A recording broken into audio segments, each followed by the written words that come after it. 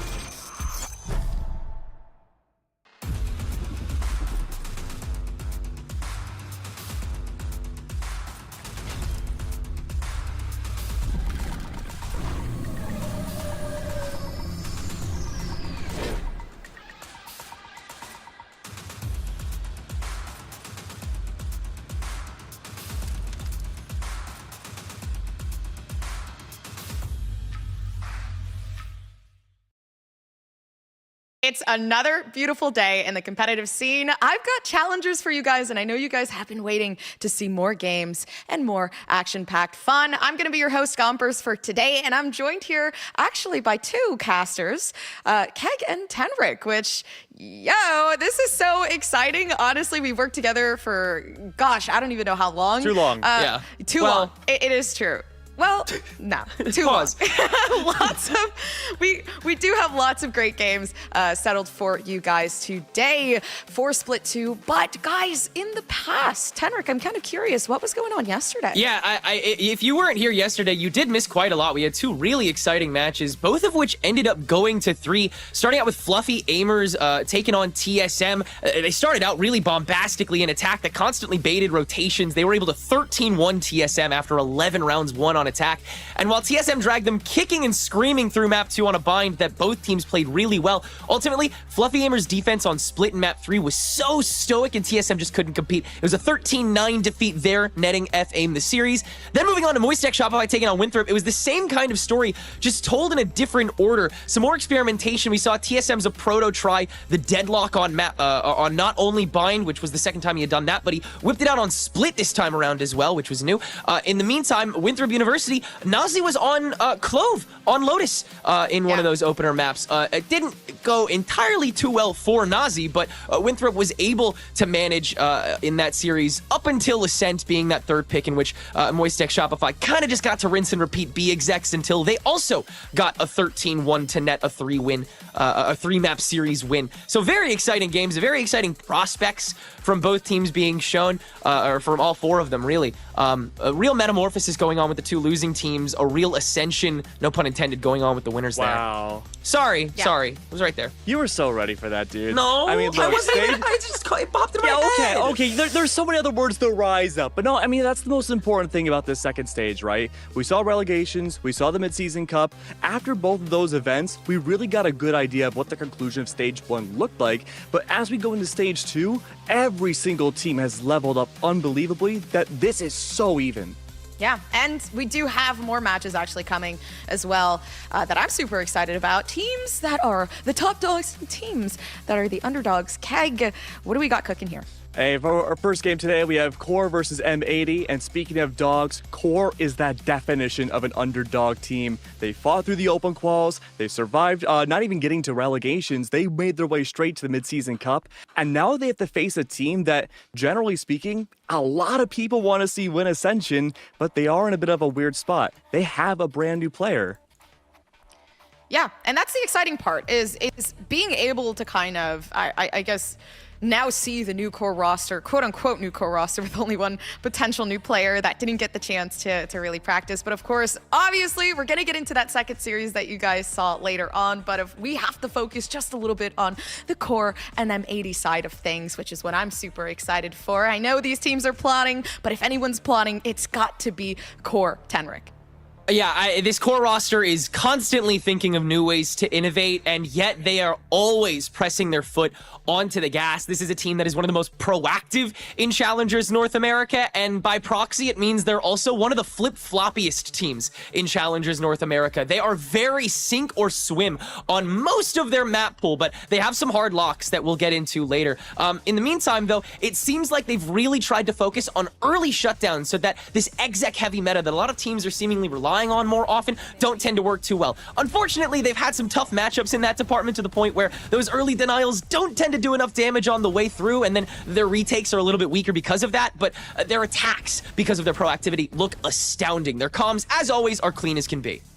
Yeah, I completely agree with that. And circling back to what we were talking about before earlier this week, a lot of deadlock plays have been really effective of shutting down Core. And they're a team that have completely reset their agent compositions from Stage 1. They don't want to give any opportunities for a team to anti-strat them. And a meta now in Challengers that's developing purely to play off of anti-stratting. So, are we going to see a deadlock today? I would say like a 25% chance. We have been seeing deadlock, surprisingly, a lot.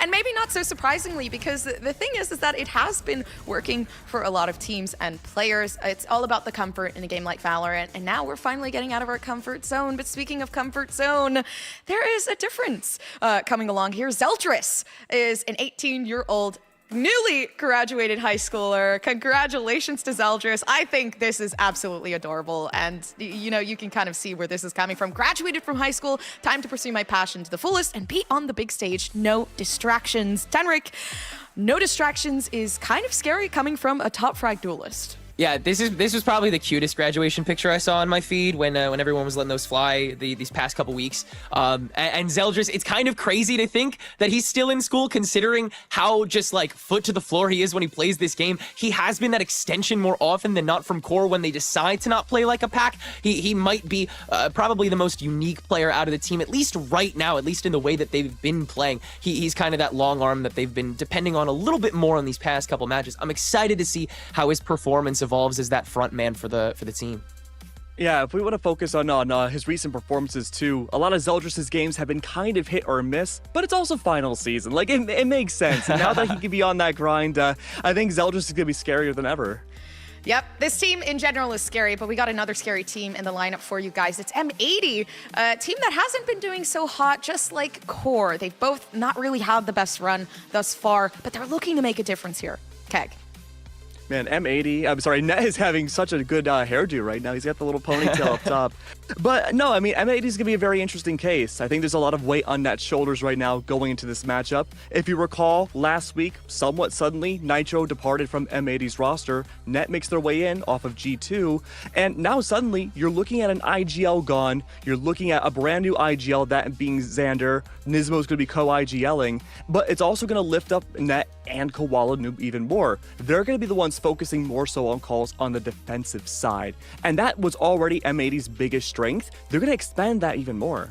Yeah, Net has been really focused on the mid-rounding, since that's a lot of the kind of easy things to implement when you have a new teammate. And I think Net's done that really beautifully. I think he's played the flank angles and the backwatches. I think he's taken this role as a fifth man very seriously in that opening matchup against Blinn. But Blinn was looking really, really good on attack. And unfortunately, Net wasn't really able to do too much from that back end. Hopefully, with the help of, and of course, that mid-round calling, we were questioning if he was going to be doing that along with Xander IGLing for this squad now that Nitro's departed. I don't think he is. I think everyone on the squad is more than confident enough in Xander's IGLing ability. He has a lot of experience in that anyway.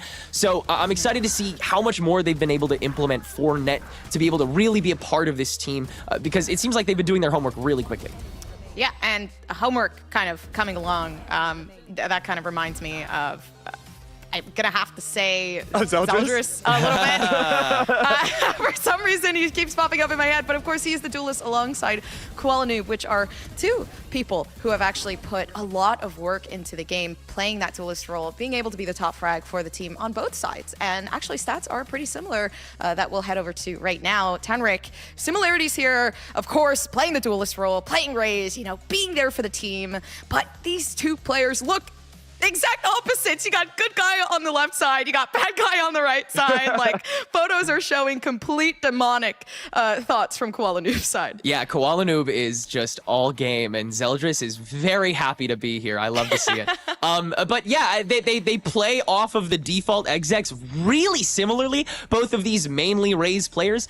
They'll go for those extensions. They'll probably they've tended to get also the longest shot kills across the maps that they've been playing, especially in split number 2. And I mean, look at that ACS for Zeldris. One of the most consistent we've seen so far this split, just consistently running it down on that front line and getting so much work done in the rounds where it matters so much for Core to get ahead on that offense. Zeldris has been playing super well the entirety of Challengers, but my big fear is that his agent pool is not nearly as big as Koala Noob. It's true. You're looking at controller players, you're looking at duelists, you're looking at Koala opping consistently. Zeldris, he plays a lot of Raze, but oftentimes it's just Raze for mobility. Yeah, well, kind of speaking of Koala Noob a little bit more, we've got the tweet of a lifetime of Psycho just kind of hyping up some of the players here on M80. But number 1 finally made. So not only are you going against Zeldris, the newly graduated student who is fully focusing on Valorant, but also the number 1 player within Valorant in the NA side. Yeah, it's actually wild to see that Kuala Noob hit #1. Normally that spot is populated by the likes of Zekin, Tens, the top names of Valorant. And so I think this is a really good indicator of what we can expect to see Kuala Noob, not necessarily just in this match, but 1, maybe even 2 years from now. Yeah, interesting as well to... Obviously, you are so handsome and good at video games. It's such a good response to a tweet like this. And I really wish someone would... Can you guys all just respond to my tweets like this from now on, please? I just... Great tweet, Compers. Thank you. Dude, that was a really good one. You're doing so good. You're doing so well. Oh my gosh, I feel so important now, honestly, and maybe I can hit #1 Radiant at this point moving forward, but Radiant hosting. Out of the way for M80, I do want to see the map picks and bans that we're dealing with here for both sides, because we're speaking of history, we're speaking of star players, but let's speak a little bit about what we're used to seeing. And Keg, is this something that, you know, you're expecting? Yeah, I mean, this is safety city for both sides. There's nothing really too wild. Core, they don't always ban split. M80 always ban bind. I think the most interesting pick, funny enough, is actually Core opting to go into Ascent. This has been their first time picking this map since stage 1. And knowing how Ascent's been going for a lot of teams recently, I'm hoping, like an iota of hope, then maybe we get to see a different composition instead of your usual typical 5 on this map. And Core has done that. They've brought out Fade before, so they are willing to switch it up. That, and also, you know, obviously the ban's kind of looking very, very similar to what we're kind of used to on both sides. Banning Split and Lotus, Core kind of the ideal when it comes to Split, not necessarily liking that. And then I wasn't really expecting Bind to be in the settlement for M80 either. But, you know, scratch that. I'm excited to kind of see, obviously, both the games here against both of these teams. We talked about the underdog team of Core. We talked about the team that typically should win of M80. Obviously, both of these teams looking to break that losing streak, which I'm super excited for. Yeah, one big thing you have to look out for that second map too is that M80 should be switching up their entire attacking playstyle. They were super slow when Nitro was the IGL, but now that it's kind of all over not all over the place, but Xander and Nismo to an extent calling quite a bit, their attacks are so much more explosive. So we're in for a ride, Gomp. A ride that is going to be quite dangerous, because we talked about it a little bit, and I guess I want to hear your guys' takes on it really quick before we head over to Agent Select. We're looking at these maps, right? We're looking at what we have picked for both of these teams. What is the scoreline that we think we're going to deal with here? Keg, I'll let you go first. Oh, this is a tough one. I think the second series is a lot easier to call. Look, I think this is going to be a 3-mapper. I honestly think we're going to go to Sunset. I think Core is going to get Ascent. I think the safety pick here for M80 going to Icebox is going to do well for them. And then Sunset is just going to be such a punchy map that honestly, it could go all the way to overtime. But I'm going to say 2-1 Core. Okay. I gotta go 2-1 M80. Personally, I think that their Sunset is going to be strong enough, but I agree, it's really hard to call this, especially considering that the map pools for both these teams kind of coalesce so incredibly perfectly. It's kind of funny how you have these two hard bans that these teams went for when they are undefeated on each other's instant bans. So, you know, even no change in that tells me that both of these teams really opting for safety in their picks this time around. I expect a lot of slow experimental play to start things out, and then we'll see both these teams really, you know, step into their personality in the back half. All right, that's fair. That's fair. Guys, I'm going to be controversial. I'm going to say 2-0 on the side of Core. I'll go for Core. I don't know what my pick'em was. Five. I don't know what my pick'em was originally on social media. If you guys see that I said something different, I'm so sorry. Don't cancel me. Anyways, switching it up. I want to see what the Agent Select is looking like, and I want to see what everybody is cooking, because I love food and I love to smell food as well. But I mean, I believe that's it on my side. So if you guys want to have at it, go ahead. M80 versus Core Gaming. Take it away, guys. Wow. Okay, Yoru, the deadlock. I was expecting more changes coming from Core's end, but like we mentioned before, Safety City coming out from the team. They did play Fade in mid-season. Then they swapped back over to the default 5, and they still... Actually, no, they lost the last time they used this comp. So very curious to see what Core has cleaning up going into this, but The Yoru and Deadlock is going to be wild, considering how we've seen a lot of teams so far in Challengers play it. Yeah, tell us how you really feel, M80. This is really interesting, and makes me question how much M80 is going to go for the B exec. That has kind of been what a lot of teams have been leaning lately for Challengers NA, because of how strong that Deadlock is, especially in the matchup against Killjoy when it comes to that mid-presence battle and the long game, especially for post-map plant. So definitely interesting to pair that with that Yoru to see how much distance they'll actually go for, especially in that post plant. But starting out on the defense, we may not have to worry about that as much. We will worry about that hyper aggressiveness that Core has been known for, not only in this split, but the previous one. And Keg, Gomper's mentioned it before. Both these teams winless so far. Both these teams searching for their first match. And for at least one of these teams, it will be here that they will do it. Core in a particularly strong group as well. A win would be really important here. M80, one of 2 winless teams in the group. A win for them would basically tether them up 2 more spots to immediate contention at the top of the key. Eldris, good spot right now. Good entry. Xander already holding down for the smokes. This is going to be a great read from M80. Well aware about the tree push early on. And they'll try to double dip into it to take an extra body. Xander's a little up close and personal, is going to bear the brunt of it. And now T-Dog sees that as the instant sign to go, get shut down by Koala Noob, but Core has made it on. And BCJ on the way, Koala Noob, great shot onto Nerve to be able to make this a 2v2 way quicker, a 3v2, as Nismo's also going to make his way back here. Snarly holding Gen. Ziff, again, getting very up close. Can't handle the onslaught, and M80 will turn that into a 3v1 that they can easily mark it into a round for themselves. Great read earlier from M80. Well aware that Core's not going to take a default route early on pistol. You called it yourself. Core like to play ultra aggressive early rounds inside their attacking halves. But M80, they have a lot of advantages on their side. Not only are they starting on the preferred side of the defense, the side where they get the most amount of round wins, but they have so much tech behind them that probably a lot of teams have not scrimmed recently. You don't normally see a Yoru Deadlock Ascent scrim too often. And so Core, they may have to scratch their heads in a few rounds from now, especially that early rifle, to figure out what they can do in the mid round to get past that Yoru trip. Or Yoru as a trip himself, I should say. Yeah, no, you can see how that would be confusing at this point. But I'm very terrified of what happens when Core runs into Nismo on a good day. Like, how are they going to shift their presence, and how much weight can you apply to these early kind of scouts to make that aggression seem fluid? They'll take mid pretty convincingly to start things out. M80 doesn't have any quarrel with that, but no immediate jump into market. Core really need to value these 1 or 2 big parties they're going to have once they actually sight M80. Maybe looking for a straggler to pop along CT, but M80 is stalwart right now. Yeah, very slow from Core's end. The poking, prodding, expecting M80 to play ultra aggressive here with the buy-ups. And the opportunity to collect ult orbs. Pick up a weapon. You're done. There's the starter. Out is T-Dog trying to trade off. Nope. Koala Noob will hop back over just in time for the potential market exec. Again, M80 reading that very well.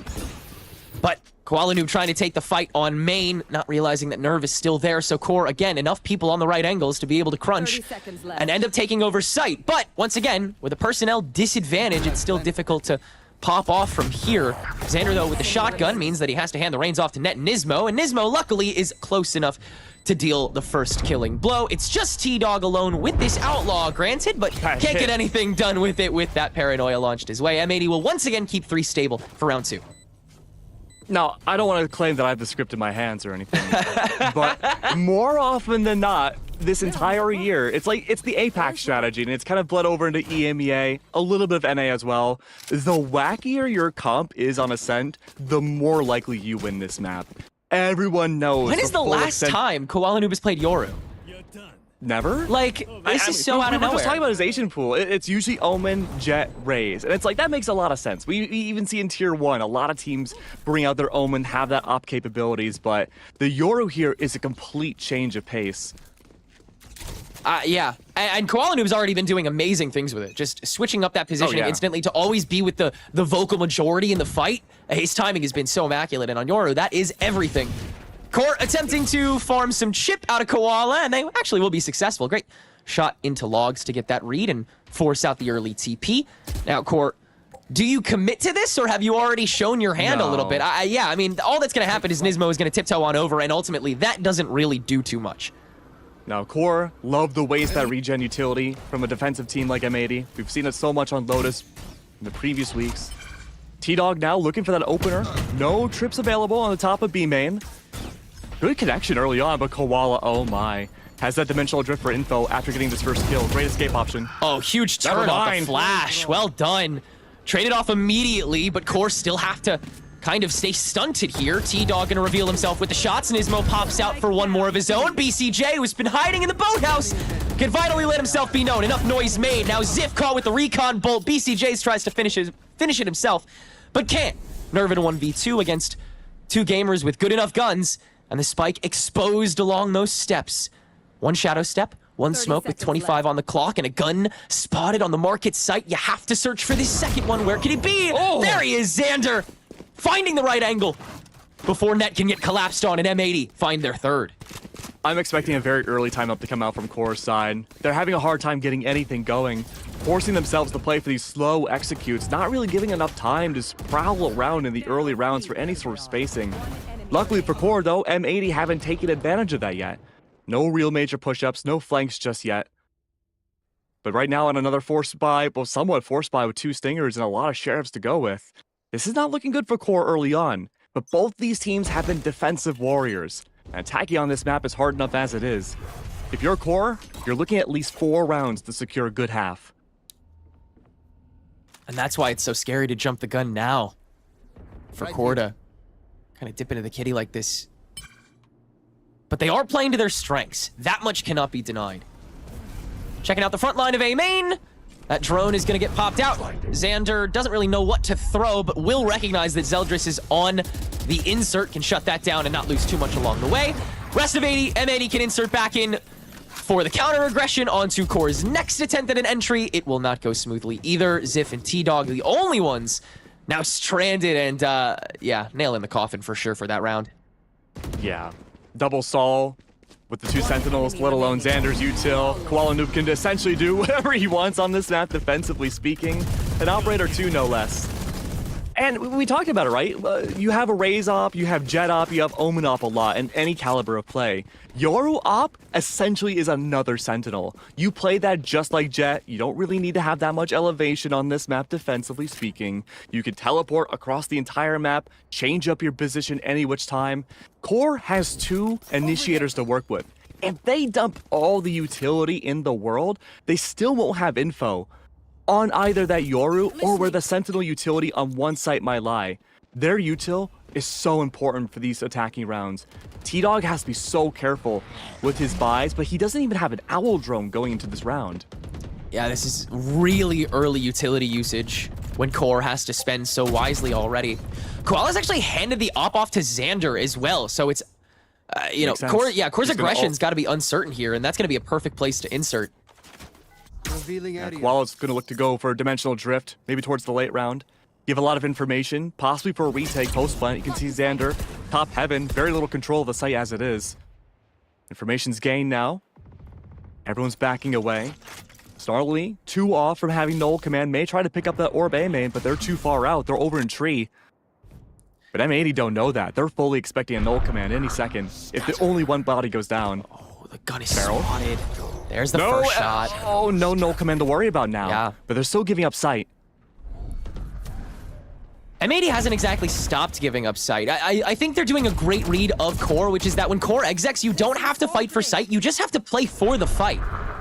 As long as they can come back with advantage, they feel really secure. And that's why you'll only see 1 or 2 players kind of just pop in to play non-committal, maybe even just go for the poke.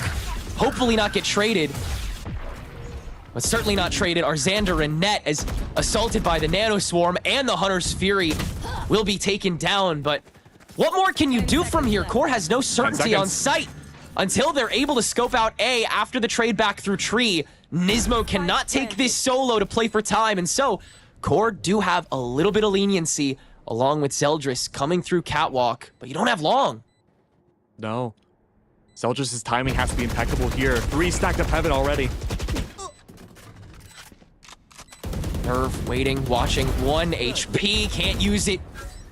The recon bolt to confirm all 3 are up here. Zeldris? Here he comes, just as they all jump down. And so it's a 1v3, T-Dog unsupported, and Koala Noob, immediate recognition. Unfortunate timing for Core in a world where they are normally the speed demons. The foot is off the gas, and they will pay the price 5 rounds deep. Yeah. Unfortunate there that Core had to expend quite a bit of ultimates. At least they baited out M80 to use Dimensional Drift. And Xander's ult too from the shadows to go on the other side of the map. But at the cost of what? You lost out on that Hunter's Fury, and it's so valuable in that attack to clear space. They're still locked down. 1 ult orb away. Zip is going to pick up that ult orb, and they're going to fast exec on B site. And you can already tell. Big stack up on A just in case from M80. They're more than willing to help have a skeleton crew on one site they feel that could be the one that's hit. And we know how condensed B site can be. You don't want to stack everyone up there. Yeah. You're sardines in a can at that point. Yeah. Oh, but look at this though. Nismo might be setting up for annihilation if it's a B main call. He's gonna snake through to market, understanding already the lack of speed that's coming from main. That means there's gonna be a higher presence through mid. There's the flash, there's the trip, there's Net finally making himself very much known. Nismo the second sentinel for 2 as well. And the mid push is shut down yet again. But there's a straggler, where could he be? Well, there's already a lot of space kind of scoped out here. It's pretty certain where Ziff is at. And with just a Sheriff, tough to confirm any sort of kill. Koala Noob the miss, Koala Noob the escape, Xander the fade away, and M80 at 6-0. It's almost a baited strat from M80 because normally what you see with a defensive jet, especially with their operator, is that they'll push way far out in the mid, scope out tiles, get an opening pick and dash away. That's with the help of a KO flash to ensure that the visibility of the attackers aren't there. That's not the case with this comp, yet still M80 are finding so much value taking that mid space. Core, they could try to go for it. M80 are putting extra protections down. We saw that with Nismo's utility. Core at this point must be feeling still good. They're not out of the woods just yet. Still first 6 rounds of the entire series. But they have to change a new strategy here. They have to secure at least 1 or 2 rounds this half. But they have found nothing other than going slow and playing for picks. Yeah, it sucks. I think it has so much to do with not enough, intel going into these sites. The thing is, I think that they're very scared of trading util against the 2 sentinels. They really don't want to have like nothing for post plant, so they just lose on max. But to tell you the truth, Nismo really hasn't been setting his util down until post plants. I think Core can play it like a 1 sentinel defense if they exec quickly enough, which they're normally so good at. And then you can play for Nismo later. I understand he's a huge threat right now, and the fact that he would even be on site is such a huge like stopper to whatever Core has to offer that it's a huge risk. But Nismo's been playing his util at a much slower rhythm than Net has. Net's kind of showed his hand, especially up mid, all too often. And really, it's just the sonic sensors you got to worry about early on for Nismo to try and collapse on. But again, if you clear sight, you don't have to worry about that. Early dive out now. Good read. Rotate already called by Core side. You leave Koala Noob away. They can teleport back over to A instantaneously. He can play around those sonic sensors. A's the way to go. The Owl Drone gave away so much. Null Command immediately popped. So early. Not enough distance to cover A site just yet, and you're stalled out by an Odin. Oh, okay. The spray through to counteract. Good crowding by Core to avoid that early punishment, but so much is keyed up on A site. In fact, B site is completely vacated. M80 made the switch perfectly, and Nismo held it down perfectly. 3K for the deadlock and 7 aboard for M80. 7-0. M80's looking fantastic with this team comp. And like I said, like the weirder the comp, the better. But there is a problem. It won't affect them this map. But if they try to run this comp in the future, it doesn't have the same versatility as the default 5. So I mean, it could work very well if you're not expecting it, like Core is now. But if you face them again in the future, there'll be enough footage for Core to counteract them and have that time to do their homework. All right, semi-default out now. No mid-control once again. The fear is there once more about that deadlock util. Nismo still has Annihilation, not brought out just yet. Full save with the Sheriffs coming up from Core's side. And yet they're still playing this slow. You'd think at this point maybe they deathball and just barrel into a site and hope for the best, but they're really trying to poke away this util. I think they are reading way too hard into the safety aspect of the slow play of Ascent, because they're starting to isolate themselves way more than they do on other pushes because they have all of this space in T and they know that M80 isn't going to breach through courtyard. But at the end of the day, what are you doing because of that? Like how much space are you creating by just looking, especially when M80's defense, double sentinel, is so chameleonic and can swap on a dime. You have to get in and you have to do it fast. Zeldris will be that linchpin this time around with the Blade Storm. Looking for a third, spots Koalanu, but he somehow backs out before getting found out and can snipe through the smoke to stop T-Dog from approaching. Core just have to bite the bullet, make this work, and they will with the help of the fragment. They'll get onto site, make this a 3v4, and actually have a pretty long standing on site with the help of the lockdown. Good for committing the lockdown here. Net, again, great defensive reads back over on his old team. Can he do it again? Waiting for his team to come up back over. No neural theft available. Have to wait out the lockdown, though. A lot of space could be gathered by Core here, but they're playing for safety down in the pit.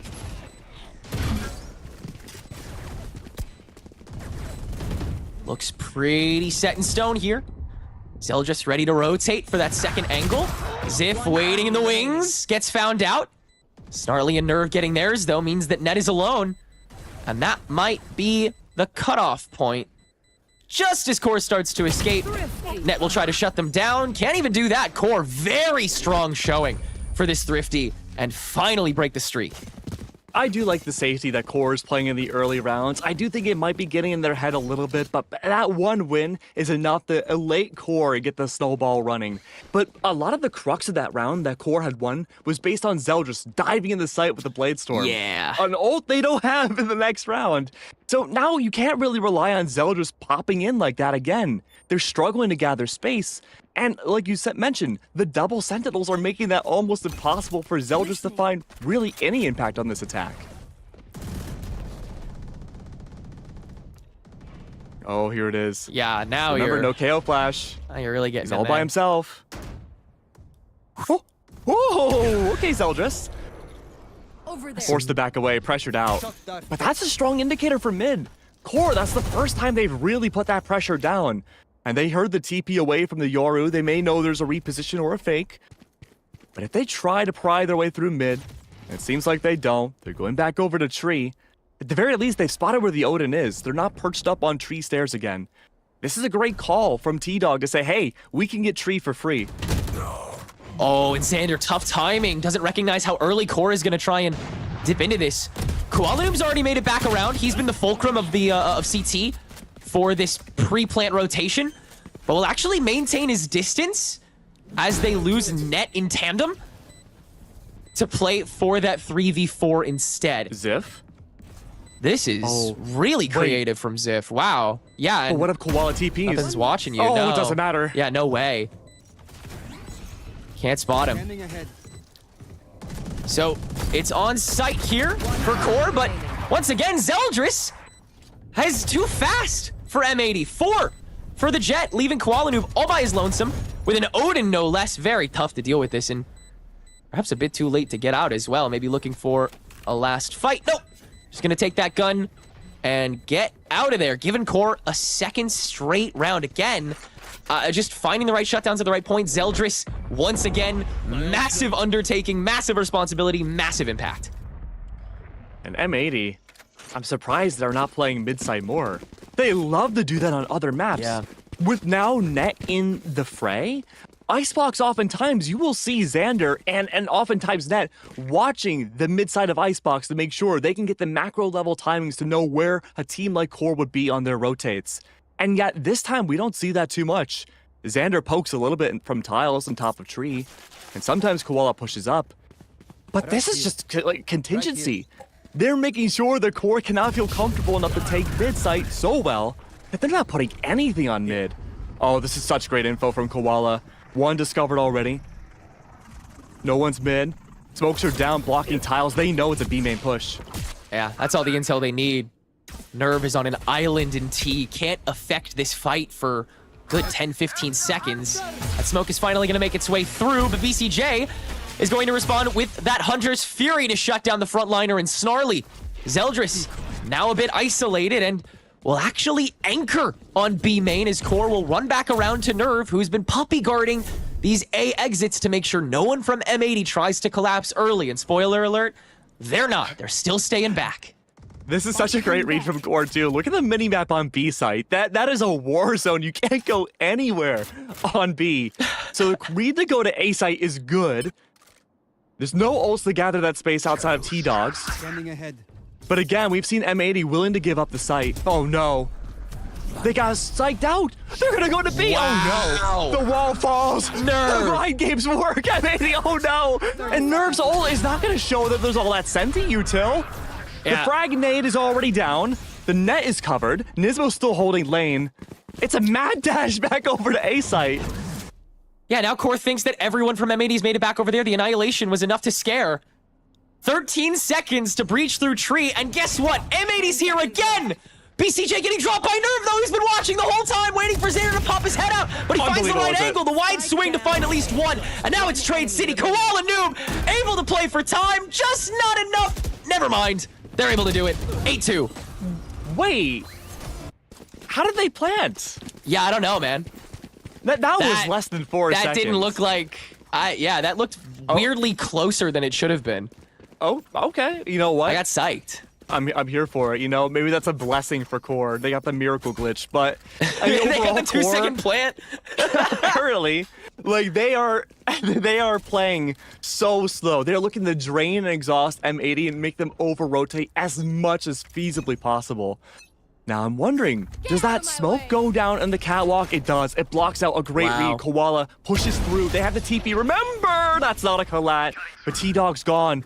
Your IGL can't give that info anymore.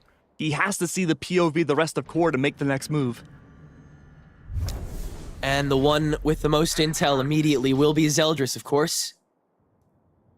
But you can't exactly IGL a Blade Storm. So much dependent on this ultimate yet again. Immediate paranoia. Still manages to find the shot onto Xander. But Net now playing the guard, and M80 yet again have had more than enough time to make it back to the right site. Core have to commit at this stage. The Cypher ult to confirm nobody's flanking this time around. It's all happening on A. But Nerve playing for the distance means that M80 still has to take this a bit slower. Take down the sentry first, play around this smoke. Nerve has a lot of room to move, but Nismo has a lot of room to spray for free and find both in the crowd. Zip playing from the bottom, a lot of bodies spotted, not a lot of bodies caught. That's cleanup for M80, 9-2. Oh, it's just a big trick for Core. They think they can get A site control at the very end of a round. They can try to pop exec. They take down the IGL no less too, and yet even then Core, M80, they feel so comfortable to play that simple retake. Spraying through smokes no less. All the advantages should be in Core's favor directly on A site, but even then, no. Nismo's just built different. Really on fire, this map so far. Well, hold on though. Now remember, this is the set we're talking about, right? We've seen this quite a bit. This is a great point. It's a big defender map. I'm not counting Core out just yet. It's very true. Hypothetically speaking, let's say it's 10-2. Not great going to the defense no matter what. But more often than not, you and me, we've seen a lot of games at all levels of play where it's like a 9-3, a 10-2, 11-1, and somehow it still goes to overtime. Oh yeah. I mean, it is a good time to start asking those questions of what exactly is M80 going to do on this attack? Like, is Koala... How outstretched is Koala Noob going to be compared to this back end? Nismo's going to take the jet role. We saw that early on in this VCT season, but that was over on Icebox. I think they're just going to pop exec all the time. That's what they've done they have now to, that yeah. joined. I mean... They just burst Exactly, every round. and I think they're perfectly satisfied with Core meeting them halfway, which is entirely likely sometimes, but like, you know, M80's just kind of going to barrel roll through whatever fights they have to get through. That's sort of just how this comp works. How Core's comp works is, well, default exec. We've seen This is the Ascent comp, so we are going to play the Ascent comp, and we're going to play Ascent like an Ascent comp. We're going to play everyone together, and we're going to play all in, and M80 don't have an immediate visage onto that main looker, but that's because Koala Noob has a fun little cubby spot that's able to shut down the null command. Getting smoked away, so having to play the escape. But a little too much chaos still happening in CT for Core to really make an impact outside of just that main line. T-Dog's gonna poke a little bit from the outside, but only control for Core is on site. That might be enough, though, as Snarly's going to poke his head out, get some chip done until he's down. So it's a 3v2 retake with not too much time on the clock and a good amount of util that M80 actually has to juggle against. Zip, first poke head out. T-Dog finally the rotation. Xander on a measly 2 HP. And Core have an easy 2v1 that they could finish basically anytime they wanted to, anytime that they're lucky enough to. Xander, the turn back around to lane now. Zip going for the swing, and he will manage it. And Core will swipe away a third round on the attack. A super close call. Core found their magic gift at the very end of this half, just playing so slow, pop exec, and just hoping for the best and use their confidence to their own advantage. But again, I'm not counting out Core. It really comes down to these next 4 rounds. Now, hypothetically speaking, and again, we've seen this a lot, it could go 7-9 maybe for Core if they can win the buy-up rounds, pistol, and of course, maybe even convert the bonus buys. But that is a tall order. I like this change of pace from Core, though. They are not going to dilly-dally on this pistol round like they did for the attack. They're going to go straight in the mid, and they're going to go for the jugular if they can. Yeah, it's gotta be very, very instant. You gotta rip off that Band-Aid. Xander gonna scope out the mid presence that Core is gonna go for in this first round, and boy is it heavy. 3 early on to make sure that this first fight by M80 isn't controlled by M80. But that leaves just enough space for them to go for an exec. They'll choose B main with a couple of their players, Zip. but what a game of chase we're in right now. Nismo, feet swept out a little bit by Ziff as he's made it all the way through A main, all the way to T, and now with this hodgepodge getting stuck up, Nismo has to lock in and play against so many different angles that he can't get more than one. Core shut down and now are playing a hybrid attack from B main as the spike has already gotten planted with Nerve taking that CT position. Is there enough presence? Is there even enough time here? Recon Bolt is going to force Xander to give away his position, but that's just going to force the util and the fight from Koala Noob. A lot of stall going on, but a lot of kills from Core mean that this is still going their way. BCJ having to play a bit more proactive and can't get any more done. Core resources very well spread to nab this first pistol. I mean, the fact that we had seen people go all the way in the opposite spawns to try to find impact was beautiful. I will say, though, I was a little worried about Zeldris at the beginning of that round. Did find at least some info-based impact in terms of his kills. But actually, I was going to say this could be his worst performing game to date. He has done worse on Lotus. So Zeldris, the rest of Core, I think they were in more dire straits than we... It felt worse than we really thought. I think they're bringing this back pretty handedly. But they still got 5 rounds to go. There should be an early knife from Snarly's favor. Area's already set up from T-Dog side on B. A very default setup. For M80, they've dealt with players like this all the time. Now, how are they going to convert it on the most unusual comp we've seen in a minute? Do it by dipping in, each one of them looking for their first. Snarly just going to choose to hold it down on the grav net and get at least a little bit of time stalled out, but M80 very quick on this one, and Core is not ready for it. But that's okay. They're also willing to play for this post plant just as M80 did. Seeing if they can buy out any baited swings. They cannot. Play for that post plant. 3v4, good guns, good height, control of tree, but net is on the way through. Catwalk, are you expecting this? If you're Core, that second off angle, you have some util that you can burn through, but honestly, I don't have too much confidence in it. It's such a chaotic fight, and there it is. Net's going to be able to stop Nerve. You have to drop down now if you're Core, and this is just such unfortunate timing. T-Dog going to be able to spray through and at least get one, but the presence on site is so strong. I don't know if T-Dog can manage all of it, can at least spray down net, enters into hell, and that's where BCJ will finalize and grab that second for M80. Huge thrifty round for them. Yeah. And for Core, that is possibly a death blow to this first map. Now your economy is going to be in shambles as we see the buy-up now from M80's side. They get to hold on to those rifles and possibly never let go again. Great util early on, great early trades as well. We saw some separation from Core. They weren't able to convert back necessarily as much as we had thought, but now 10-4. And with the buys being in dire straits once more, B-sides to the site now have to be given up. I mean, retaking it with just a sheriff, 2 sheriffs and a marshal? That's a tall order. I really want to see what the execute can look like from M80 here. Because remember, we haven't really seen a Yoru deadlock that much before. I want to know what they're cooking up here for distance. Yeah, I'm really excited to see how they pull off some of these kills that they'll have to go for if they play at this tempo. Ooh, Zeldris spotting Xander. Nice pot shot taken to keep some of this extra presence at bay. And M80, they're going to try and broach that by vying for better mid control so Nerve can maybe have some more mobility. But Zeldris is just going to take a back seat, take another pot shot, and go on his merry way. So control ultimately not really given over, but M80 is still really hungry for that correct site. But Core, it seems that they've weighted themselves properly. Zeldris, yet again, prime position to intercept first, and this time it's finalizing the kill onto Koalanu. Good start there. Wall is down, blocking Zeldris from pushing up and converting yet another. Oh no, the grab net. It's slowing Zeldris down. Enough time to rotate back over to B site. Look at the clock though. 30 seconds left. Only one on site. That's Nerve.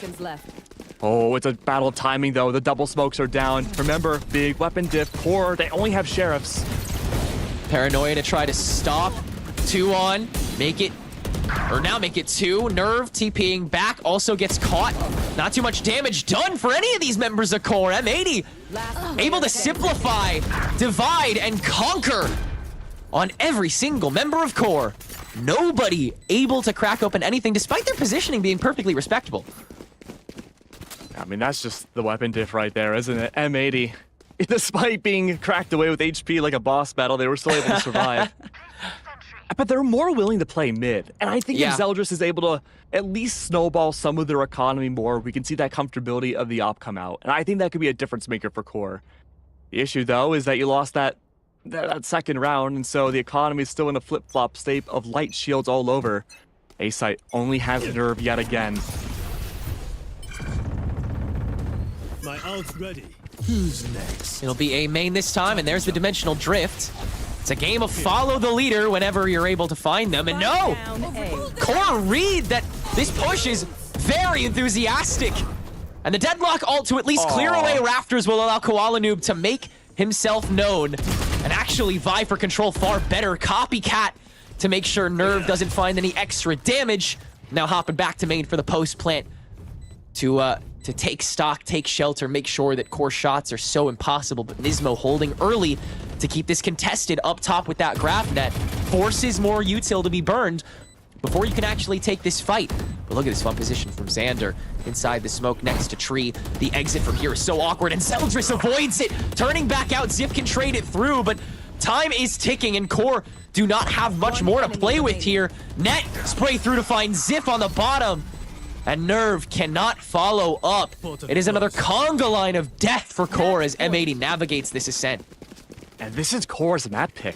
This was supposed to be their safety to bring things to map 3. And M80, the most played map they've had so far, the one where they've drastically changed everything with their recent addition to their team, is their next map pick. That is a scary ordeal for Core. Oh, what can you do, though? Same default yet again.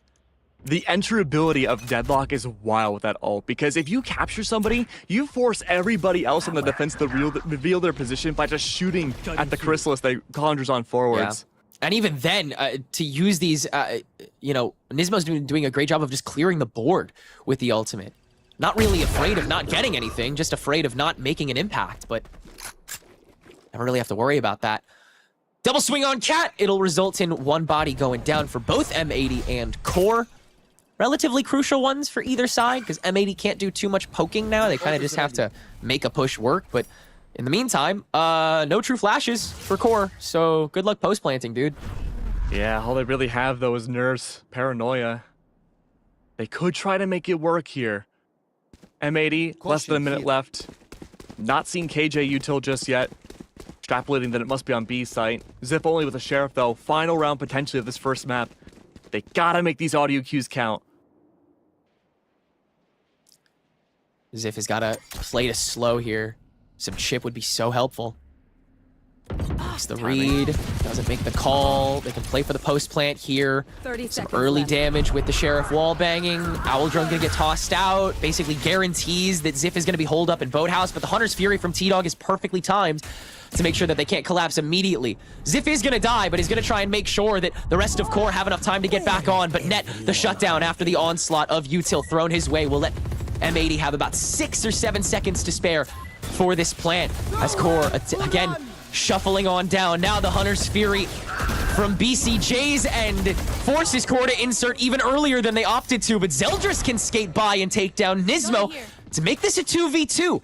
That Zeldris has to start out by playing lane until Nerve gets back. He is given away position by playing from the CT, but the one-way onto BCJ makes this 2-1v2. Xander, though, subtracting Zeldris on an island, can't do a thing. Nerve stuck in the 1v2 and can't make it work, so M80 will clean house and make it a 13-4 game, ultimately dominating on both sides. Hey, look, 25% chance we see a deadlock, right? First map. Teams are willing to experiment, and the wilder your team is, the more likely you win Ascent. They really have thrown a curveball. Koala Noob, that might be the first time I've seen him pick Yoru, like, ever. Koala? In a chat. Like, I could not predict that if I had years. If you had a million monkeys typing out a million pages of Valorant gameplay, they would not type out Koala Noob picking Yoru for that. But man, was that fun to watch. I mean, his confidence in double swings to being able to just kind of play for the rundowns before M80 really has to act, just such great value. Yep, like a good Shakespearean play, we'll have to move on forwards to see what the next act has, and we'll go to a straight break. That was good. The game starts long before the game starts. And warm hands are faster hands. Gain the upper hand and power up your pregame warm-up with Zippo hand warmers.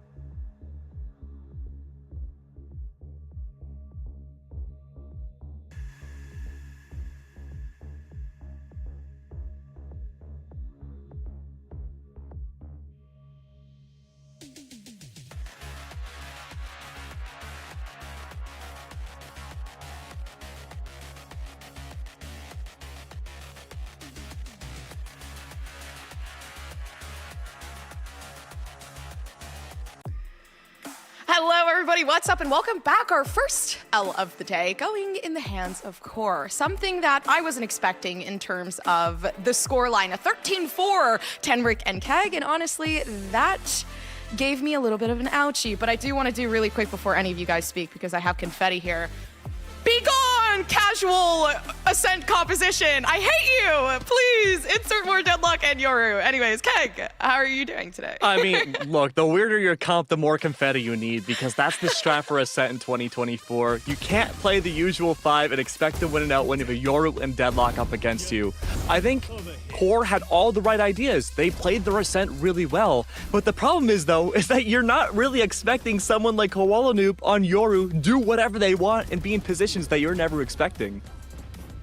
Yeah, it's not only that, but like I was surprised how well, like obviously the double controller composition was working out. I think that M80 just managed having that Deadlock and that Cypher, occasionally sometimes even playing on the same site, doing so well. Tenric, right now for this team in particular, obviously Core, they lost on their map pick. It's not looking too good.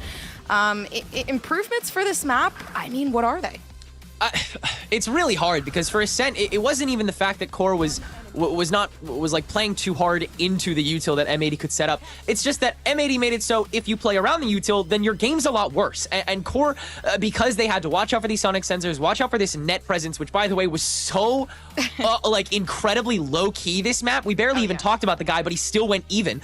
But because Core had to run around the sonic sensors, you know, play so slowly and basically use Owl Drone like 50 seconds before they exec, like M80 had all the time in the world to rotate back on a site, play for prior advantage, and then just knock them out on post plant every single time. It was so consistent, and then turning things back around to an attack in which Koala Noob didn't like poke as often as I thought he would, but he really didn't have to because everyone on M80 just kind of hit their shots when they swung. Yeah, and I do want to ask too, going back to you, Tenric, really quick. So we're talking about the MVP here. We're looking at Zeldris playing on that jet. And, you know, on Core, obviously, the loss not looking too good. That 4-13 definitely shining above the rest so far. But, I mean, Zeldris was a staple for this team. It's true. Yeah, he was the main reason that a lot of Core pushes went as well as they did. He really is the starter pistol for this squad who, again, normally works at such a frenetic pace. Zeldris, clearly a big aggressor, a big reason that that's how Core plays, is that they just collapse on the damage that he does. And that damage, remarkably, is still consistent in a map that you get 13 forward on. I mean, Zeldris' ability to still you know, syringe value out of these rounds in which you're running like 2v4s, 3v5s, before you're even getting spiked down, he's still poking his head out. He's still looking for more. And I love that enthusiasm. I love how much it's still working. And I think on Icebox, he's really going to pop off. I don't know if I can necessarily agree with that. I think Zeldris can pop off on Icebox, but the issue is that that's Core's entire plan. They set up Zeldris, and really only set up Zeldris. M80 have already read into that fact on one of the most default maps in the game. Icebox is M80's domain. That is the expansion they bring you to when they want to win a series. So if they only give 4 rounds on Ascent, I honestly think they might get less here on Icebox. Controversial topic. All right, that's crazy. He just said they're gonna get less. This is a Core believer right here. Wait, by they're the getting way. less? Yeah, I honestly think they get 3 rounds. You heard me. Look, no bias. Statistics else there. Like you're okay. Take it back for a second. Core have never won this map. That's true. That's very true.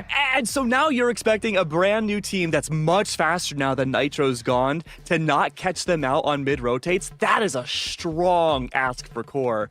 And it really felt like T-Dog was being tested in terms of his in-game leading on Ascent. You bring it to Icebox where there's a lot more unknown variables that could happen. This could be another nightmare map. All right. Valid. I do want to play a quick game I'm going to call Michelin Star or Not. We're on the Michelin team. Okay. And I want to know. Do I get a star? No. You're on the team. You don't get stars for being on the team. You will get a star when you open your own restaurant, Keg. I'm getting there. I'll try. I'll be unusable. I see it. Michelin Star or not, the composition that we saw cooking with the Yoru and the Deadlock, obviously, again, confetti to that because I love myself something different. That is fine dining. on Ascent. That is I love eating okay. confetti. Okay, so you're giving it a Michelin star, Tenrei. Oh, absolutely. No, are you kidding me? That composition is so juicy and so delicious, and there's so many ways in which you could play it. You could play it for straight aggression. You could play it to clear the board. You could play it to just onslaught your opponents at literally any time you could. You have so much power with this composition, and M80 harnessed it so well. I'm terrified of what they're going to do on Icebox, though, because that horse is a lot tougher to be tamed, in my opinion. Okay, you are literally, I felt like I was listening to Eminem right there. You are spitfiring, Sorry. and I love, no, don't apologize. I loved every second of it. It was awesome. I understood it. It's okay. Keg, I do want to hear your take though. Michelin star or nah? Yeah, no, I thought the comp was great. I mean, the weirder the comp it is, the more likely you are going to win. That is the strat for Ascent. We saw that not even just this year. I said it was just 2024. We saw that in Ascension last year from a bunch of different regions. That's how you play it. And honestly speaking, Deadlock's really underrated if you know how to play as a team. Oh yeah.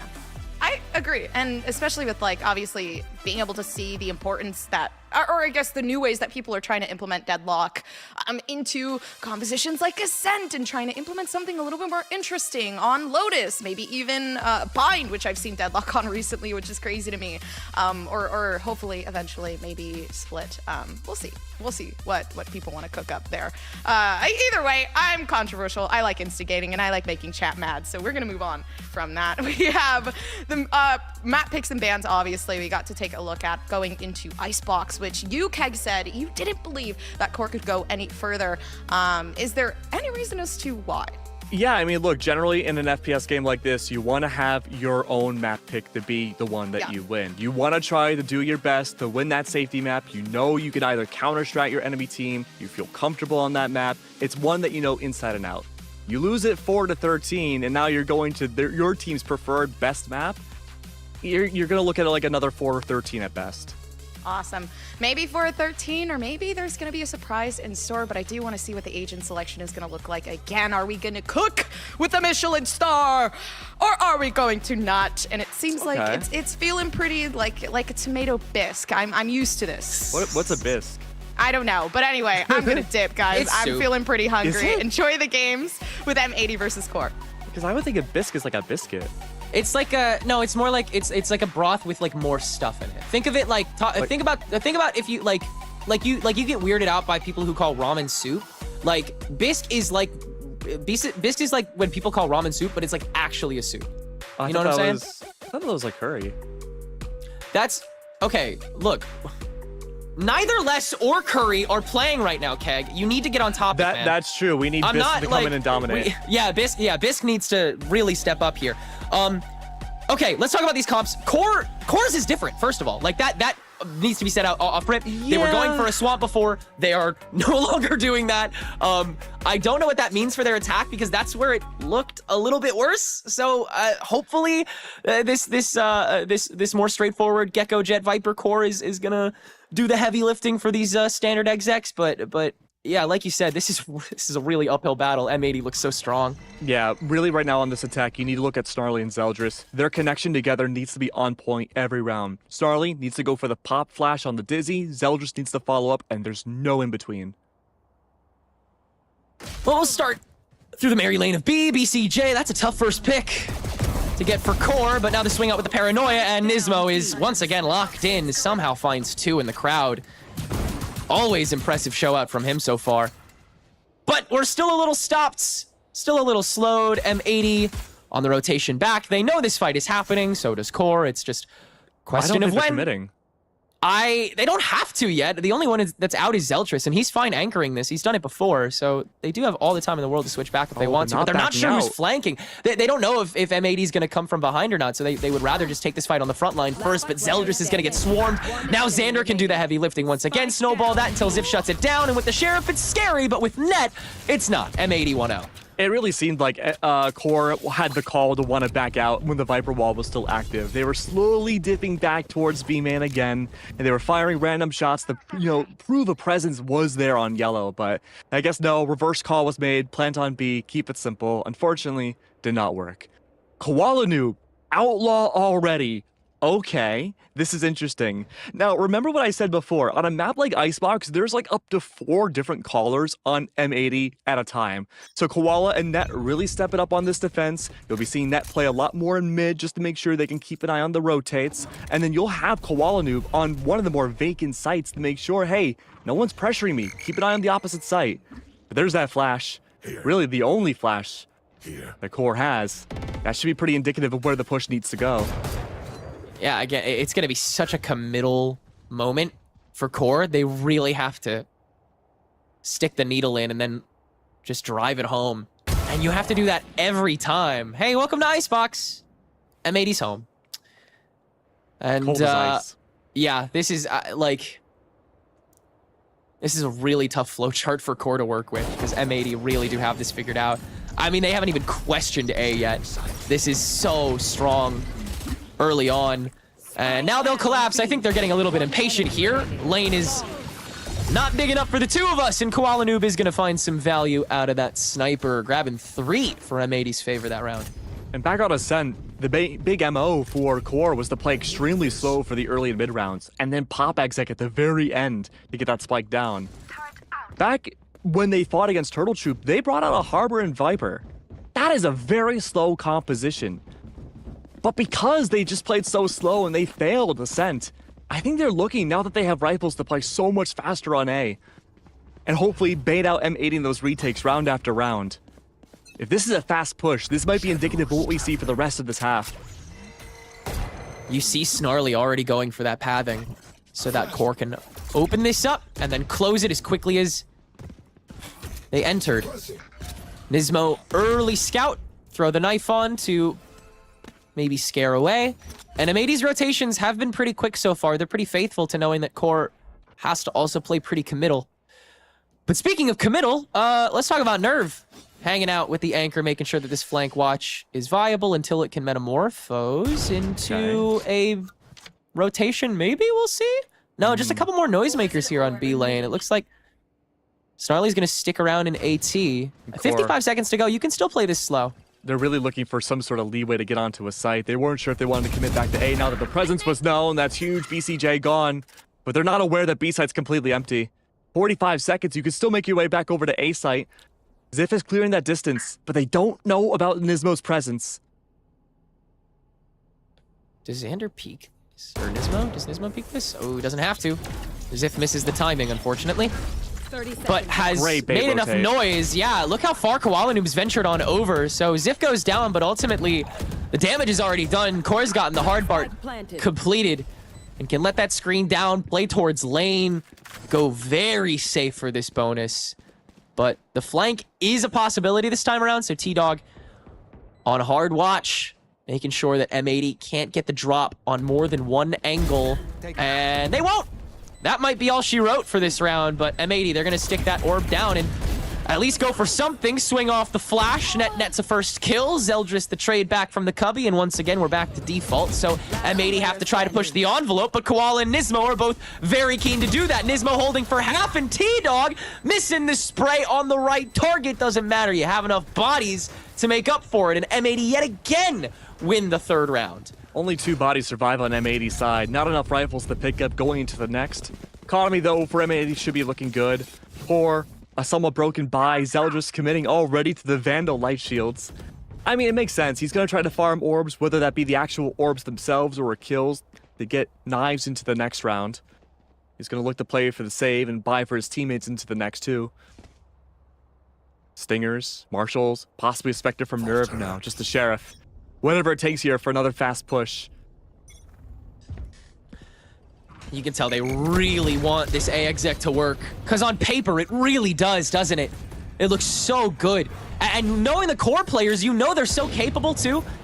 But if M80's hold is any amount too scary, then Core has to dip out. And usually 3, including Koala being there, is enough. But if Zeldris gets an opening kill like that, then maybe the confidence will be renewed. Still trying to scope through, but this toxic screen is going to once again slow things down until Koala Noob says go. Zeldris go bye-bye. Nismo playing maps. Koala still playing sight. Such a brave defense that M80 is opting for. The counter aggression yet again earlier on in the game to try to stimulate Core to second guess themselves.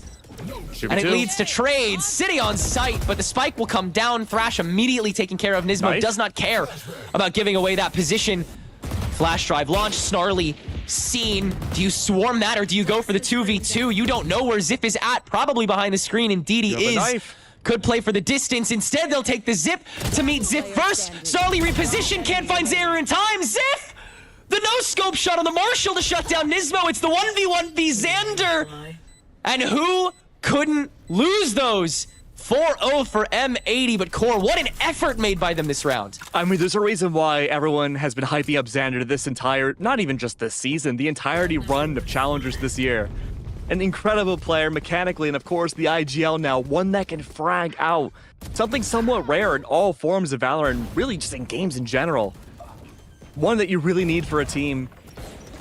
A great upgrade to any team as well. But right now, M80's looking like a well-oiled machine, much more cohesive than we had seen last week. Oh no. Wallace got that up.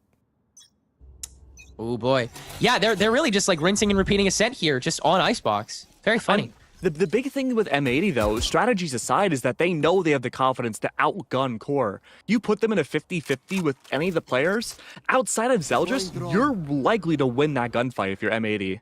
Yeah. Absolutely. And being a member of Core also means kind of just playing while aware of that. You kind of have to get the drop on them. And again, that's Core's strength. You've got to help Zeldris out then. Yeah, it's got to be immediate. And again, with just one, not even true flash, just one dizzy to maybe refresh, one flash just completely shuts you down. Xander can swing out to a crowd of thousands, but if one flash drive is affecting them, it doesn't matter. He'll get one.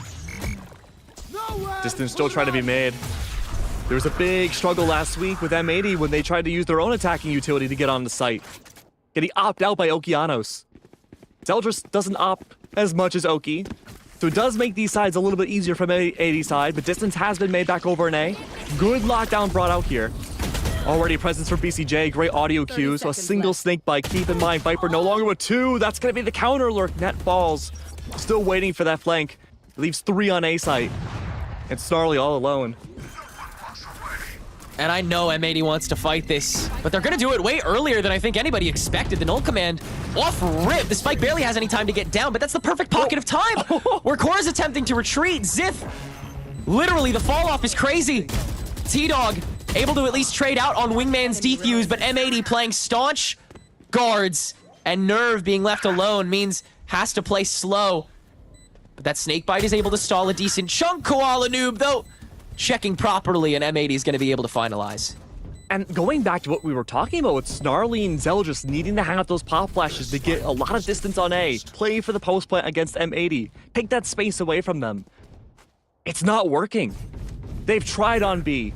They've been able to find more distance getting that spike down using the Viper wall, but on A site, that was the closest round they've had so far. And yeah, if I'm Core, I'm going for a timeout now too. Thinking of a way to bypass all the guns, and this is not a case where there's a simple answer, Tenrek, because you have to look at it from a fundamental standpoint. M80 are really good at outgunning teams like Core.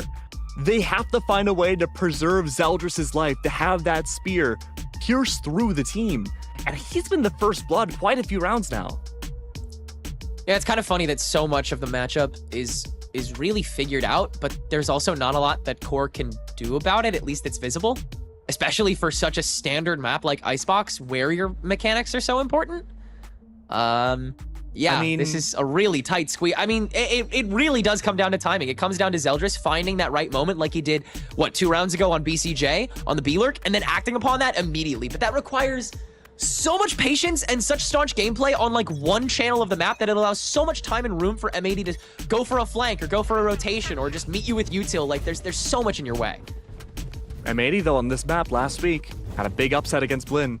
It's the first matchup they had with Net on board, replacing out Nitro.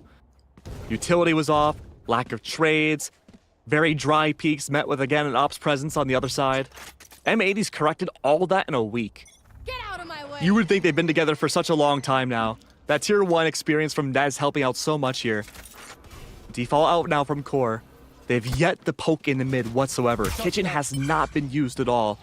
At this point, M80 have recognized that. They barely have any utility near kitchen now, except for that alarm bot.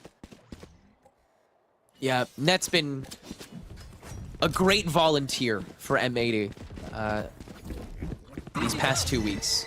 He's really, again, gone for the fill role, but this to an even better extent where he's just flowing with the team a lot better in his movement.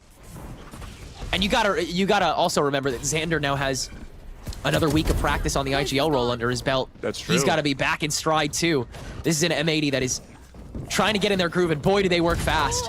But Core will work fast this time on the exec for A site, with Ziff playing guard to the midway so that M80 can only play from the back end. They'll be able to get Spike down and have a decent amount of time and space to play with, but no ultimates and still no rifles, so this Thrash can kind of go wherever it wants unless everyone focuses it.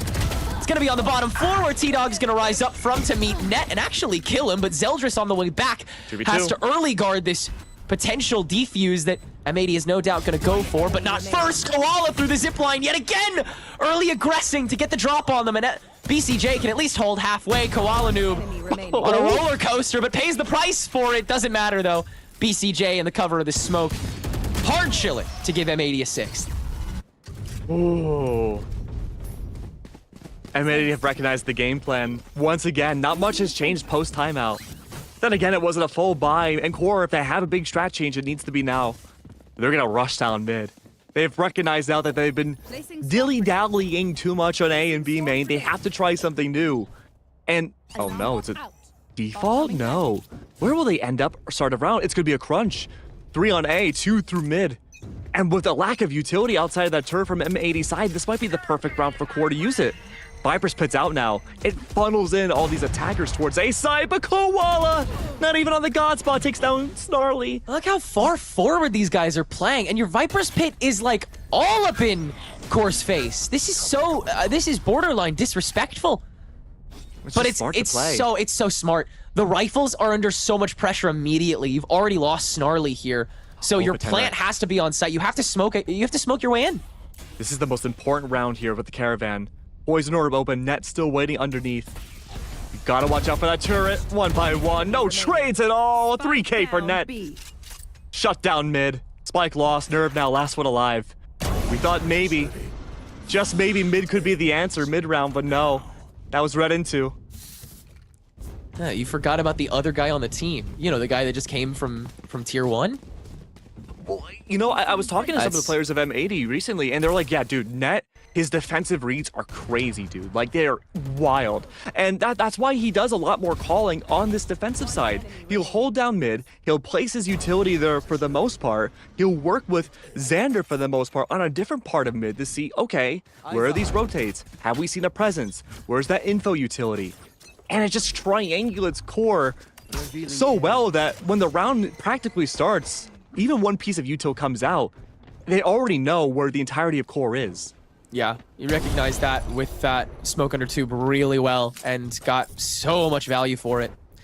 Core now once again scoping out a main, a 5-stack this time. The Zeldris is going to use the Tailwind to at least take the first high ground. Thrash to scope out the area, but it's too little too late. Xander's already hopped up to Cat and is able to deal with the first. Net taking control of the rafters to shut down the wingman, but opens himself up a little too much, while the defensive lockdown seemingly attracts a couple more kills out of Core.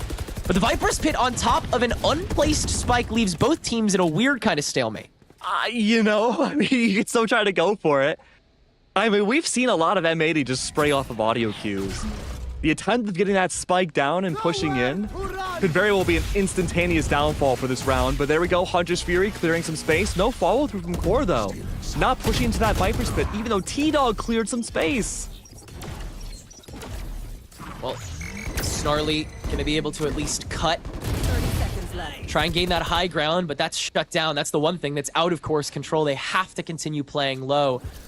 The smoke rises, as does M80, and so they'll play in the pit. Nismo, the spray from the noise to immediately take down T-Dog. His presence on site is way closer than one would think. Wingman able to find Ziff, though, and that's another immediate shutdown. Nerve having to play the distance in his own pit for the 1v2. And you know for a fact M80's going for the kill first. Yeah, there's no way for Nerve to space this out. He's got to get up close and personal and spots this thing, as does BCJ, but nobody completely trumped on Nismo. The rush down, and that's immediately the sign for BCJ to trade through. Great positioning from M80 to win that out in the pit and keep this streak going. 8-0 now. And if you're Core, you're looking for maybe a minimum of 4 to have a healthy half. All of these diffuses, though, tell a different story. Core, their second timeout, that's not a good sign. Tenric, in my time of casting, I've never seen a team win a game where they go for 2 timeouts in one half. Yeah, this is, this really speaks to how well this is working. And I mean, it's kind of easy to see, unfortunately. Like, Core, this problem is right in front of them, literally, pretty consistently. And they're just playing too slow into it. M80 is able to kind of read action for action and flowchart a little faster than Core has on their attacks. Yeah, how present has BCJ been for these fights? Like, every single time he will be there for the refrag, at least for post plant. I mean, this has just been a great series for M80. They've been a little shaky so far, stage 2, but it looks like now they found their key to bring it back. Core, again, the true underdogs of challengers. They're the ones that have to keep punching up every single team. And M80, they're the popular ones too. They're the ones that everyone thinks, okay, they're gonna go to Ascension. Them, Oxygen, Moist, so many big names, big players in Core. They've done such a great job holding their own, but this is a shutdown series. But they have to go flawless for the next 4 rounds if they want to keep Icebox alive. That's a very tall order again, met with a default now 1-1-3. This will be a slower round from A side. Good push up from M80 though. They're looking for that lurk inside mid. It's not going to be found. It's all down onto the hands of Nerve to try to create the space on B main for the push back over. Anything really to give leeway.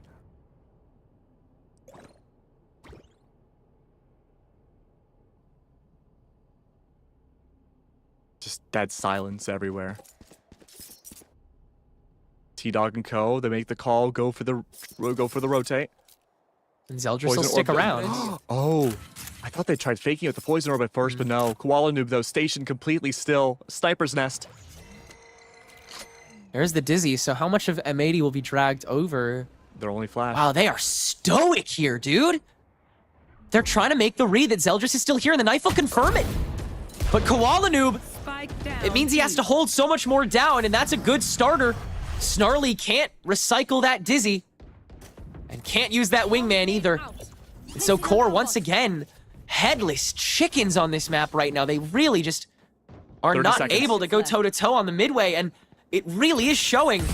Zip on the runaway through mid, Net's gonna get caught out in 2, but again, Core can't act on it. They can't pounce on this easy 1. They have to go for the plant, and they have to do it now. But Koala Noob has not been fully countered. He's still playing from Snowman, the toxic screen to finally force him away. But with 13 seconds to go, now Xander can take control of the default spot. So Core has to overextend, play wide to try to deal with that, but they can't. Xander still plays from the bridge, grabs 1, stays alive, grabs a 2nd, and that's the shutdown on B site. M80 continuing to make it look easy. Slower rounds. We haven't seen Core go for a super fast round yet. That's the entire point of their comp. If they wanted to go as slow as they are now, they would have kept the harbor. But they didn't. Now, Snarly used to be on that Viper roll. Nerve was the one on the harbor. That meant you had so much LOS denial. The lines of sights for someone sniping like Koala Noob, still on an outlaw by the way, were null and void quite a bit. They didn't have flashes though, and that was a problem. Well, Snarly's Dizzies have been good. They haven't found the maximum impact yet. Oh, this is so up close. Koala Noob! 2 up, 2 down, looking for the shorty kill. Gets a little bit of chip on his Zeldris, but that is all. And finally, the Outlaw will be retired, I think. But is the damage already done? Is this still enough for M80 to work off of in the 3v3? Nismo, early knife to scope out how close Core might be, but Zeldris is right below this. I don't know if this is expected. Nismo would have to contribute so much immediately, and he can't. There's too much of a fight going on in the front. Zip with the shutdown. Zeldris, the off angle, and so it's down to BCJ, who does spot 2 of these and knows Zeldris is still on this wide angle, but cannot counteract it. And yet again, the top fragger for Core is the headline in one of the few rounds they've been able to manage. It needs to be a flawless rest of this half now from Core. What do you do here? Do you switch up the pacing? Koala Noob again, and Outlaw only has been shutting down the crux of B main. Mid worked pretty well. Zeldris' positioning there, removing Nismo, even in ult, was so good. It stifled a lot of M80. They thought they had the drop. They knew the location of Core's members, but he remained hidden. 4-1 now. This lurk from Nerve is everything yet again, but no, they're not pushing mid.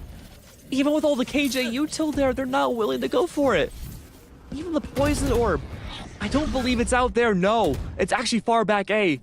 This round should end on A side. That's the goal for Core. Lockdown's out now. Blocking one funnel for the retake just in case.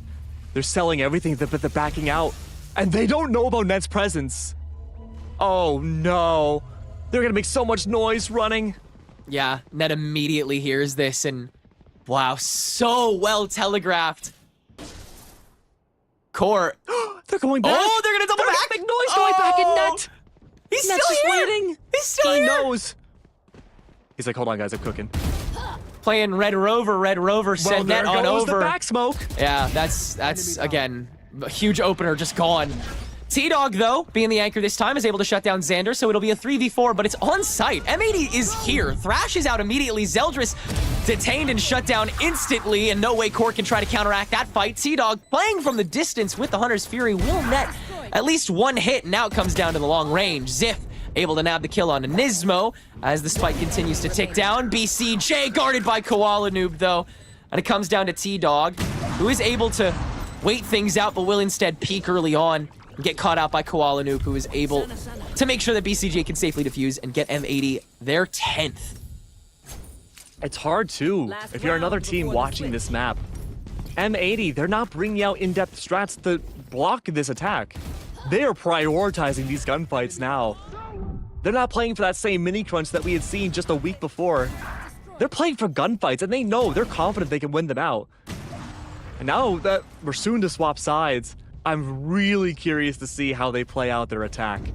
But before we get there, we have one more round left of Core's attack. They cannot make this 1-11. Get out of my way!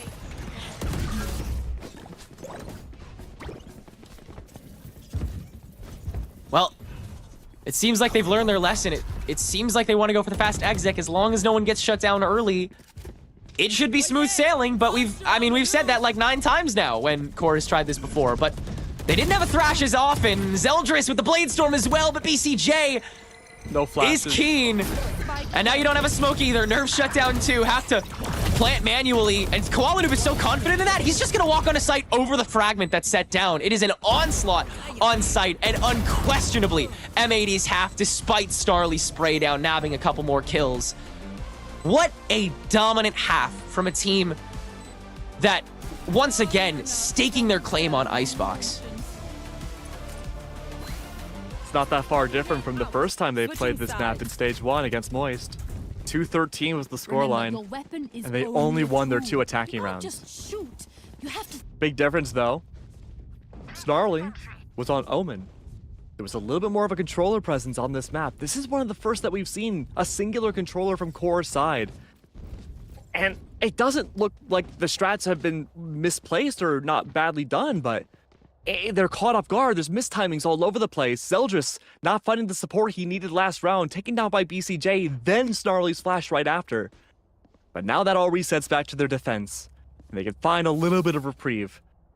They have no safety net whatsoever. M80, 10 rounds ahead. They only need 2 more to move on.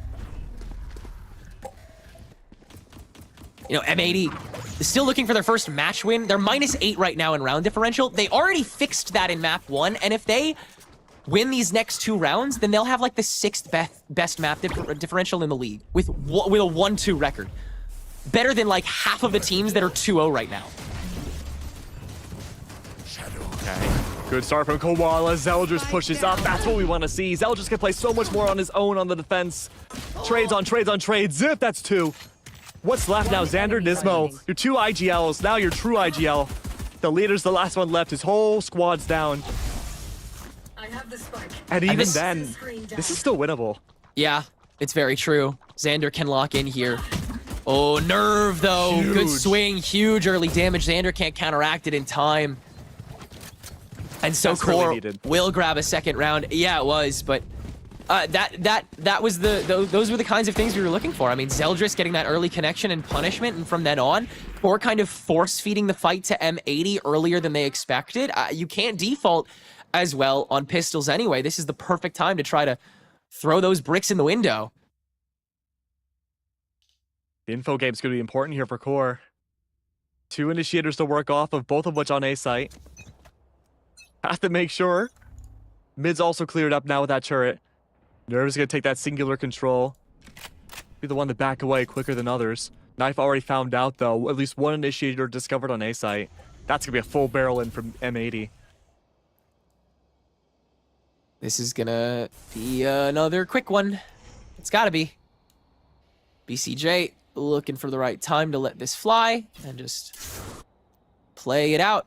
Or M80 going to try and infect site? Looks like Ned is going to stick to it and play for tube control. Yeah, going to swing around. This is very risky for M80 to spread themselves this thin on the pistol, but they've gotten this far. They'll try to make something of it. Big group swelling up Snowman, but a bigger one from Core, so M80 will play lane instead. Knife to scope out sight, but Ziff can shut that down early too, so M80 doesn't really know what kind of presence is coming from which angle. They're not sure which direction to look, and so they're waiting for Spike to get tapped. So much util dump. Yeah, this is a lot that they can immediately throw on the Spike, and it's a game of timing for these players that M80 is just able to launch everything but the kitchen sink at the wall, so T-Dog taking the front seat. Good damage done, but can't finalize. Nismo, though, fight of his life to try and shut down the defuse, and good guarding by Nerve to make sure that Core gets out of that okay with 2 standing. The snowball starting now for Core. This is so good. Ziff, a little overindulging, bringing a Vandal into round 2. I mean, yeah, you're like 8 rounds ahead, I know, but even then, nearly lost out by the complete disarray of utility being brought on the post play. It's something that now Core needs to worry about. Win condition here isn't necessarily to find a presence and push up and get those kills anymore. It's setting down that spike and making sure you can use, I believe, quite literally everybody on M80's squad for post-plant util. Yeah, if we include the paranoia, absolutely. So Core have 2 objectives this half. They gotta make sure that they cannot allow M80 to get on site, and they have to win the rounds. If that spike goes down, it's all but guaranteed. Yeah, you have to start the post plant so fast if M80 manages to get the spike down, so Core have to guess right either way. But their comms have been pretty good for counter rotations. Are they good for this one? M80, mild noise made, screen unprocced, but Core still well stacked on a B site. There is a slight window of time for M80 to make this bonus quite profitable, with T-Dog the only one on A site right now. But again, A is the riskier site to default because you have to save so much of your util for the post plant, which means somebody's got to take the front seat. It's going to be Xander. He's going to take the front line. Rest of M80 going to follow suit with the kills, and it's BCJ that actually takes the forefront of them, grabbing 2 online. But Ziff finally finding a shot through the doorway, able to immediately counter-aggress, and with the help of the Nano Swarm, flushing out a second. So it's a 2v3 actually that M80 have to deal with here, and Core will instantly make that a 2v2 with Nerve on the off angle. Spike's still ticking though, but M80 have been forced to play on site, so Core can slow this down just a little bit. Nerve waiting for the right opportunity to drop down and grab that off angle onto Ziff. No, it's Koala that gets stopped, and instead now it's Nismo that has to watch for the double. But Nerve can play so confidently while Ziff taps, and Nismo is just forced to play the 1v, and Nerve is locked in for that as well. Very, very well structured 3rd round from Core. I'm surprised about how M80's playing this out. They're playing so much slower than we've seen in the previous series with Net. They would love to burst execute directly on A side, but maybe that's a confidence play. They're taking it slow. Maybe to play with their food a bit, I'm not too sure. But we're not seeing the big, grandiose rotates, well, a little bit, that we had seen when Nitro was on board. But I'm wondering now, with full rifles soon to be in M80 side after this round, if we're going to start seeing those fast plays again. Mid could very well be open. BCJ does have Thrash to work with. That's a great entry tool on B site. So much information, clears so much space. Very little worries about M80 hitting their own teammates with it. But they don't have the weapons to do it. Oh, early Hunter's Fury from T-Dog. This is very interesting. Okay. But I guess if you're reading the speed, yeah, and if you get a kill, then sure, man. Go off. And gives a lot of time for Snarly to maybe search for something, but will back away. when the A rotation isn't red. Understanding you could be walking into a 1v4. Great valuation by Core so far. Oh, but look at this Owl Drone. Spots nothing and the rotates mid. Viper Wall utility comes up. It has to be B site. Yeah, they'll lean that way as Nerve can spray through and grab Xander. That's such a crucial kill, too. Net can at least wide swing from yellow and clear house, allowing little guy to get the spike down, but it is a tough spot for M80 to be in with some tough guns in tow. Koala Noob already controlling that higher ground to attempt to save face, but Core gets to tap this pretty consistently for free, especially with the Thrash opened up here. Zeldris, huge swing from yellow on the up to get rid of Net. And Core, yet again, the aggression down lane with the advantages they have already accrued work enough. And in fact, this time more than enough. They'll hold on to the operator, they'll hold on to 3 players, and this is already more rounds than they got last map. This is the Core that we were looking to see going into this series, and you're completely right. I thought for sure that Core, after going 4-13 on their own map pick, would just not have that stamina to bring it through an icebox with even less rounds, but no. This defense has been working immaculately. 3 defuses in a row now. M80 not really having any big advantages at all in the entirety of this attack. But now they have their rifles. 2 light shields, sure. Nismo has null command. Could very well be a big rush in through mid. We've seen this before. BCJ all by themselves with the spike. Just a matter of really farming Xander with these post-plant orbs now up for kills. Oh, huge kills for Koala Noob, and now Nerve does get the kill, but giving himself away. Koala Noob's gonna try and chase this down. Unsuccessful, though, during the Paranoia's permittance, but can still win that fight. And that's a huge early trade away for M80. 4v2 to work with. Now Core can't lean heavy on site. They've already given so much away. Yeah, proactivity shut down Core. Expectation from M80 this time. They've been playing slow because they're expecting Core to over-push just like they did. But it only took this round to do it. Yeah, I guess that is kind of funny, is if you play to a specific strategy that you think the other team is going to go for, if you're this far ahead, it doesn't matter how long it takes for them to go for that strat. You'll eventually be able to counter it.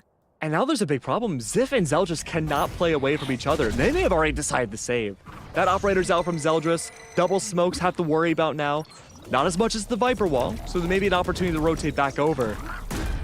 Do they make this call? Where does Zeldris go? Is this the call for the save? The timing here is going to be precarious. He's playing slow. Ziff is going to go for it, though. Lockdown available. A 2v4, probably not going to be used. And yeah, the call has been made to save at the very least from the op. You know, way that's getting touched. Ziff is just going to go for some safe poke. Oop. I mean, he could... no, never mind. I was going to say he could farm up for lockdown, but he has lockdown. Yeah. Extra money in the bank. Right, yeah. Finding another kill would be huge to be able to buy for each other, but yeah, you got to save at this point. Especially, yeah, this has got to be your makeshift timeout, too, since you don't have one. Yeah, they used 2 in the beginning, in the first half. It's like, huh, well, what do we do here, guys? I get, Core has not been playing badly this series. The scoreline hasn't been great, but it's just that they've been kind of pressured into playing so slow and so cautiously, and M80 are thriving in that environment. The Core right now, again, Zeldris needs to step it up. Operator in hand, loves to play aggressive with it. Hold God spot, might be able to get the first blood. But that's the first round M80 have gotten this half.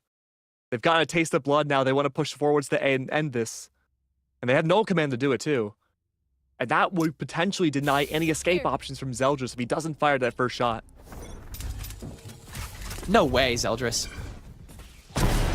Huge, Nicely done! Huge. That the was so plan gorgeous! Oh my god! M80's now shut down. At least for this round. That was so great. Exactly what Core is about. Exactly what Core fans are asking for, and he hands it to him. And a 5v4 so early. M80, so many questions immediately raised. You have to use your Dizzy to open, which means you have to use your Wingman essentially right after. This has got to be so instant from M80 and Core. If they find that pocket first, the fight is as good as done. Dizzy to scope out, no one letting it fly. Oh, that gun is 100% spotted. Zeldris, take the shot. Zeldris, take the shot. Zeldris, take the shot. Yes! No way. Oh, Snarly the drop down too. This is so disgusting from Core. All is forgiven. Map differential who? Round differential who? That round was sick. Actual pixel. That's the high school graduation buff right there.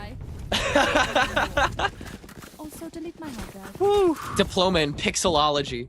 And you know what? You know what's wild? That's a very similar strat Core brought out.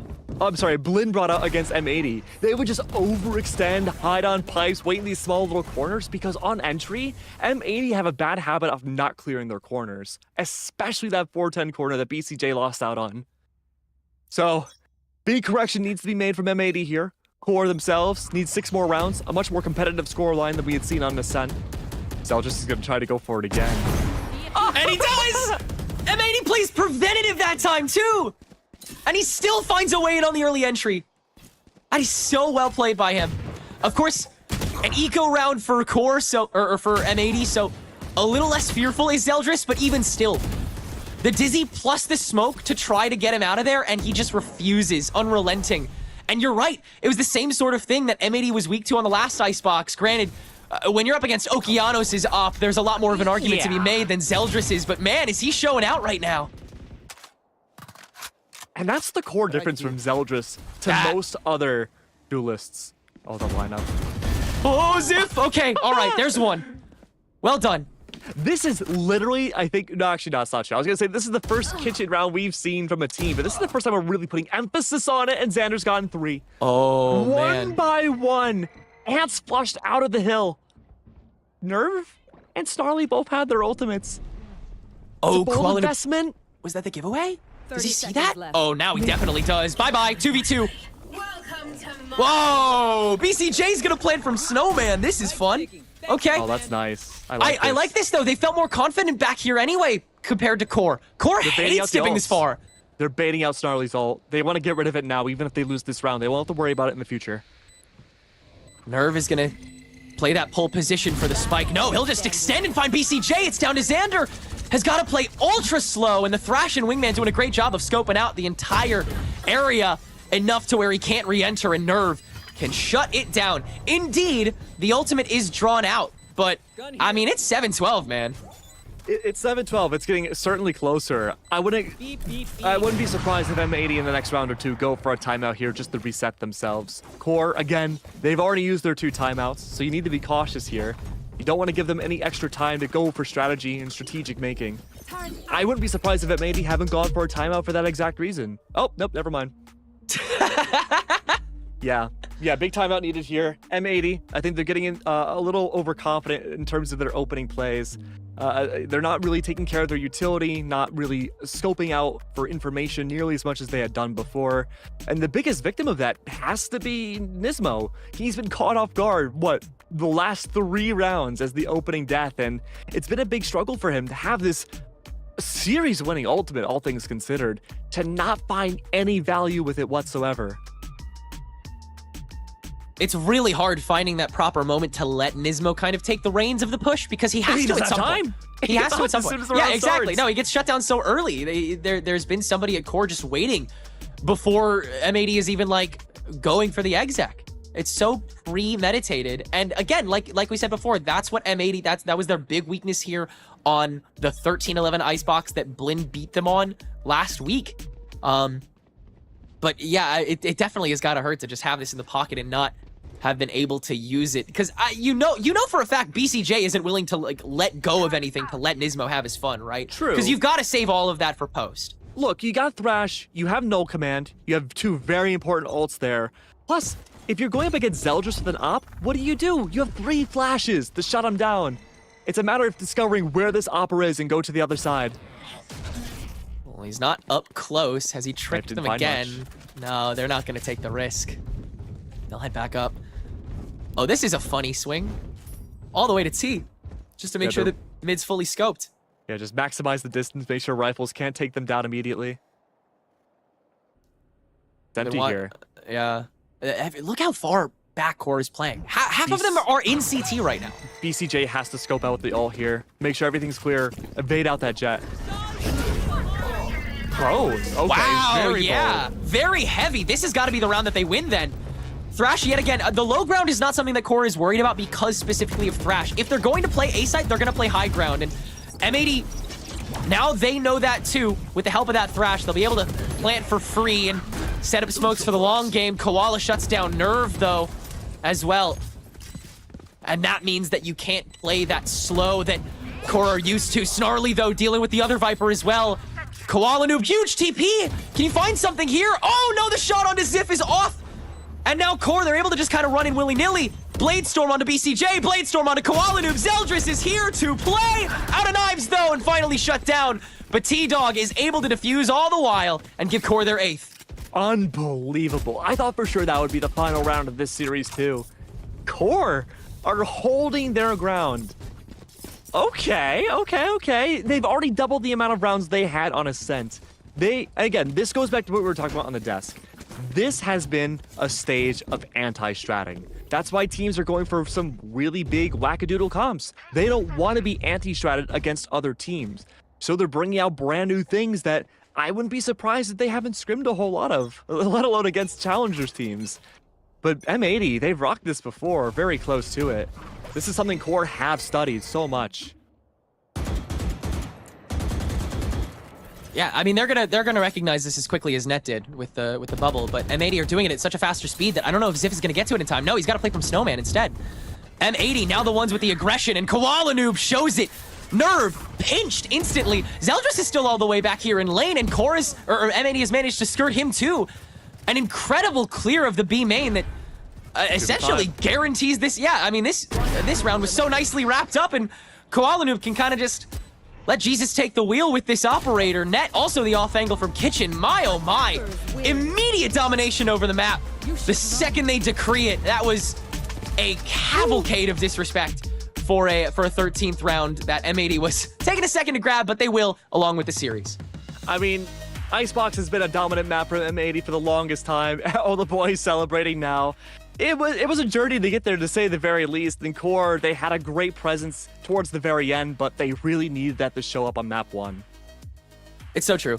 They really did not have a lot to bring to the table. Map 1, M80 stopping them far too often. And then, of course, that Icebox attack. Unfortunately, M80 was also just so on top of things. Definitely respect to Core, who were able to nab some rounds and keep this differential from getting too out of hand. But M80 on the board in the standings, meaning that they're already like one of the top 3 in the group.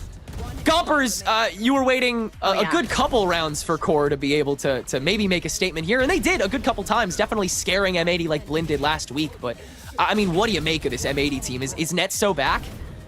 Honestly, Net's so back. I think M80 in general are so back, right? Like, this was a flawless performance. They had time to settle in with Net, and I mean, you guys saw it, obviously. Just the absolute range of motion that they had. Going 13-4, 13-8, right? It's insane, the fact that they were able to bring it so far, and even dealing with the pressure of having those 8 rounds start to come up on the side of Core fighting back so hard in trying to gather that victory. But I'm interested in this game in particular, right? Keg, I know you guys got like the first-hand set of action and being able to see everything that unfolded. M80, what did they do so well? I think it's a big correction from last week. M80, they had the right strats, but they made a bunch of synergistic mistakes all throughout, and Blinn took advantage of it. Now that they've had an extra week to reconvene, work things out, smooth it over with Net on the roster now, this has looked so much better. This is the M80 people expected to see last week. It truly is, and I think this is the M80 that we expected to see throughout the whole entire season within, obviously, this split 2 coming into this. So, and I genuinely do think that that's what we have been seeing throughout these games against Core. This team, this roster in particular, especially with the rework coming in with Net, it's working out so well. As for Core, they put up a heck of a fight, and you're going to be able to see it here again. Zeldris taking in that MVP, and it's something that we're used to seeing Tenric, but it wasn't enough again. Yeah, it's unfortunate that Zeldris kind of had to slow down a lot more than he expected to on the attack, but M80's shutdowns were just so goddamn good that he wasn't allowed to. But man, when he picked up that operator on defense, he definitely got a bit rejuvenated for a second. M80 definitely had to kind of rethink their pace of play and not necessarily avoid Zeldris, because they never really did. It kind of just came down to killing everyone else first so that Zeldris went into panic mode and then couldn't opt from there. And that's a great way to shut down somebody as bombastic as Zeldris. Man, shout out Koala. What an insane game from him. Just like firing on all cylinders. Firing on all cylinders. Yeah, this was literally our duelist matchup at the beginning of the broadcast. It was like fate brought this matchup to us, and man, Koala really live today. Love to see him. Yeah, I think everybody here was pretty live, to be honest. Like, M80 in general, we were having trouble, I guess more so finding somebody that we could really hone in on. This team in particular as well today was just doing absolutely incredible. But I will come back to you guys because I have somebody waiting for an interview. And of course, you guys are going to be able to see Xander and I chat it up. I'm so hyped, so excited. Hello, and congratulations for winning. Hello, thank you.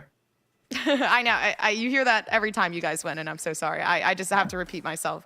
But obviously, first win coming in for M80. It was pretty hard throughout this season, it seems. But obviously, Net coming in, there's new additions to the team, new strats with the Deadlock and the Yoru is what I'm very, very interested in for that first map of Ascent. What is the brain behind that?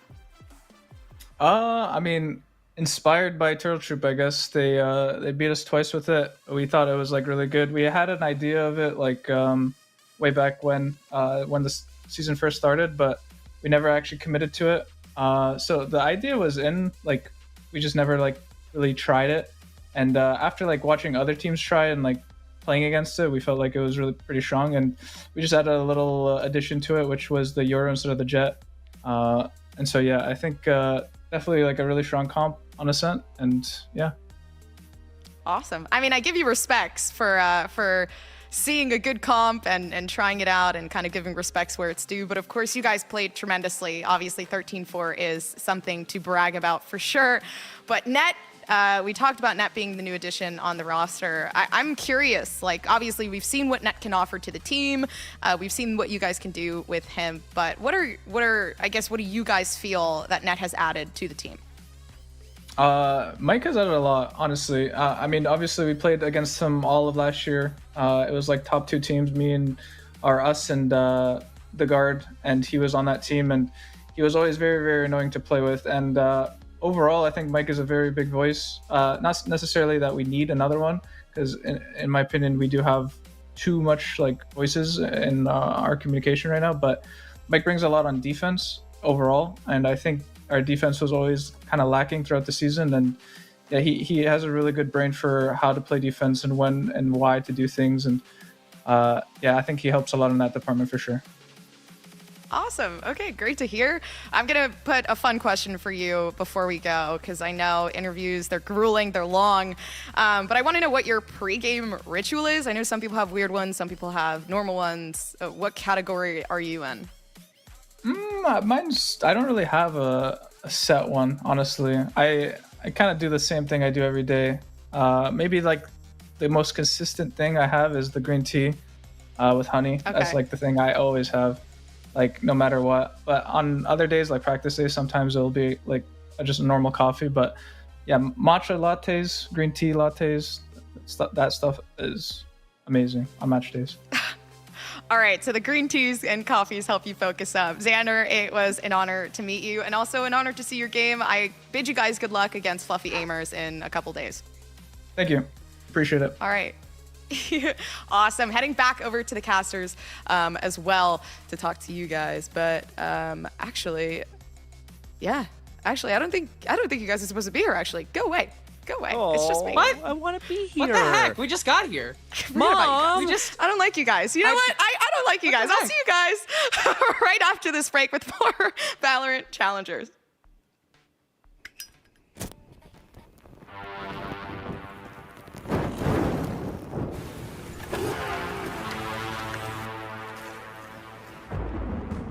They say in life, there are no guarantees.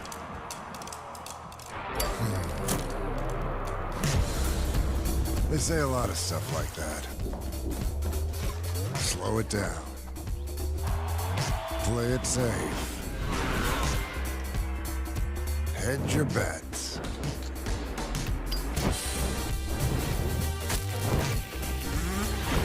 So what?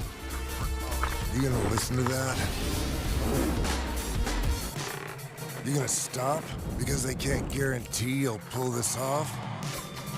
No guarantee you'll win? No guarantee everything's gonna be fine?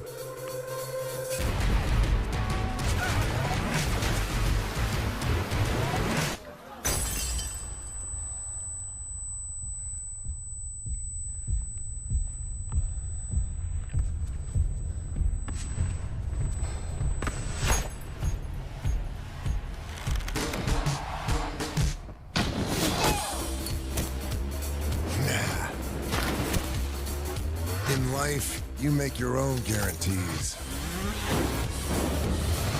Nobody else will light your way. Start your own fire and keep it burning. And we guarantee you'll have one hell of a lifetime.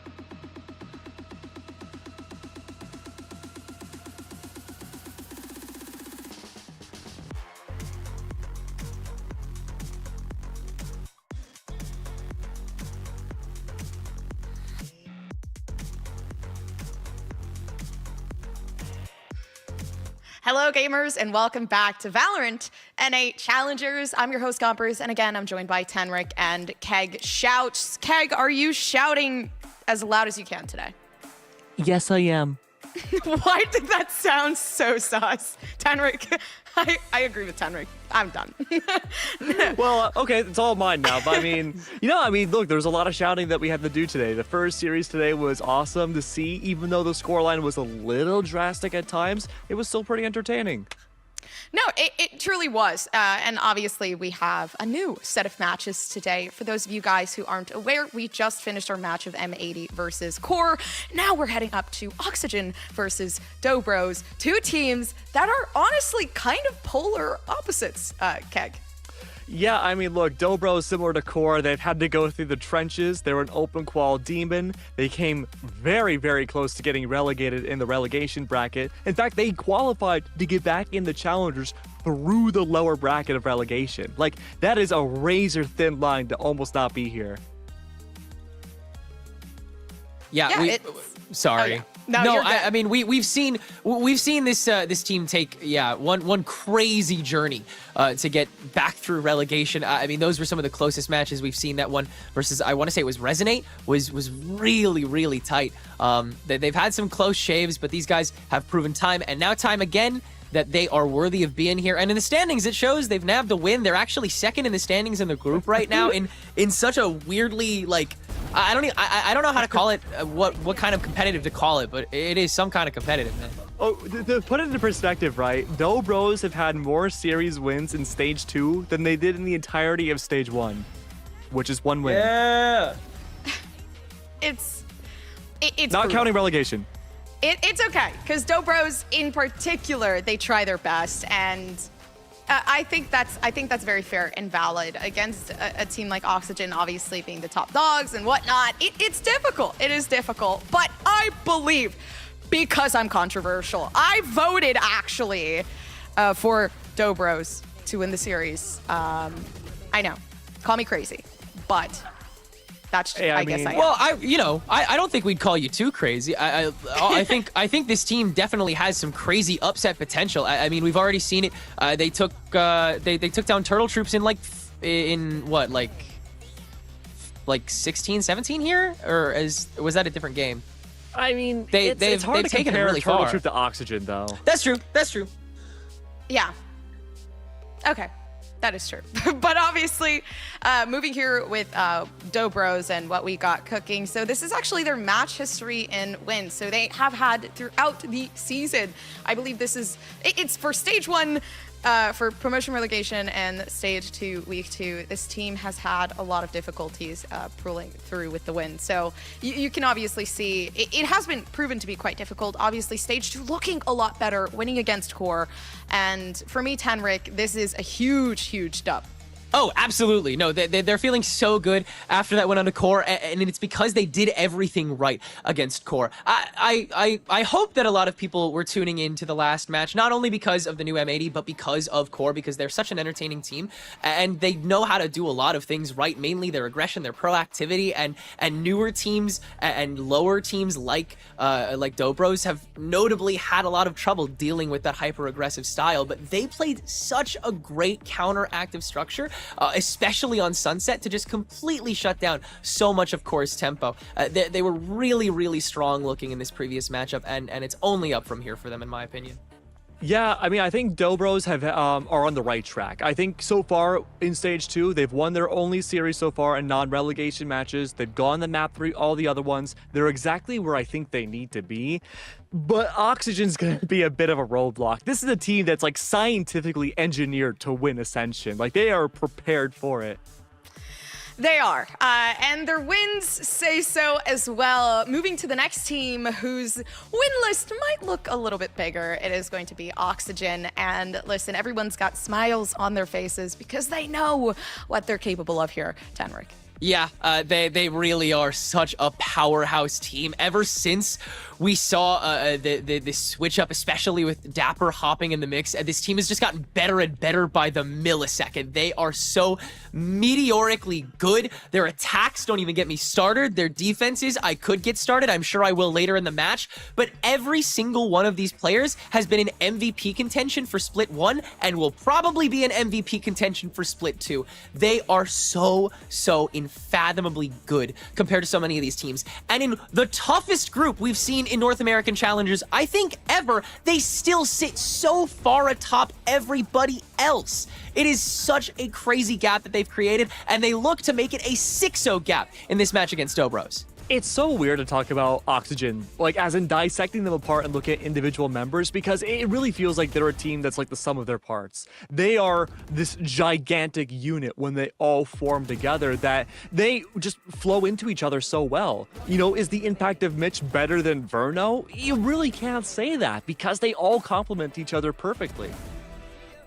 It's true. And I think too, like obviously for Oxygen, it's just that, like you said, the whole team complements each other. The whole team understands the dynamic, and they've been winning. They've been running with the wins.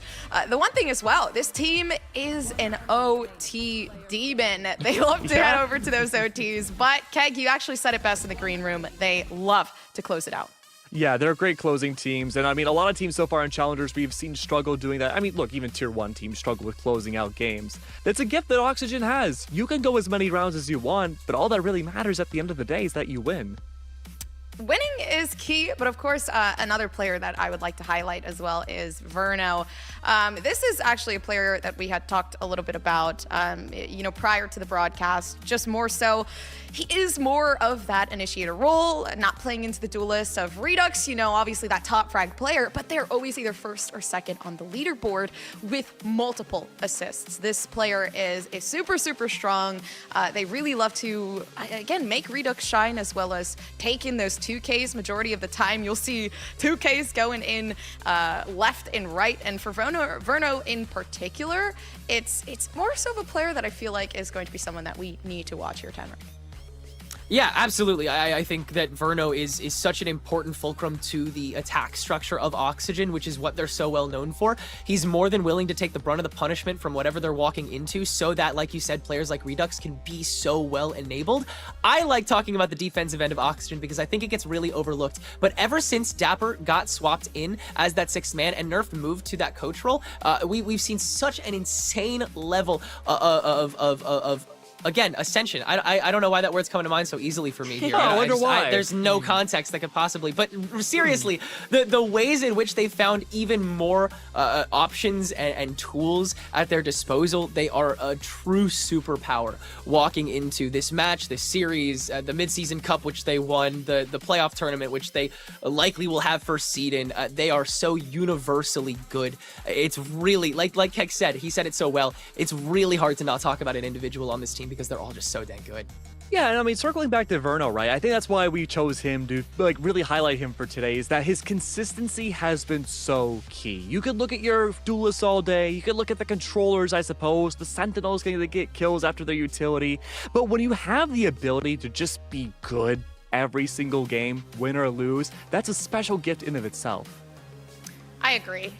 But of course, with the gift comes the giving. And I want to give you guys map picks and bans, which is what us?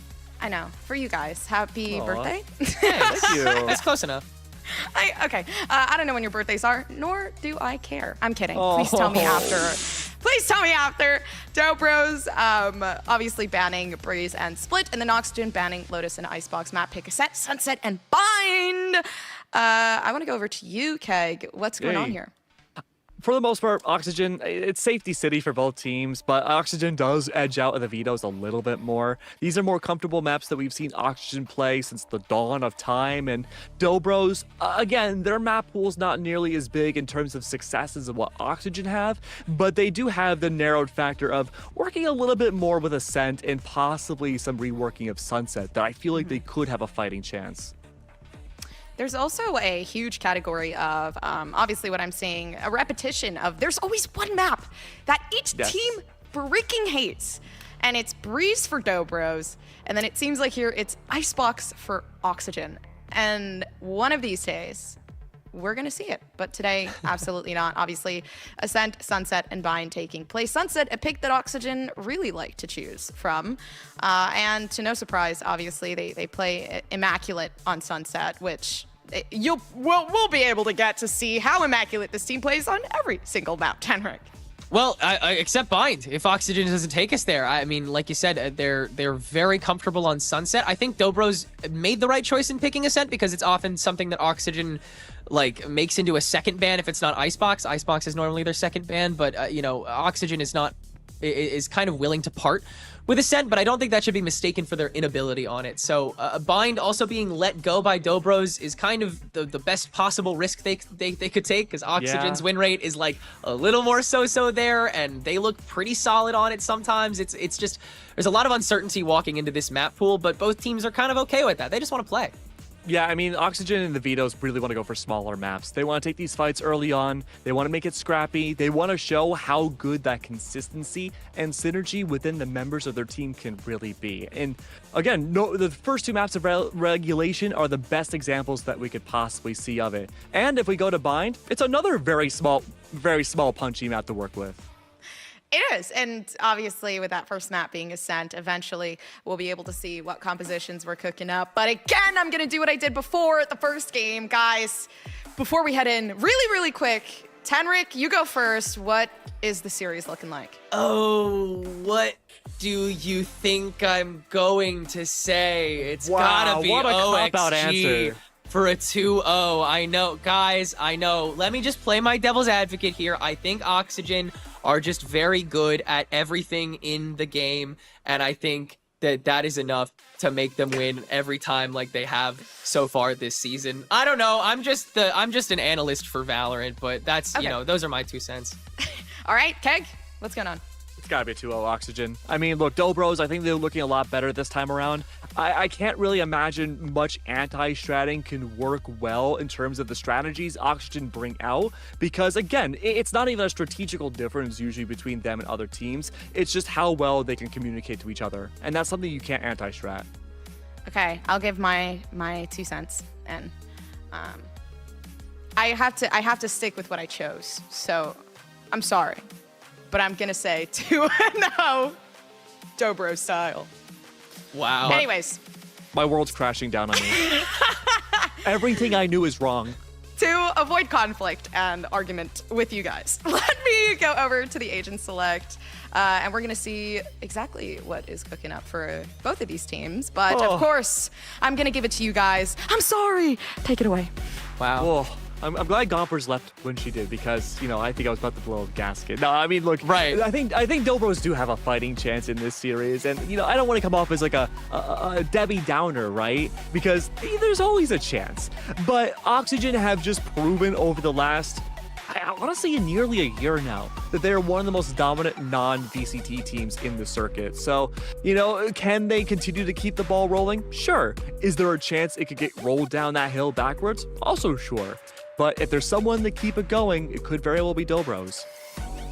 Absolutely. Dobro's really able to harness momentum. They did so well against Core last week, and it materialized into that first win that they are riding very high in the standings at the moment. Again, a group that has, well, now one team that has no wins, but even still, they are really chilling in the standings after not having to do all too much, but this matchup against Oxygen is certainly a tough one. They have chosen the defense to start things out, as this was Dobro's map pick, so we'll see a very quick Redux hop in on the Jet. What else is new? Apparently not getting anything. Dobro is able to shut that down with Crowdfire, and Oxygen gonna immediately shift that way to A-Site. Yeah, before we get into this though, I want to talk about how Oxygen start off on the defense. And for most of the games that we cover on Ascent, it really feels like the team that has defense second half wins it out through overtime. So for Dobros early on, this could be a huge advantage for them. They've already removed Redux early on. The Jet's gone. Still pistol round, not a lot of utility to work with for either one of these teams. But Dapper and Mitch push up. And they're playing by themselves. Very little tradability outside of mid, but it might not matter. Mitch, he takes one, backs away. Great control. DB on the run again. Dapper stoically holding mid as they'll rotate back, but Oxygen will be prepared for this fight. Mitch just gonna hop in, get sprayed through the door of Tree. Kill credit goes to Drone. Great proactivity from Dobros. We able to get this spike down. Chalkdar, great timing onto Drone, down to 38 HP. Everyone, save for Precision, is gonna hop into hell. That tree control could be monumental when everyone from Oxygen is coming from up top as well.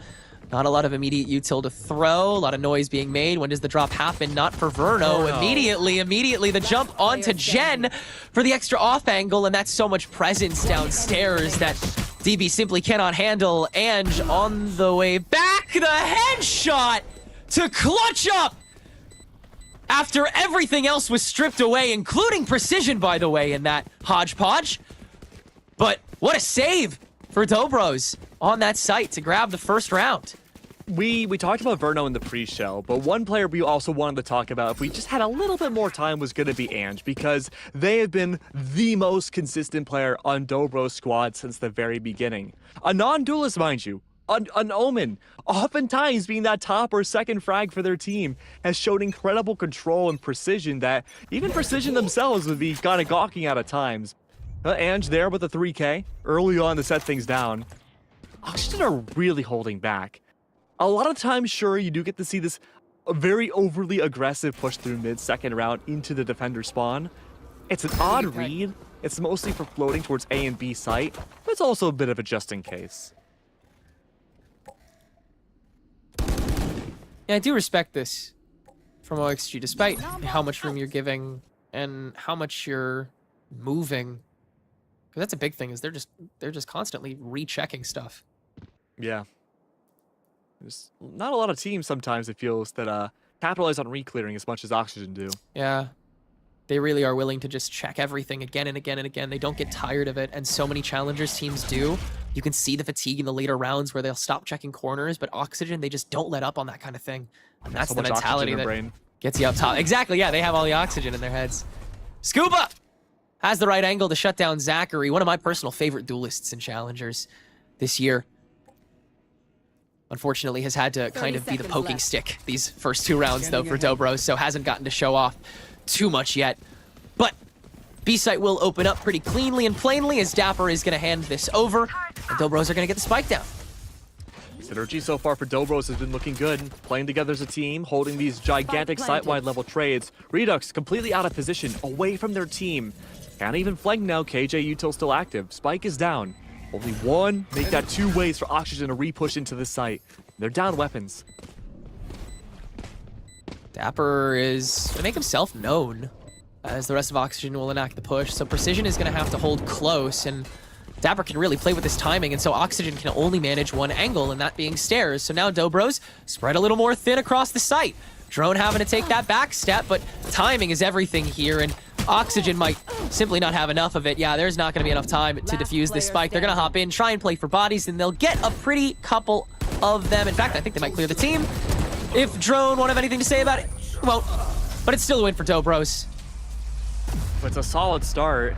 But for Dobros, I mean, yeah, on your bonus buy, it's not the end of the world to lose all your lives there. You had the buy-ups into this next round. Rifle be rifle. No! It's looking like this will be a save for DB. I'm not against this at all. They get to recoup a little bit more money into this. They can maybe take more guns away from OXG as they've been able to do so far these last 2 rounds.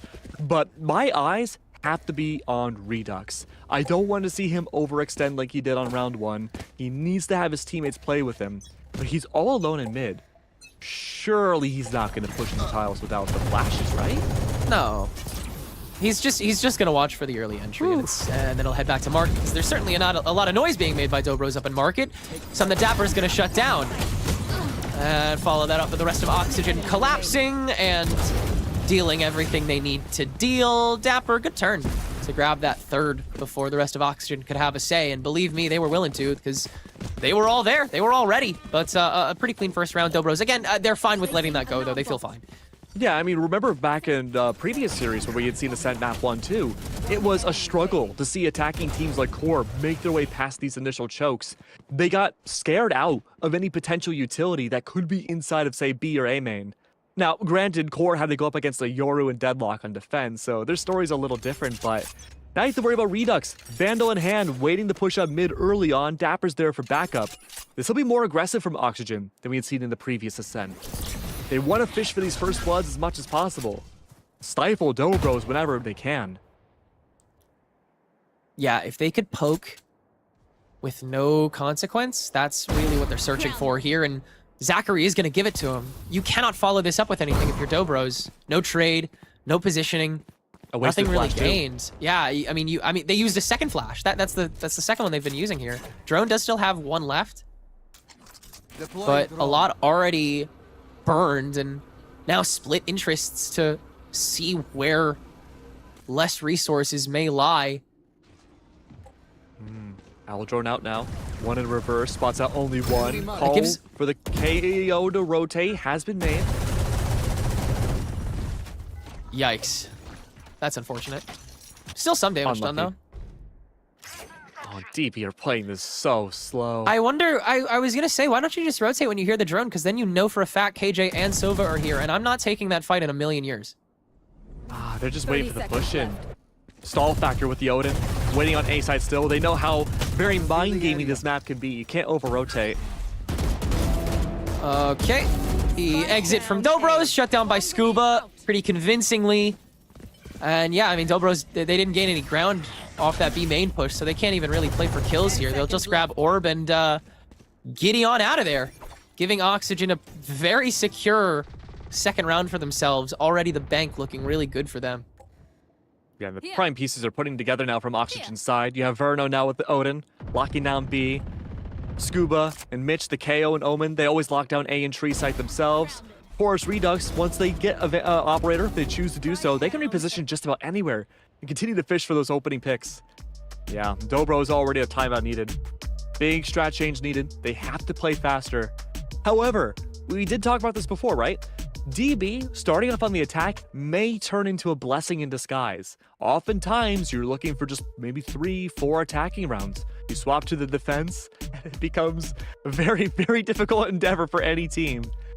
So DB are already potentially halfway there. If they can secure 2 more rounds, I'd consider them good for this half.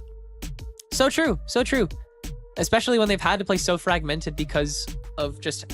You have to be so hyper-aware of Oxygen when you play against them. I gotta say, the team has not played off of Zachary nearly as much as they should. I think that mid-presence needs to be vied for a lot more, just because so many resources are already dipped in, and that was, I think that would have been a great insert if you threw them at the right time, or if you had another person to trade off of. But DB are just, they're so scared to commit right now, and I really do get it. I promise I do. But it's not going to matter. They're not going to be able to make any push, and they won't get those 2 or 3 rounds that they would love to have this half. Yeah, but you brought up a good point. You know, where does Zachary exist in this attacking side? Because he's been pushing essentially by himself the last few rounds. And here he is again. He has the help now of Riku. They're going to be the ones to help out Zachary here, potentially. Good smoke down. No info on Redux, though. They did block that line of sight. Now, Riku, they're the ones looking to push in with an Odin. This is risky. No information, no flashes brought out until now. Through the smoke, alarm bot's still down. That could give away the entire plot. We'll just let that go, and Riku's gonna maybe plot. No. Oh, yeah, I get it. They see way too much value in it, and they understand how much Oxygen could kind of just shift to their heels. But Zachary again, but spotted. There's so much. Teams, when they pop that alarm bot, they always double back in the tree. That's been read into by Oxygen. They're already setting up for it. So they have to go back the marketplace into a funnel. And they don't know how much of the fight is going to be here. They don't know how much of this they even want to take. I mean, if anything, they would want to double back a second time out of this. But Riku has to be that opener, and Verno's shots are perfect. The spray through to look for a second one, but is actually getting a little bit too contested there. So we'll back up in favor of the rest of Oxygen, who have got things very much under control. Dapper and Redux managing market like it's butter. Precision, the last one remaining, and very scared to show his face as well. Is going to try and make a run for it, play for the exit, but is found by Scuba. Laying in wait and see. Oxygen take the lead. Yeah, it's that fear factor coming in again. Attacking teams unwilling to make that fast push onto a site. They don't want to be trapped out in a choke. Happen on B site.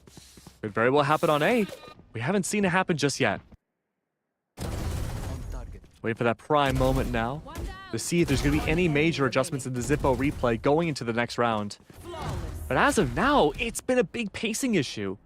Really just going into these funnels blind. No information really gathered whatsoever. Surely now Riku needs to step it up with the Owl Drone in mid, especially now that there's two there and Redux has the op. That's good. A missed shot, but now Mitch, they can push up. They have the flashes available to splash at least 3. Oh, but they're spotted out.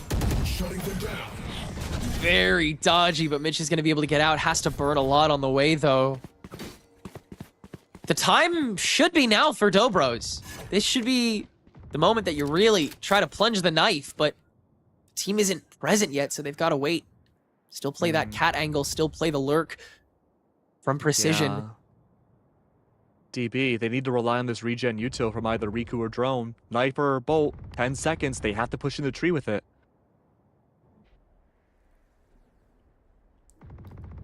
Good amount of firepower here, but Redux standing in the way. The collat will do some damage to Zachary, but he has to stay undeterred, has to try to chase this down, but they don't know how much more could be in tree, and so they don't. They just let it pass, and they'll split again. Wait again to see if Oxygen might take the bait for a potential rotation or even something caught in CT by Precision. But there's no more time to waste. The flash has to be tossed and something has to be done, but it's not gonna happen in tree. Instead, Precision says the call may be market as he's been able to flesh that out. But still, Verno on the way, catches Drone's head. Now looking for Zachary as well, and it's another split Dobro push that just has to be made work. But Dapper is still on site. There's no way anybody's gonna be able to find anything too. In Bonehouse, the TP in, Ange makes it work. Zachary still finds one, but there's no time to plant. It's an OXG win regardless, but Dobros will pick up a lot of collateral along the way. Oh, it did! There was enough time! And now Redux the chance to clutch, but no. Dobros can shut it down. What a chaotic 15 seconds, but somehow, I really don't know how, but Ange, I mean, a crucial TP to take over Boathouse. That was so well done. That was wild. That's the best shrouded step I've seen on this team. Sorry, y'all. That was crazy. No, but I mean, like, a lot of times, Omen's utility on this map at all levels of play are just disturbingly underutilized. Shrouded Step comes through, blocks that line of sight, allows Ange to find one, gets traded out, but at least then the crosshairs are removed away from lane and stairs.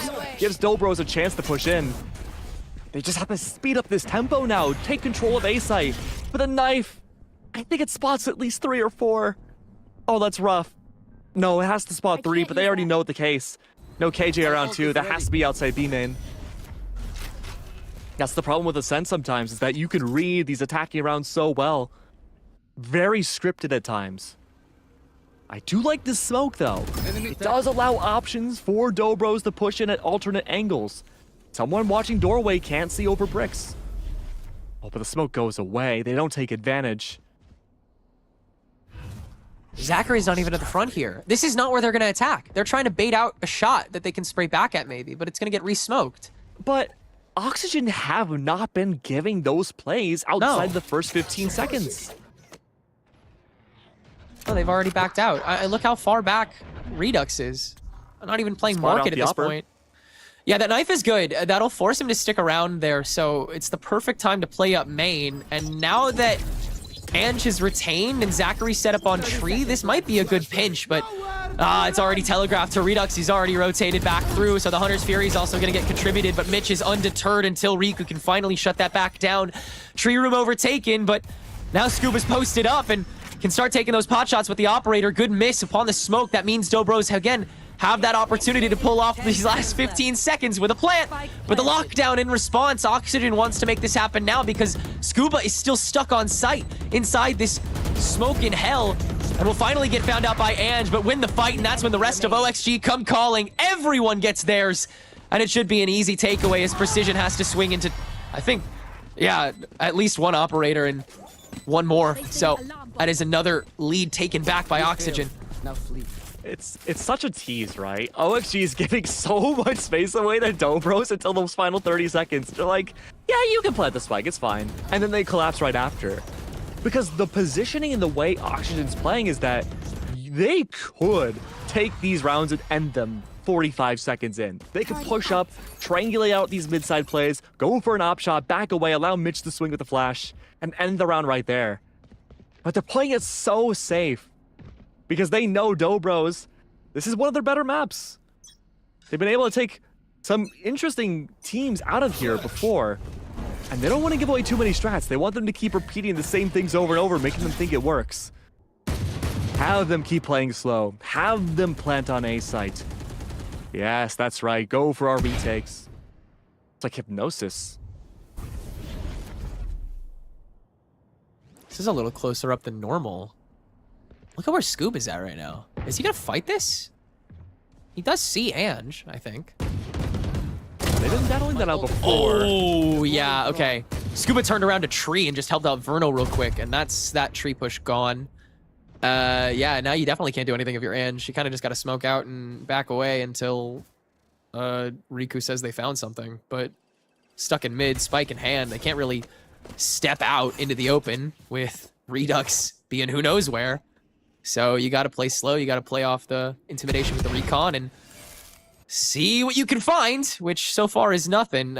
You know, Dobro's asking really Oxygen to maybe give away something, and Redux seems to be in the most vulnerable position. Market will get swiped through, and so Redux will duck down into logs, but Riku and Precision have their shots and are able to at least get 3 here. Hunter's Fury in response, but they'll spread out. Ooh, big tap by Verno to get that last proc of the Hunter's Fury. So Ange stands alone, 20 HP.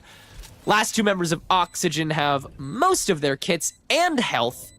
So this should be a pretty easy takeover, but they are going to stay clean. They don't want to lose an extra gun here, so... It is Ange, though. It's true. They've done crazier. Verno, first step into the smoke, turns into 2 1v1s, but Verno will not miss it. Up to 3 kills for the round and 5 rounds for the favorite. It's been nearly 2 months since Oxygen last played this map in Challengers. The last time they did, they had a pretty convincing loss against Core. Same exact setup, same exact comp. Mitch severely underperformed and went 4-19. This time, with Dobros not having a whole lot to go off of in terms of anti-stratting, they're forced to go back to basics and hope for the best. Learn on the fly. And certainly everyone else is on Oxygen has learned their lesson and have been playing such a slower tempo. And this is usually one of their most banned maps too. All of stage 1. And a lot of mid-season cup, they banned this map out. They've been hiding the way for a moment like this. It's a big opportunity.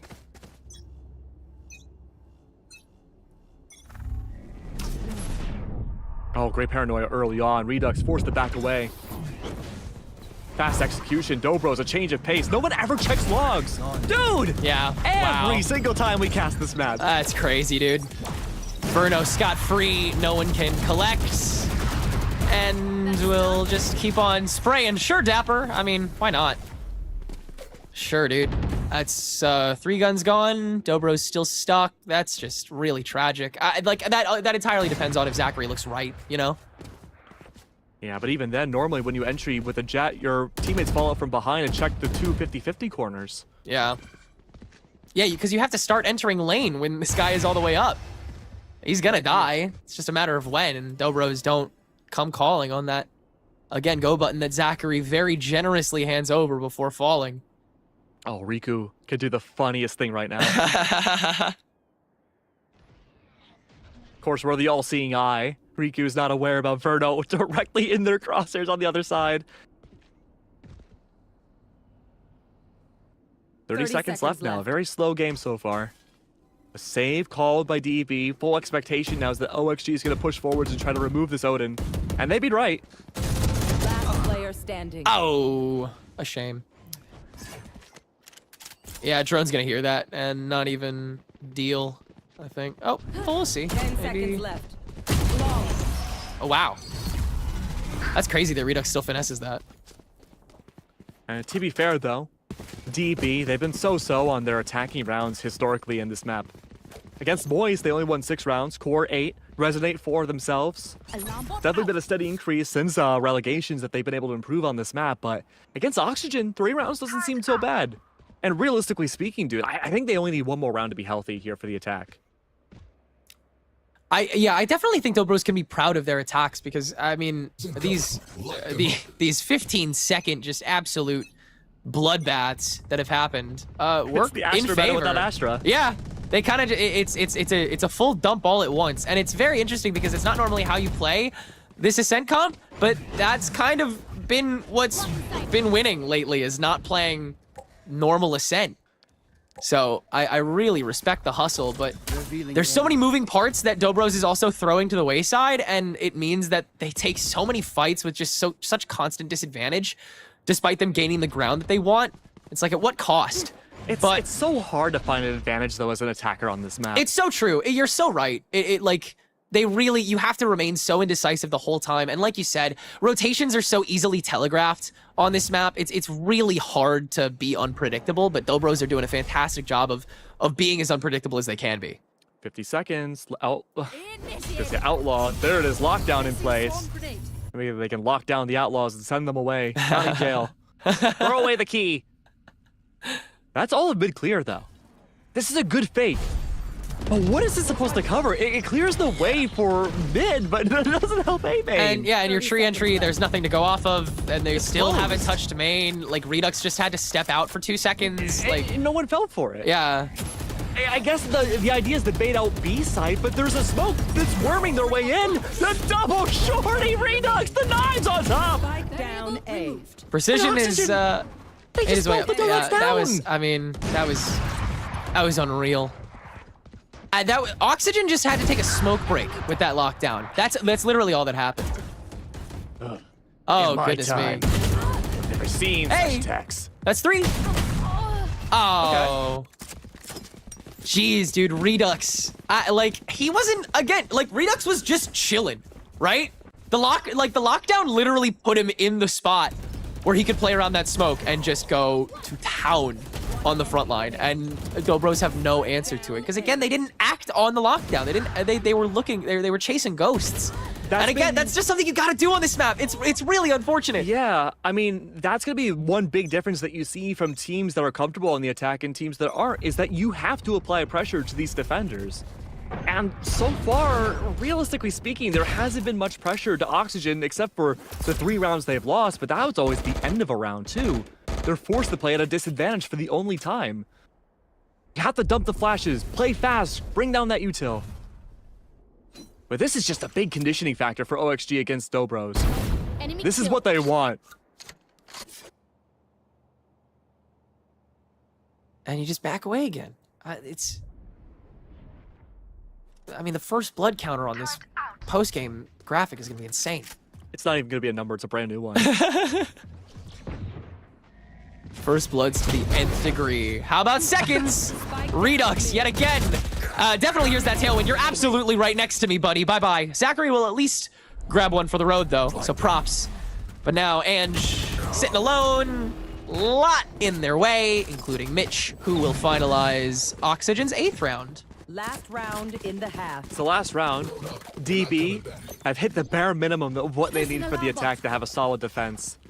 And again, the team normally that I've noticed that starts off on the attack first, goes defense second, usually can bring this home and win the map. DB's defense, though, needs to be exemplary, though. Oxygen has been a very solid team all throughout. Again, one of the few maps Oxygen has lost in the entirety of Challengers has been Ascent, but they're a team that can adapt and recorrect their mistakes. Yeah, Dobros, they love recollecting. And they will do it very well, I'm sure, on defense. One more opportunity here. All the guns in the world. And a null command. Dude, you're so set. It's like nauseating. Yeah, I mean, push B if you have the null command, right? Yeah, pretty please. That would be so cool if you did. And Precision has just been hanging around this whole time, making sure that no one can poke from mid. And it looks like someone's about to get very greedy with the help of the Owl drone. Dapper was doing a little something, but he'll back out. Yeah, but Spike is still sitting here on A. You're just, yeah. There's nothing to go off of here. Scuba just waltzes into This is the craziest part. This is a big calming issue, right? Scuba has been in Wine and taken out Ange before. That should be noted by the Omen. Hey, watch out for Wine. Clear that. What are the comms like for Dobros? Are you pushing? Like, are you trying to sell? Are you trying to like double bluff the 2-man push with the null command, and then you hear everyone else? Oh no, you're gonna TP off of the dead body with the spike onto B site, but you haven't taken B site yet. Like, you haven't even gotten there. This is just a 3v5 now. This is really tough. Yeah, question marks everywhere for DB on this attacking side. 3 rounds though, competitive, but they have to bring this over in spades on the defense. Switching sides. That was really rough, man. I mean, I can't lie. To be fair, attack on Ascent is just brutal. I don't particularly like doing it either, so I'm with them. That's the Apex strat. Just bring out the wildest team comp you can. Bring out a chamber. Well, Neon's buff now. Bring out a Neon on Yeah, this get a map. Neon in here. Oh, man. ISO? Honestly, ISO could definitely work on Ascent now. But, like, you have to switch it up because everyone knows how to play these 5 attack and defense. Like, this is a comp that's been going on for literally years now. People laugh at Owl Drone now. Like, it's a consolation. Yeah. So it's like, okay, how do you reinvent it and really keep a team on their toes? Because it comes down to just a fundamental diff. A gunfight diff, oftentimes, you have to outthink your opponent. That's also why, like, Ascent's kind of a cool map, is that this is purely a psychological map. It really does get in your head very quick, but it's like a Rorschach painting. Yeah, hopefully Dobros... yeah. Yeah, Ascent is like my parents fighting. Convincing site take by OXG. Dobros have gambled a lot on this flank against a KJ, where Dapper doesn't really have to move too much. But Precision is able to get a good early entry frag and enough of a rush down so that the CT hold can't do too much. Time being wasted, though, well by Dapper. Now Scuba in the 1v1 against Zachary. Tough angle, though, so everyone else is pretty much cleared. And Doughboys will bluntly force their way onto site and really make it work. Force still standing. Very well played. Yeah, that was so well played by DB. Great read early on about the B execute. Oxygen, they thought they had the advantage. They did not. They did get on site, though. Look at where those red X's lie. All playing together, prioritizing trades, looking for maybe some utility dump, pistol round, not a whole lot. Red pings all over B again. What is the call here? From the looks of it, it could be a split push from B main and mid. But this is also turning into a slight default from OXG's side. Now, they are down in terms of weaponry. They have that 5-round buffer to work with here, so they don't mind losing the second round. In fact, the rounds that DB mostly capitalized on were that opening pistol and the buy-up round. Once Oxygen got rifles, it was a different story.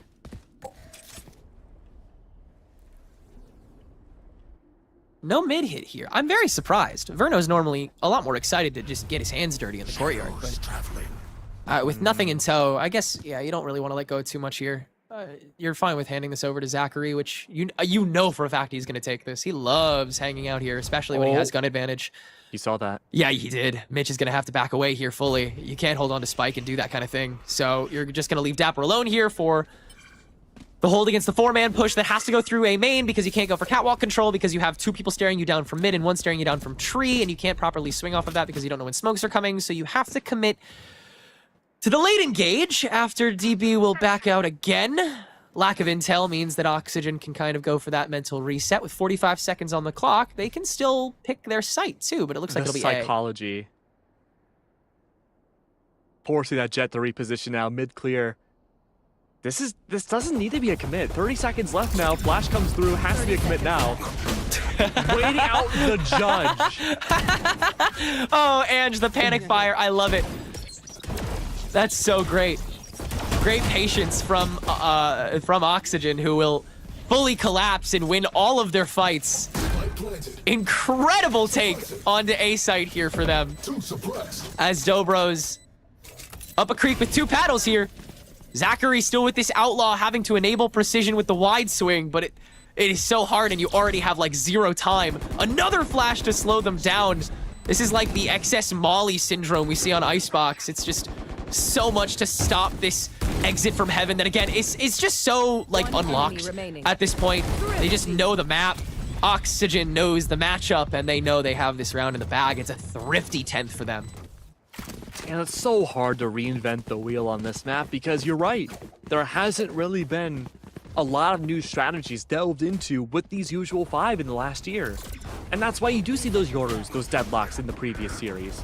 It refreshes the map. It makes things much more, not even competitive again, but it keeps you on your toes. You don't know what to expect. But the problem with that composition, though, is that it's not these usual 5. The ceiling of what you can accomplish with every agent aboard here can be infinite to an extent, but still readable. You're much more limited with everybody else. That's why it works once and it gets counter-adapted to immediately if you run it again. Ooh. A lot of chips into market, as it seems. Oh, Redux is about to kick it into high gear. He looks so excited. I don't see Neon. I wish we did, though. Yeah, I mean, you know, I always go back to Fusion, and during Ascension, they brought out a Sage Neon on this map, and that was so cool. That was so cool. But at speed, will come into play here is, it looks like Oxygen are setting their sights on a very populated B site.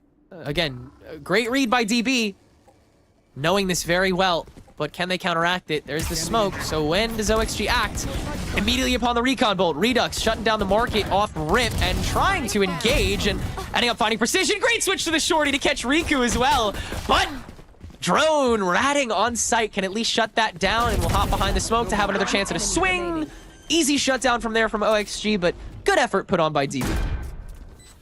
Yeah, very clinical coming out from Oxygen. Are they us? DB, good hold, like you mentioned, a great read too. Over-rotating though.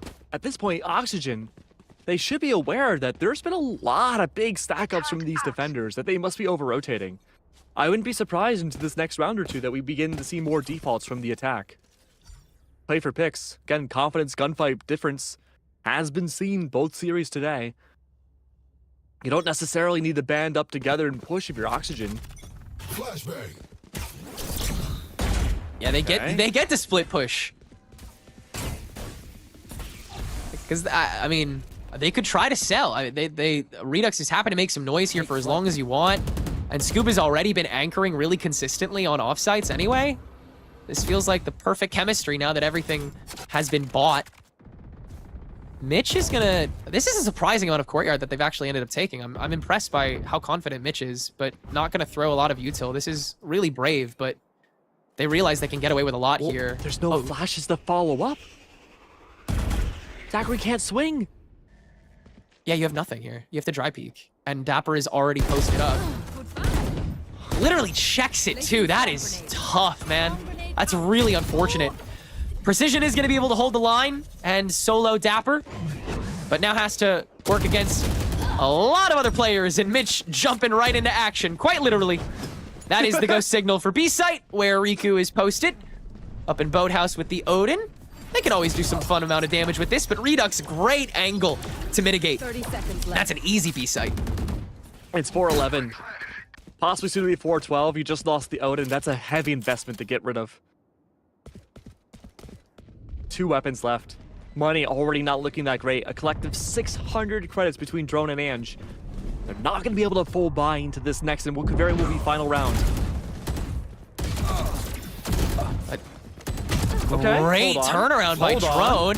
One more flash in the books. That one will be for lane, where Redux will have to hide behind the blocks. Player standing. Not a lot of time for this, but Redux is only good for one. Ange, the smoke, the immediate jump down, and Mitch is able to read that in time. Oxygen sitting pretty on game point. Match point. This could very well be another 13-4 that we see on Ascent today. Pointless. Same exact scoreline that we had seen between Core and M80 just a few hours ago. Dobros go for another timeout. It's hard to say what this timeout's going to be about. Honestly, just a reset and help the vibes would be a great option here. In terms of strategy, Dobros, they've been playing a pretty competitive defense despite not being able to convert rounds. They've been having the right reads about where Oxygen are going to end up being on their executes late round. They've been more willing to take extra space. Re-clears haven't gone well for the team. That might be something they have to look into, especially mid-site. That's going to put more onus on Zachary. 6-14 on your Jet. Having a struggling game. Yeah, Zachary, unfortunately. Again, I really love when he's properly utilized on attack. but unfortunately there was just not enough firepower behind him on this first half. It's not even firepower though. It's that again, you always have that Jet KO You have synergy. someone, man. But the only person we've seen really is Precision. And Precision's great for anti-spacing with KJ utility, but not in the way Zachary needs it. Yeah. You need Drone with you for sure, but Drone has been so focused, so laser focused on Spike, which again was such a hot topic earlier, that they were just unable to really put those pieces together. They couldn't make it fluid. It's really tough, Ascent attack, and Dobros are not the first team that just kind of collectively shrugs. But they're gonna try and make this defense work. Huge level of attack from OXG though. Redux on the blades is able to get up close and personal and make this quite lethal. The Heaven retake is a little early to the party, so early in fact that Oxygen might be content taking the fight right now. They are, with 2 members already so low, but Precision finding some good headshots before going down, turns this into a contestable 3v2. Drone getting the literal drop, able to grab one as well, but Riku, oh, what a tough fight you're stuck in, and it's gonna get TP'd up to, but Verno will grab the last kill credit of the game, giving OXG a 13-4 victory. A bit of a rough game there from Dobros. You just gotta say GG, move on, let's focus on Sunset. Yeah, I think that's the mentality you really have to approach this with. OXG's defense, rock solid, really just did not let Dobros do much of anything. They really tried to come up with some crazy anti-strats. Look, I respect the hustle for sure, but there was so much in your way, and from there, the snowball from OXG's attack was real enough to gain them that advantage early on. It is daunting to try to anti-strat anybody on Ascent, especially with the usual 5 coming out though. But 13-4 for both starting teams on their map pick. Hopefully we can see a change come back over from Dobros into the second map. Sunset is sunsetting its way back over. We'll see you in a little bit.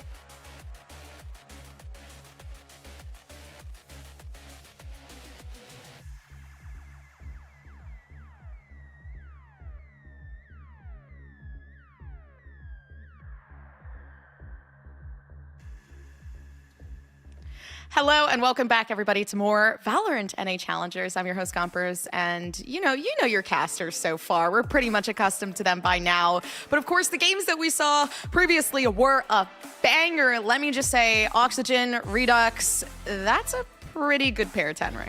Oh, yeah, it always has been and always will be. Redux is enabled by 4 of the best players in North America, and Redux also just so happens to be one of the best players in North America. It's the perfect combination. But that really doesn't speak enough to everyone on Oxygen who gave such a monumental effort to a pinpointed defense on B side. I do not blame Dobros for the overcooking they had to end up doing because nothing else was really working that well. No, it literally was like everything was getting shut down. There were occasions where DB, they started to look solid, but when you're going against a team that has so much cohesion, obviously you saw the double team up there in the highlights.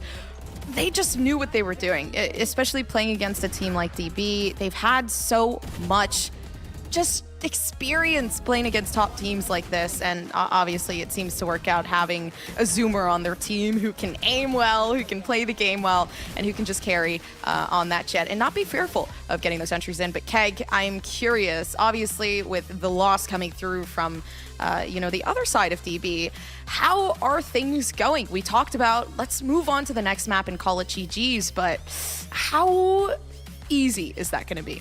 It's going to be a lot easier for me to say for them to do it, though. It's going to be a tough one. I mean, look, you have the same exact result as we saw in the previous series, 13-3 for Oxygen against DB, same exact thing between M80 and Core.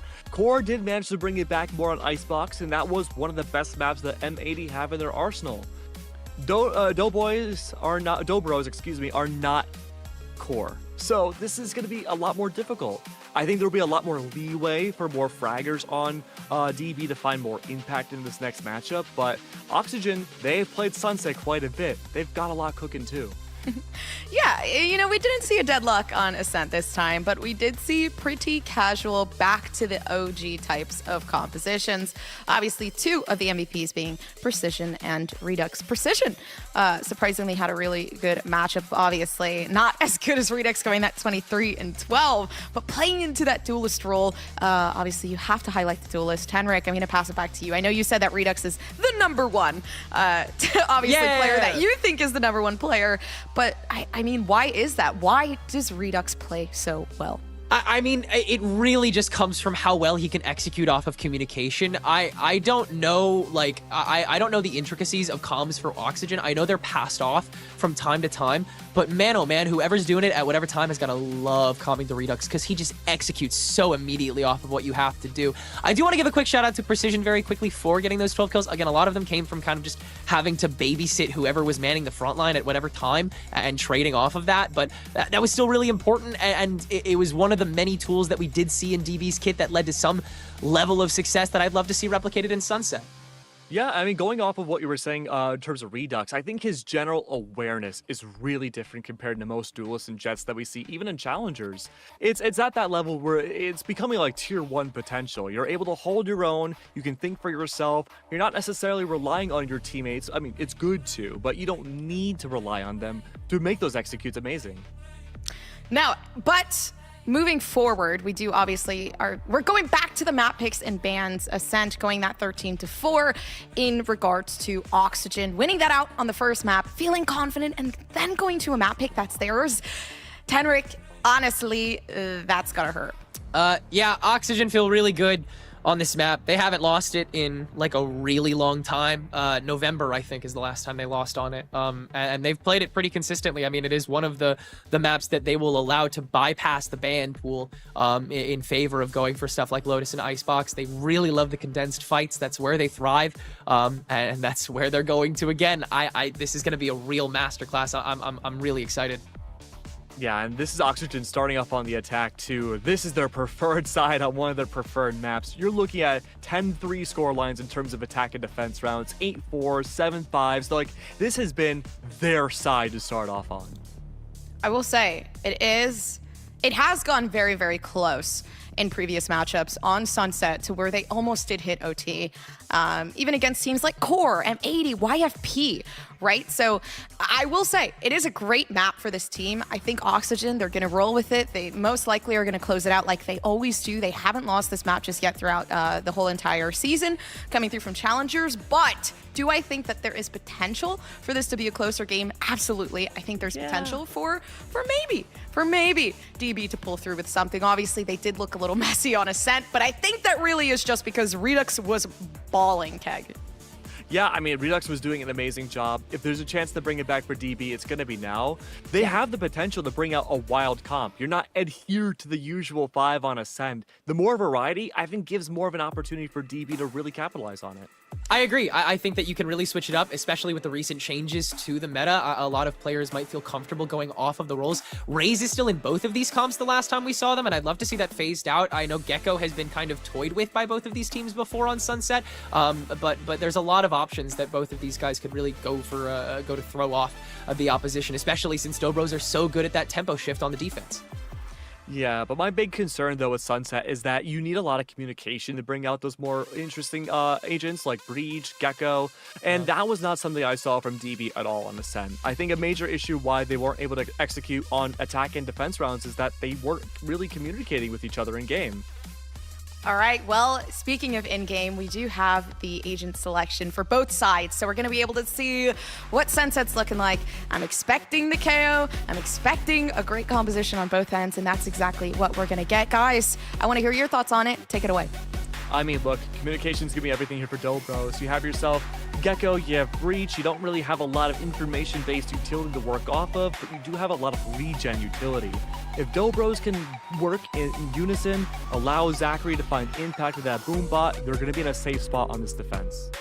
Agreed. As long as you enable early and then enable late, you should be fine for Dobros. You just have to avoid that onslaught that Oxygen has to offer with their composition. Starting out on the attack, the KO plus Breach combo allows you to not only push with a lot of power on one end, but allows you to push with a decent amount of power on several ends. I would love to see a lot more mid presence here. That's something that a lot of teams have kind of been toying with like a single lurker, but Oxygen could really go full force to take over top mid. I think that could be such a fun way to switch things up and make sure Dobros, don't get too comfortable in their defensive positions, have to really watch their backs. Yeah, I'm really keeping an eye on Drone into this matchup here. Communication off of his utility needs to be everything. Riku, they're in a good spot too. A 4-stack in mid right away. I guess you wish it shall be granted, huh? Yeah. Dapper's going to be the only one who pokes his head out, and Zachary is going to be able to very quickly shut that down. Solid 2-shot. And that must be the signal for Oxygen to execute ASAP, knowing how much presence is over here from mid. It's going to come straight from Market, and Oxygen are going to opt to try to take that fight. Redux does get ahead, but is stopped early by Ange, so can't really do any damage. And from there, Dobros can kind of mow it down. They will win another pistol round, which is a wheelhouse that they've been more than confident and capable in across the splits, despite the lack of wins. Yeah, I believe DB's won every pistol round so far this series. Yeah, and that's not too far off. I think their win rate is one of the best from Split 2 so far, like in general anyway. Like they've been pretty consistent. I know they won a lot of their pistol rounds against Core last week, which again, they faced them here on Sunset 2, and they looked great on the defense. That early mitigation is not something you can rely as heavily on because Oxygen are not as fully forward as Core tends to be on the attack. Yeah. I mean, look at consistency, right? If you're able to win all these pistol rounds and you have the advantage of the buy-ups, I'm wondering if DB's struggle right now is just based off of utility presence. Well, if you're able to trade out the util, then you don't have to worry about it as much. With Mitch shut down, that's a lot of weight off of Dobro's shoulders and a whole lot of weight on Verno's to see what he can get done in the remainder of this round, where we're just trying to shave off a gun or two here to get rid of like Ange's Outlaw would be really sick here, but it's like you said, it's really tough. There's not a lot to go off of. You kind of have to let it fly all at once, and with no guns to help you out, it's really tough to do that. But Redux is able to finesse the Sheriff off of the dead body and nab that first kill for Oxygen's favor. It does not fully shift Dobros over just yet, though. Riku's by themselves. Full utility, Wingman, Mosh, good for stall, 45 seconds left. All this delay, though, a good call for DB to rotate back over. They have Lincoln backside to work with, but they don't know about Dapper. The timing. Oh, yeah, that's really tough. Riku perfectly 30 done. seconds left. One enemy remaining. And now the oncoming pressure means that the rest of Dobros are gonna hop on early. Zachary getting the drop on Redux, and Oxygen, unfortunately, spread far too thin to make a mountain out of this molehill. Nothing doing from here unless Verno is able to maybe crack out a peek from an anxious gamer, but I don't think that's gonna happen. Riku is your best idea of a victim, and victim they are not this round. 2-0 Dobros yet again to kick things off. Remember though, this is expected from DB. They've won these 2 rounds very consistently. Oxygen, as soon as those rifles come into their hand, have turned into a completely different beast. And this is their preferred side. They always get the upper half of 5 rounds, even more, on their attacking side. When they went up against Core, they won 10. And they still won the game. So let's hope for now that DB can hold themselves steady. 4 stack on A. Attempted gamble here, leaving Precision all by themselves on B side with a single trip. Make that 2 now. This is going to be a tough gamble to swallow.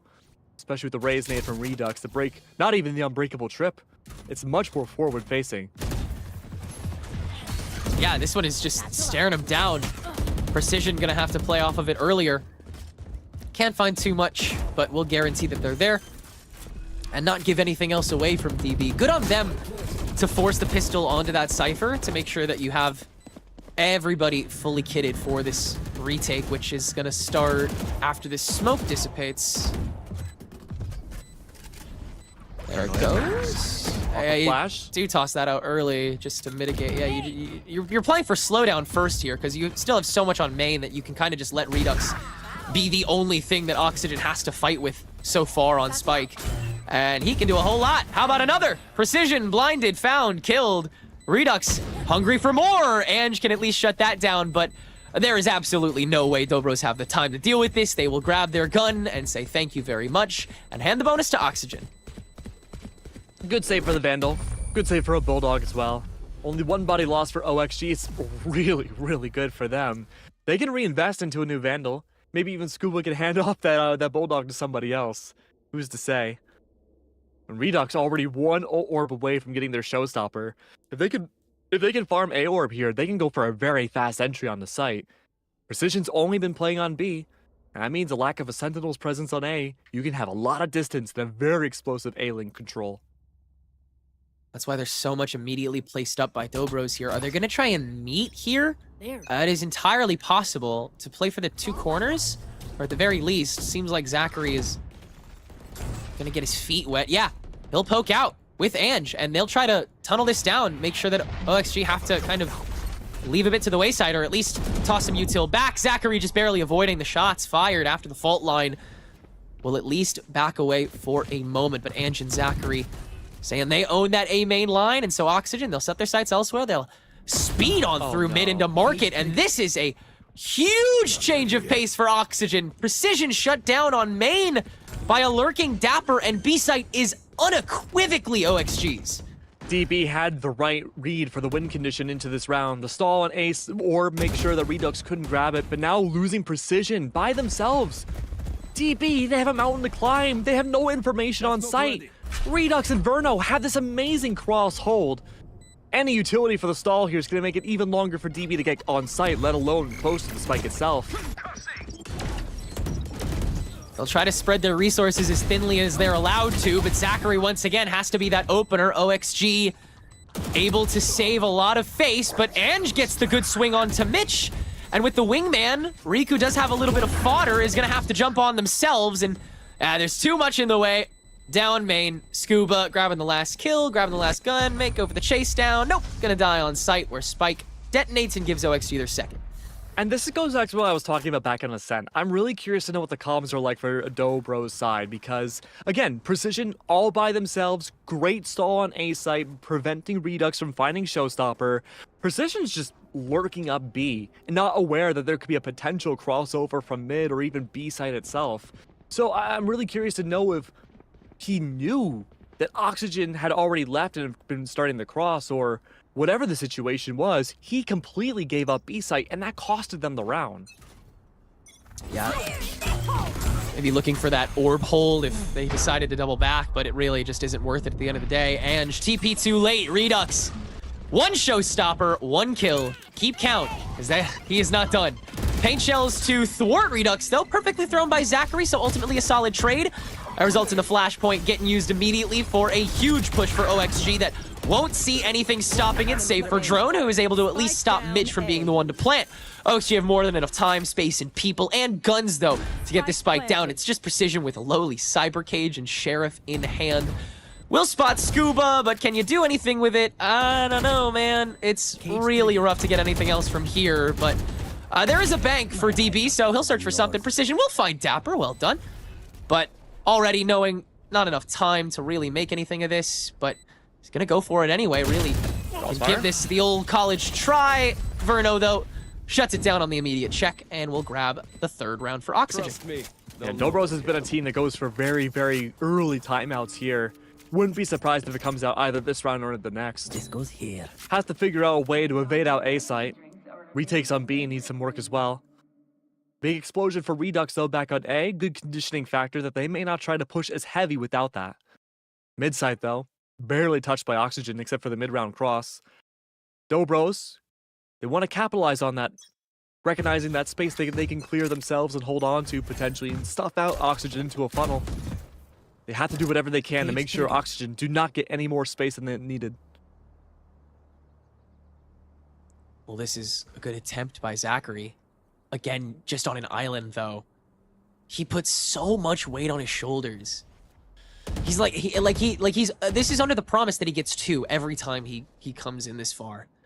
But so far he's been shut down so often, and this time will be no different.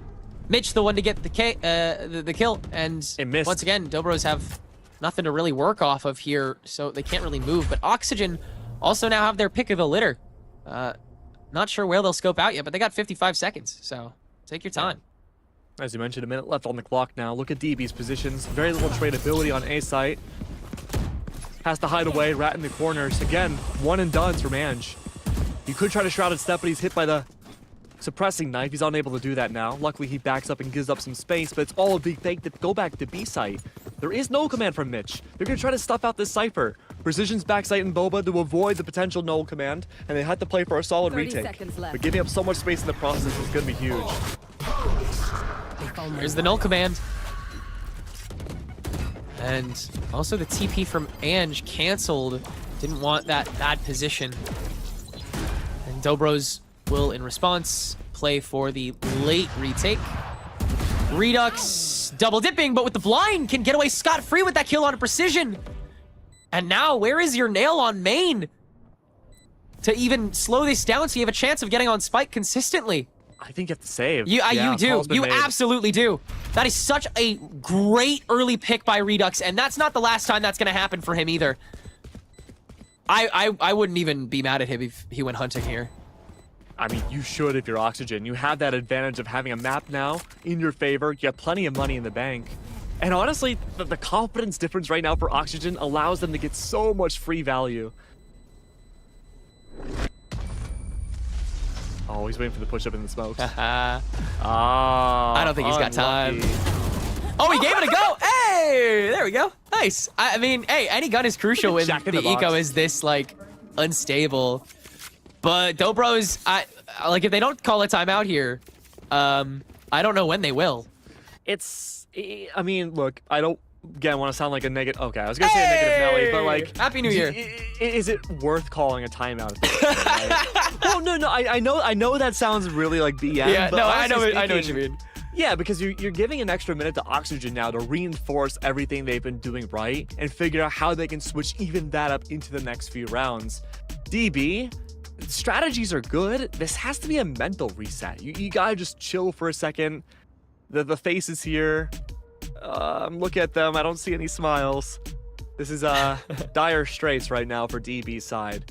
But sometimes that's all you need. It's just a minute to decompress and really reset and figure out, okay, well, how do we hold A side better? Because I promise you that's where Oxygen's going to go next. That definitely feels like that's where we're going. They really enjoy making that work, especially when they have an early advantage. And Dobros have been more susceptible to peeking out of A main first as well. So if OXG find the right time to util dump, it could be an easy snowball regardless of what buy DB go for here, which I imagine is not this, but Triangulation with 3 ults too. yeah, this is gonna be a wonky round, bro. Wait, Tenric, look at this though. Look at the position right now of Zachary. Double blast pack showstopper as soon as contact's made. But they're going through tiles. Oh, they are. That's They're so avoiding that. unlucky, dude. Oh man. And mid is free. This is the one place that Dobros had to neglect with what resources they had to spread. And now heading up back to top mid as the smoke goes. Riku can at least find one. Scuba has yet to be sussed out, but the rest of OXG is going to head back to A main. Oh, as soon as you tap orb, showstopper. This is going to be the perfect connection for Zachary's own showstopper. He just lets it go now. Scatter, gone, one. I think Redux blast packed over him, but Riku is there to save the day.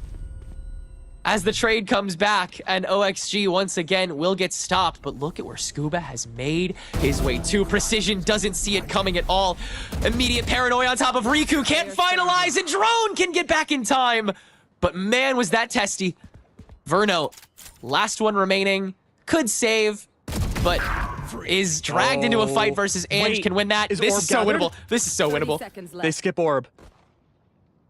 Verno, if they get 2 more, they can Rolling Thunder to the last, but they might not need to. That's the op.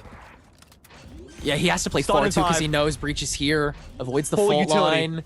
15 seconds. Somebody's coming back through main. You got to do this now, man. Big swing know. off the mosh. Oh, and hopping right back in. Caught. Too much time wasted, and Dobros will make it work. A moment of reprieve there for Dobros. Great usage of the timeout. A re-strategization about how to use some of these ultimates. Great way of even hurting and manipulating the rotates from Oxygen's side.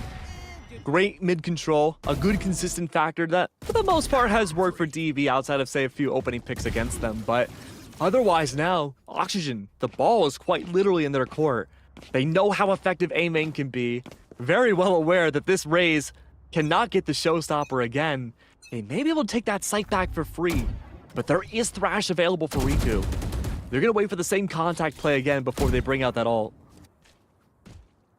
Dapper alone in camera. Trying to obfuscate OXG's umpteenth approach to mid. But they know that Dobros are really good at hitting that top mid really quick, so they won't take their chances for too long. Just smoke it out and hope that they shift the weight. And technically they will, but Precision, I mean, this is a great non-committal hold. You allow for still 2 on each end, and this is a great read by Dobros, having both of your B holders waiting on that mid door. The fault line activated, but that doesn't cover everything, and you can't use all your util at once. Zachary, though, can take care of everything all by himself. That's the prospect I expect. The freedom of movement for Dobros here is so much more different from Ascent where you're so constricted. Scuba's gone, Dapper's the last one left. My ultimate is ready. Finally revealed, but there's so many angles you gotta manage. Neural Theft available. He just has to get close enough. 30 He seconds has to left. fight 2 to get that ult. Oh no, the offloader. Ay, ay, ay. Yeah, no good angle to take there for Dapper, and it's another very well-timed read by Dobros that is enacted perfectly by Zachary, who is now sitting at the top of the leaderboard. Yeah, but Oxygen are over-engineering their rounds. Timeouts needed, yeah. Afraid, it seems, to push directly into A or B main. Think of it as a solution to push through the small little lanes on mid. But that's actually their downfall. They're allowing way too much manipulation from Dobro's end to find repositions, especially Riku on that operator, who's been catching every single member of Oxygen off guard. And remember, there's a lot of ultimates again that OXG can work off of here for a fast A take. Precision has not really moved their Sentinel utility outside of B. I would be surprised if Oxygen don't follow up with this timeout off of a fast execution on A site. And look, if I'm Dobros, I'm aware of this too. Like, okay, we're not really putting up a lot on A site these last few rounds. They're probably gonna have to, we're probably gonna have to gamble stack this one just in case. And this time, Precision just can't push up B main. It feels like Oxygen are, you're right, they're very scared, but they also, it feels like they feel like they need to have an off angle to play off of. And I get it, like it has some good payoff a lot of the time, and it lets you rotate a bit quicker because you kind of dissolve a lot of the intel that the other team has. But OXG have sacrificed a lot of their play speed for that, especially in mid, and it's starting to show. DB is starting to take good advantage of it, and hyper-aggressive defense will actually lead to 2 players on OXG basically watching a Thrash just dashing towards them. It'll give a lot of presence here to Dobros, who will actually fully exit B main and make it an impossibility. And Zachary is holding off tiles. OXG are entirely getting vacuumed into A site here. Oh, but Mitch spotted and one more on you. Zachary has to let that go. And that's the time for OXG to fully commit to this A site that Dobros have willingly given to them. Scuba, 1 off ult, Redux 2. A lot of explosivity here. Look at Verno, Rolling Thunder available. Oh, the re-up on the Thrash. But can you act on it? Not really. Still held up on Link, still held up on boxes. Scuba is gonna take a back seat, but the real presence is up Link. Dapper shut down first, everybody having to back away. You have to take this fight against Precision first if you really want to survive this, but they can't. They have to turn around both ways, and Ange and Precision can hold down both of those front lines. It's Dobros who enact on several off angles and turn it into a lead. So far, this has been the biggest struggling attack we've seen from Oxygen since Challengers had begun. Great anti-shotting from DB here. They were focusing on the Sunset so much, and it's paying off so well. Drone now Rolling Thunder available. Another gamble stack could be made.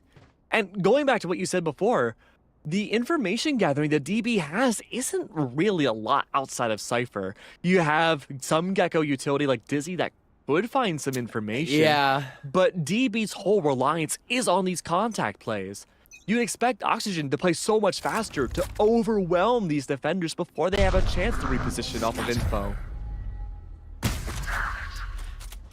And this comp also just really favors DB's defense anyway, because DB is at this place where like Oxygen kind of have to flush them out, but if DB play in unflushable places, then they can kind of just dry swing, and OXG doesn't necessarily want to sacrifice the util every time to deal with that. So a lot of safety in these fights, a lot of safety in the pack mentality that DB's also been playing.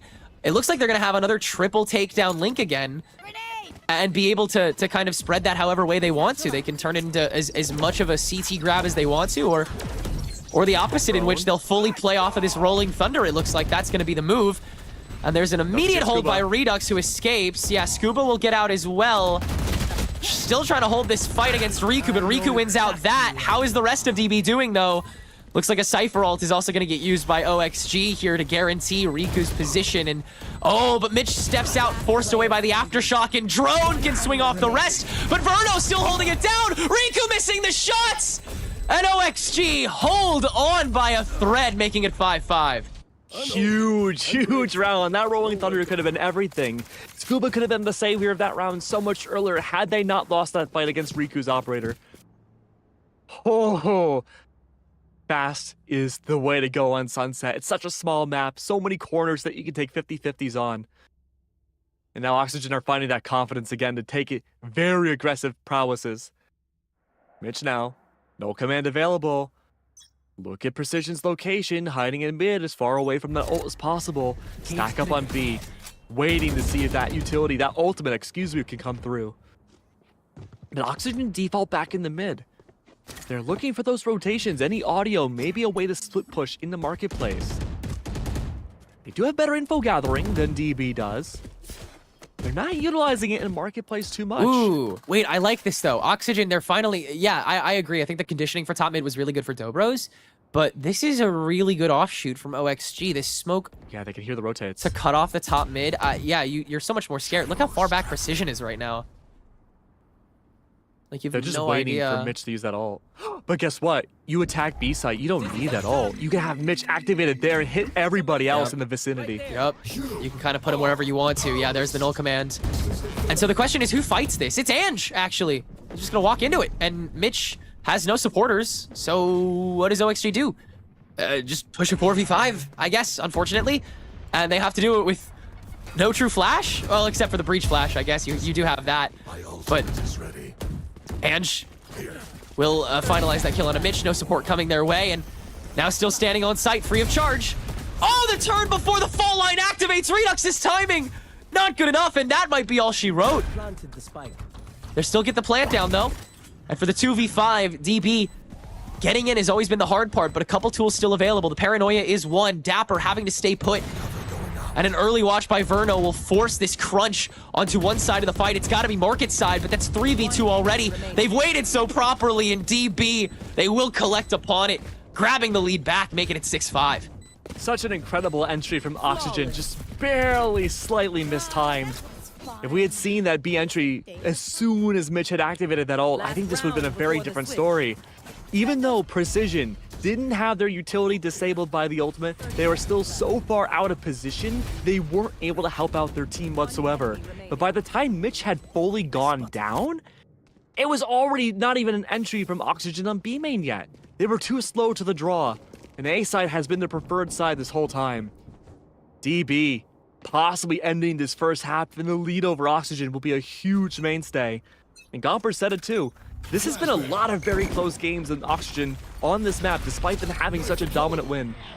Such a many wins converted, but they've all been super close. Oh, Zachary is back again.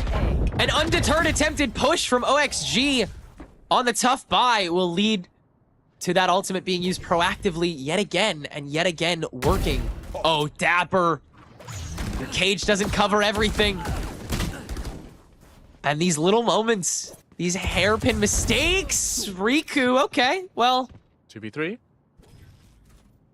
Yeah, hold on a moment. Verno surrounded. I can still make this work. Away.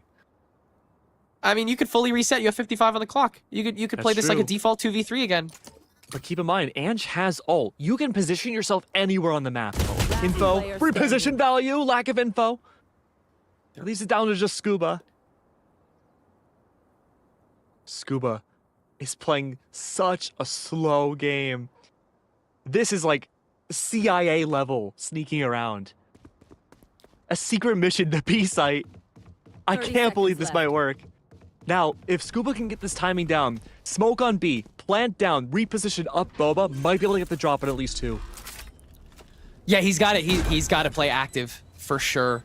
Oh, he's not going to play active, no, though. he's... Oh, wait. He might go Marketplace. Yeah, he's going to go to Market to go to Boba and then try to rotate back off of it.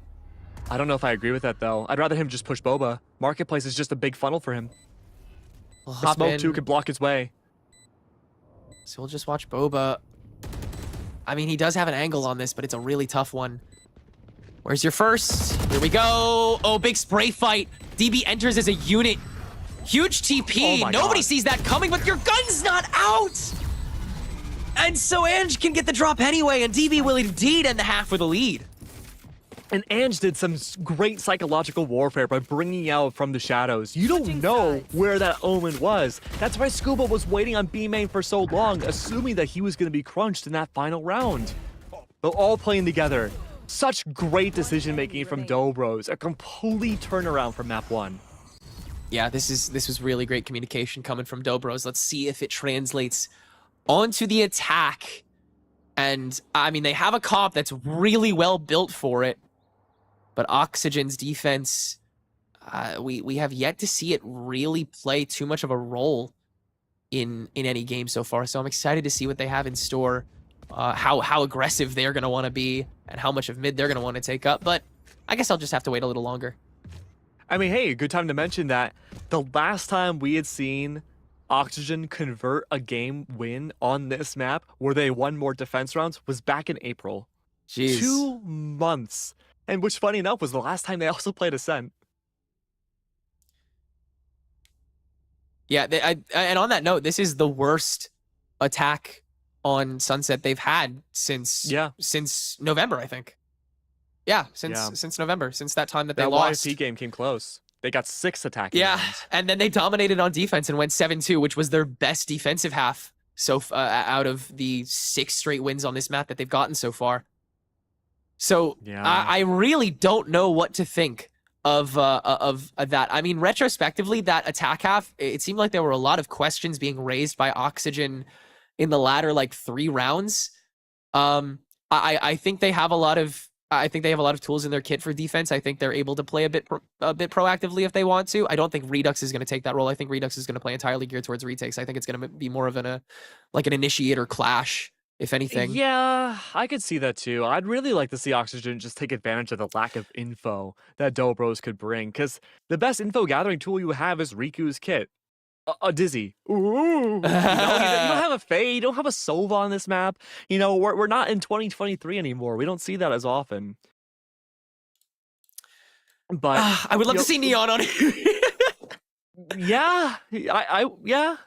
I mean, look, if I was Oxygen right now, I'd be looking back on a set and saying, look, we destroyed these guys. We did such a good job, in terms of just pure mechanical, that we should be able to do it again on this map, with or without info.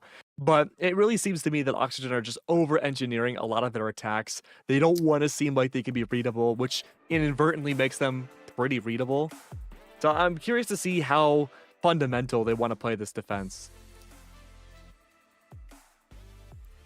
Yeah, they played very fundamentally on Ascent, which, is a breeding ground for fundamentals, so no surprise there. But, I mean, they did it so convincingly that Dobros were kind of stun-locked for the same way we saw Oxygen, kind of, in this latter bit of the half. So, the question is the 5 enough? Because capability is out of the question. Well, both of these teams are great on this half. Like, think about this too, right? Dobros have won every pistol and buy-up round. You're looking at potential 9-5. It's true. They did lose second buy-up round last map. That's true. They did one fumble. Instance. But they've been really consistent on pistols, and grabbing a 9-5 lead here would be sublime. That's nearly double the rounds over Oxygen. That would be probably the most dominant performance against OXG, I think, in Challengers. Really, has nobody gotten that many rounds on OXG? I think so. It tracks. That's just wild. Yeah, I mean, looking back now, are you talking about Sunset or general? I was gonna say in general, but I mean, they went 9-13 against SAD not too long ago. Right. Yeah, that's Dobros. Excuse me. This is really a tough. I mean, I'm not sure what to say coming out of that, because I think both teams, they showed their hands pretty well. They kind of, we know what they're all about on the halves that they played, but the beautiful thing about Sunset is that your playstyles can be so much different, even though your comps are the same on a map like this. Like, OXG could go, like, fully forward on a one-side push occasionally on defense if they want. Like, they could go for the full flanks that we saw, like, inklings of from Dobros. And they can go for these big, like, death balls through like orb chokes or whatever. But yeah, I don't know if, like you said, I don't know if they want to do that, because there's not a lot of intel gathering for DB, so they might want to play as slowly as DB did. Yeah, but I feel like there's a lot of opportunities there for Oxygen, if that's the case, the re-clear. Which they love doing. Oh, okay, good early knife, spotting out at least one. Hold down on B site, no trip. On B main. Wingman available. Could be a wingman plant. Okay. Riku grabbing orb. Looks like DV want to fish for that thrash as soon as humanly possible and go for a fast round somewhat later on. They're going to go for a gigantic crunch over B. Distraction factor B main? No, not even. Top mid, then B main. And the fight will happen in the entrance to Boba. Mitch good for 1. But Zachary continuing the charge. Ooh, immediate attention to Boba. That's precision caught, but Zachary again the refrag. Gonna look for lucky number 3 as the push from B main comes in, but that's all that's left now. Riku can let little guy get the spike down, and they will have to handle a 1v2, both coming from Boba, both at basically full health. Ooh. Huge double swing. Oh, that was exactly how I wanted them to do it too. That was great. And that will be Oxygen taking the pistol. The first one that they've taken so far this series. That's right. Dapper came through like a spider monkey. That was crazy. Whoa. Okay. Passionate talk. Oh, don't do it to him. That would hurt. But, I mean, okay, 6-7 now. Huge for Oxygen. Now they get that buy-up round, assumingly they convert it, bring it back to a 1-point differential. that might mean DB aren't going to be able to convert this next round. Their buy-ups have been a little shaky at times, but more often than not, I feel they do convert them to their favor. This could be a tied series. Yeah, I mean, any of those fights could have really gone either way, in my opinion. I think that Dobros are doing a great job of catching OXG members slacking and sort of giving them the wake-up call of the fight. But you have to act on that really, really quickly, and that window of time is brutally small because, again, the mechanics of this OXG roster is really, really refined. Yeah. Dobros continuing the escapade as the full stack, except Precision is going to take a little walk down B main, see what they can maybe grab. Oh, huge lurk from Dapper. This is a bit risky. A lot coming his way, but he still finds the shot. And Dobros, they will not trade off of it because the Aftershock is able to save him. Oh, I love the double initiator. I love the Cypher with the breach combo. This is so fun. This is so cool. Pulling a Superman right there. That's just, that's such a great guarantee kill. It doesn't even matter that you burned a bunch of util there. That's just so well done. Good shot from Redux to shut down the lurk as well. And Dobros, the moment seemingly has passed.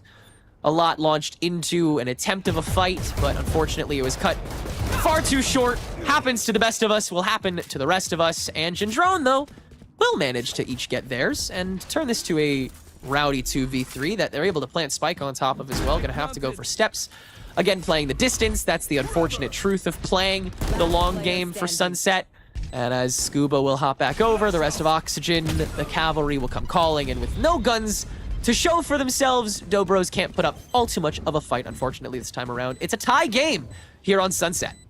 I like the decision-making that DB were bringing at the start of round, recognizing where Mitch's knife would go early on, then trying to push up beyond that to make that information useless. Redux, though, was still good to remove away Precision's life that round, so late lurk might be discoverable later on, and maybe lurks in general could be shut down from that factor. But going back to that knife, right? Mitch is going to be instrumental on this defense. He has the single biggest advantage that Oxygen have over DB. We mentioned it before. Info gathering, hands-on Riku. They are only good to use that Dizzy. Precision with camera, sure. But Mitch has that knife that can go long distances. You have lineups. You have so much value on that regen utility that you can hold down A site by yourself. Oh, couple shots taken immediately here. Zachary's paint shells somehow end up finding Redux. Great throw. Before, again, the lion's share of the fight is taken.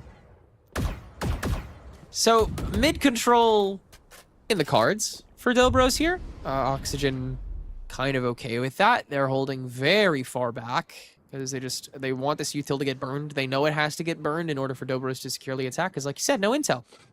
That's right. Boombot. Any of Riku's util, really. And just paranoia. All things I'd consider holding far back, waiting for this attack to start. 55 seconds left on the clock now. Cyphercam doesn't spot much from Oxygen's end. They could hear the audio off of the orb, though. Cam spotting at least one. Call hasn't been made to rotate. No information just yet. Mitch has been holding on to the knife. He's going to be late to the party at the end. He might be able to flank, though, if they can take down Precision. Oh, but you have to clear this. And Dapper will not let that happen. Huge early pick. 25. No more initiators for DB. You gotta just go for it here. Zachary, once again, having to be the guy that just steps into it and will to not an immediate pick off, but just has to kind of live with being hit. And now 2 players hit by Dapper's cam. This is disrespectful, man. Dapper cannot convert into kills, but with no time left, it's a lot of pressure that DB are somehow still able to plant in. Zachary holding down the fight a little bit to grab one more. That is 3 for him, but not enough for Dobros as Oxygen keep 2 standing and will nab the lead back. Yep, only, 5 more rounds needed to close out this series. Dobros, look, I'd be calling out a timeout fairly early this half, I would say. Maybe not this next round, but maybe the round after that, just to see if this is a consistent factor that they struggle getting that spike into the ground. Try again. Try again. Love KO. He's very he's very proud. It's really great. It's very he makes a great leader. Okay, Zachary, showstopper, Redux the same. There's a reality where we see double blast pack showstoppers early on A main. I'd love to. I'd love to see Redux do it. Zachary found so much success in it. No, we won't see that, I hope, from Redux. Redux has Operator. They're going to wait to get contact elbow before they do so. But Zachary could overextend. Yeah, this is, again, some risky business considering how much util DB's let go early on, but the knife could scare them away a bit more. This cage does not give Redux an easy peek, and Ange has read Redux like a book. Great starter pack for Dobros to connect onto whatever site they choose. It looks like they're going to try to scope out B site again, but Scuba, again, this one lone smoke means you have to use something to get through here. Yeah, and Scuba's blocking out that orb, waiting for the audio cue, well aware that Riku is one ult orb off of Thrash, and they would use that to entry B site. I like that. Wingman clears all of main. That's some good usage, but it does force you to wait another like 15 seconds until he's ready again, so you can That's why you use Thrash. Go for the plant. Yeah, you gotta get this orb and kind of go for off of this ultimate. But Oxygen, again, that's why they're playing so far back. They're fine with just letting them take side if they need to. That's kind of the risk and reward here. Oh, the immediate knife onto Thrash, though. That's such a major disconnect that Dobros can't really do anything with. And with 30 seconds to go, they see that as the sign to rotate. But Oxygen, as if they have split screen on, are immediately rotating with them. But Dobros, they'll cut it back off. They'll head in through market. Zachary with the showstopper, but no one from OXG's around. They put all of their chips into the A rotation. And it leads to a free B site, but an unvalued showstopper. At the very least, the spike will get planted, and DB get to play a 5v4. Oxygen wasted so much utility on that anti-B main push that found no value. One flash, one nade, one knife. Huge info. Yeah, the fault line immediately. DB has to duck back again. Seriously, them playing on site like this is so necessary, but hard to watch. Zachary unable to find anything. Precision gonna swing out. Scuba hopping up. Can finalize the fight, but time is ticking. And OXG still doesn't have a lot of this site to themselves. The smoke to give Mitch some room to breathe. It's just enough to take care of Riku. And Verno early swing onto Ange. It's down to Drone, and Verno manages that too. Oxygen just barely finds time to make this defuse work and get their 9th round. 0.66. Communication on point, but that utility dump on B-Man was so scary. They were working with bare essentials to get that retake done, and they nearly failed out of doing it. Oh, look at the buy now. Operator wasted last round from Redux, couldn't find any value. Forced to bring out this Outlaw, same exact strat. They're going to try to look for that opening pick on A again. Showstopper right after. Blow out the entire horde. But guess what? No one's going to be on A main this round. It's Precision again to wait out the knife and push up after. Yeah, so how far up will Redux push here? Oh, looks like he's already gotten in position.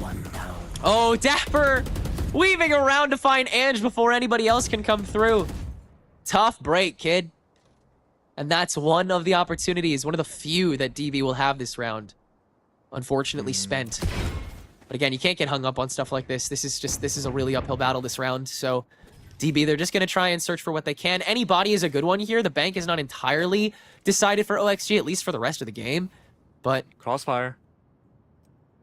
Top mid. Scuba cannot falter this. Can you enter? It's going to be dry. Riku, shots missed against them. Rest of DB turns around into Mitch, who also can't get a kill, but Riku gets stuck in the traffic jam and will ultimately fall. Rest of Dobros on the escape. 2 very low. And again, nothing fully decided yet. Still solid trades. Still good discipline by OXG. DB would love at least a kill here, but I don't know how they're going to get it. There's no full way to exec here. You kind of just have to take a step in to the great unknown. Door shut on market. That's the go signal for DB to aggress some semblance of top mid, and they will at least take that. But the CT rotation from OXG may be in time. No, the Ling presence from Redux has made its way all the way back around, though, and Scuba, unaccounted for, just chilling on site to stall things out. Rest of OXG comes, collapses, and collects for another round for Oxygen. Oh, if you're Dobros, you're really hoping that Mitch would somehow panic ult that null command and get rid of it on a save round like that, but unfortunately not. Dobros, timeout. figuring out, okay, well, Oxygen have a wealth of Fort Knox levels worth of ultimates at their disposal. It's a lot they can do. 3 rounds left. Their buys aren't great. Well, potentially 3 rounds left with Oxygen to win out this series, and DB's money is not in a good spot. They've got to find a way to make this round quick, make those ultimates use this next round so they're not available for Oxygen in the future ones. Honestly, you could I would say maybe risk it all and go for like a force buy maybe and go into like A site, hope the ults are used. But that's what I'm thinking. I don't think you would want to waste a round like that when you're this close to losing a series. I think you play it safe here if you're DB, and I think that's what we're gonna opt to do. Yeah, I mean, patience is really key here for DB, and I would love to see the aggression, but I know that is not the best answer. They should play slow. They should play for a pick. They should play for OXG to make a mistake, because they've shown that they can make mistakes on this map. It's like the context is there for DB to warrant going for this style of play, but OXG has just been showing up at the right time so far. Yeah, now that they have 4 ults and nearly 5 to work with, it's going to be even more difficult for DB. And Oxygen, of course, are no dummies. They know full well that they can't waste every ult in this next round.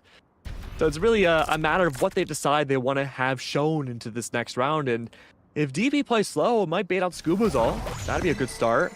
Dapper has Neural Theft. That'd be good to remove somewhat early on, but he's definitely going to hold on to that for post plans. Just going to pry away from this arsenal. No, OXG don't want any of this. They're fine with just letting DB have their way with mid. It is literally a playground. Like, they know it's ultimately not going to be that harmful, and they would rather play control of the hard side anyway. There's a reason there's this 2-stack just hold up and mark it, and that is for the very specific reason that if this is where Dobros push, they need all hands on deck immediately, and there is no excuse. They can rotate basically anywhere else for any other fight but this one, and Dobros, knowing that, want to try and find some way to siphon a lot of that attention away, and they're doing an okay job so far. A bit of a veer towards CT as top mid is back in question with the lack of a smoke means that DB could go for the push through market if they wish. A check into B main to make sure that their lurker and precision is not there. He's not. He's still holed up in A main, which it looks like DB's going to try and cut through on, but Scuba is still able to get one before getting gooed, and there is still this presence up elbow that Mitch is able to deal a lot of damage with because DB still have to be a bit indecisive on this push. There's the neural theft, and Mitch immediately acts. Ange, the paranoia to get away, and Mitch now getting chased down from the other direction. Long lost. Redux, the paint shells to clear the site. Redux, the shorty, to clear Zachary. And it is the rest of the job done on A site. Oxygen make it 11-7. Again, I have so many praises I could speak for Dobros, but that is a waste of time at this point. And Dobros, I think they recognize that too. Oxygen, they're just playing too well. Yeah. Oxygen, though, they've been a little bit slow on the rotate sometimes, leaving gaps open in mid. Yeah. A lot of singular fights, too. It's just a matter of DB having that recognition, clearing angles, and maybe taking those fights and winning them. I mean, that's, FPS basics, yeah, but, like, you're potentially 2 rounds away from losing this series. You gotta do something. And the cycling of the ultimates now for OXG have looked really good. Redux in the same spot again. This time a Vandal in hand will go for the immediate showstopper play. Well, we'll see another... Yeah, the immediacy is... oh, okay, Redux. All right. Well... cool, man. Yeah. Hey, he finally got to do it, though. Yeah, succeeding in that, too, for once. Yeah. Oh, for once, like, he never can. It's the first time this map he's been able to. Oh, but look at this. Look how separated everyone at OXG are. They have the singular hole here from Scuba. Paranoia available. One smoke and they're slowed down, so it doesn't matter. Yeah, 1 smoke, a Paranoia 2 on that, enough time to rotate, and now enable the Rolling Thunder to find so much value. Oh, Riku just walks into it, and you have enough time to launch Paranoia, you have enough time to TP away, you have enough time to throw smoke down, and Scuba will call the rotation over. DB need to make this a 3v1, and they need to do it now, but Scuba has the right angle to grab 2 more! Are you joking? Precision stands alone out of nowhere, and Oxygen... they might as well be sitting back in their chairs, because Precision has no answers, but does have util once this knife fades away. A cam, a cage, and a boba peek to try to 30 seconds. toy with this left. spike plant, but it is so rough, dude.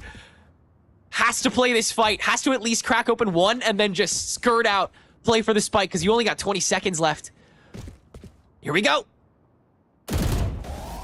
Oh, the miss and the blind and the kill. Still one, but that is 12-7 OXG, and the stars look to align here. Point.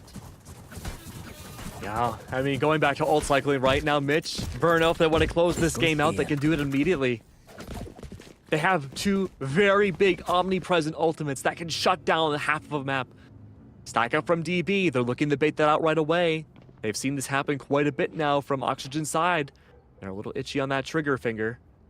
Majority of the rounds, though, Oxygen have gotten have been diffuses. They may try to hold back again and play for that same exact spider web. Early flash knife is out, 4 detected. Oh, Scuba. Great targeting. It's so funny. He targeted Zach first and then was like, no, the breach is better. I need to go for that meat instead. But he'll still swing back out and collect on Ange as well before throwing one more smoke in and just trying to stop this push a little more. But damage is already done. Dobros, they gotta go, go, go. Call of the orb, though. If someone picks it up, that's gonna be the null command. Yeah, the Oxygen can really take their sweet time with this. Scuba's even gonna TP farther into elbow just to see what's going on. No call of the orb just yet. But shots heard, though. Contact potentially elbow would enable the ult. Shutting down any potential here. No blast packs available for Zachary. No distance can be made. You just gotta go for it here. One Sink or enemy swim. remaining. Oh, big sink, Spike unfortunately. down A. Redux the easy hold down, no clear way in, and Zachary, far too much to fight with. It's another OXG victory, and that will be a 6th straight map that they've won this split. They remain completely and irrevocably undefeated. I will say, though, Oxygen did not look nearly as invincible as I thought they would be into this series. This Sunset map was a struggle for the team at various points.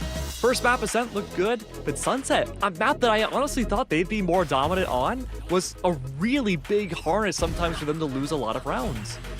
I couldn't agree more. I think that this defense for Dobros was looking really solid on that half. They were able to consistently manage fights, and honestly, a 5-7 doesn't even speak to their capability because the fights on those 7 rounds that OXG were able to scrape by were close. You can tell they were running out of ideas, which is not something that many teams can do to OXG. Gumpers, it's the result we expected. It's not the result you bet on, but it is a result that is welcome for Oxygen fans. It is the opposite of what I thought, but it is exactly what I thought was going to happen for this map coming through Sunset. I was expecting DB to be able to pull through with some numbers. Again, this map is a great map for Oxygen. They have not lost it. They always pull through no matter what, but it's such a stressful one, to be completely honest. Either way, they definitely came through with the numbers, but like, for you guys, I mean, obviously, end of day, you guys got to see the victory from Oxygen. This team played absolutely immaculate, Keg. Yeah, absolutely. They looked really great. Again, the chemistry and the communication, I think, between the teams was probably the biggest factor outside the server that we had seen. Other than that, a lot of just mechanical fundamentals with the experience that many of the players on Oxygen have just been a clear divide across from Dobro's side. But that being said, not something that is impossible to work on. Dobros, they're already on a really good track this second stage to improve over what was the first with 0 wins.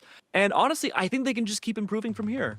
Yeah, I couldn't agree more. This is literally the hardest it gets for Dobros. The rest of this split is smooth sailing comparatively, and I think they should really hold their heads high. I think the VOD review they're gonna get out of this is really amazing, and I think that the work that they put in really shows, especially on Sunset. I really love watching this team flow. All 5 of these players are really interesting, and I can't wait to see what they do next. For Dobros, especially with, obviously, we got to see how many maps they won throughout the season, which was only 3, but I would say their gameplay today was absolutely outstanding. Oh, yeah. And I'm really expecting them moving forward to feel confident, like going within every game that they have in the future, because obviously 2 MVPs coming in, Zachary and Redux, Zachary played immaculately today. I mean, to recontextualize it again, this Oxygen's probably the best team in challengers, let's be real. And the fact that Dobros was able to give them a formidable challenge on that second map really goes to show how much they've improved. And just like Tenrek said, I mean, the other teams they have to face again for them the rest of the season are gonna have a really hard time against Dobros. Yes, but I'm excited because I get to meet with Redux, which he is waiting on the line. Ring, ring, hello. Congratulations, Redux, for the victory. Thank you, thank you. Awesome. Okay, well, I mean, Oxygen obviously picking on the Dobros today, which you guys pretty much pulled through with a huge win. I do want to ask you, you are 17, correct? Yeah, I'm 17. That's crazy.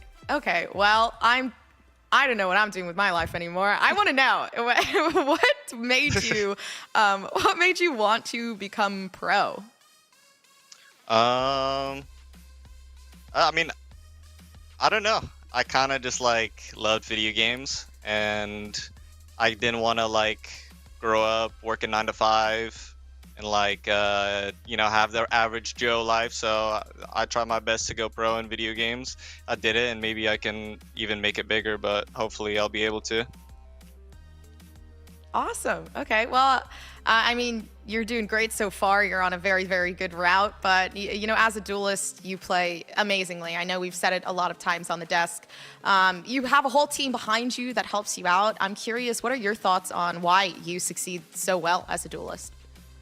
I don't really know, to be honest, because, like, I mean, maybe I kind of, I mean, I think about the game a different way. But, like, I mean, obviously, like, there's thoughts behind my plays. Like, I'm not just like brain dead running it down. I'm actually a really good teammate, despite you know how you see me in ranked and stuff like that. I'm actually a really good teammate.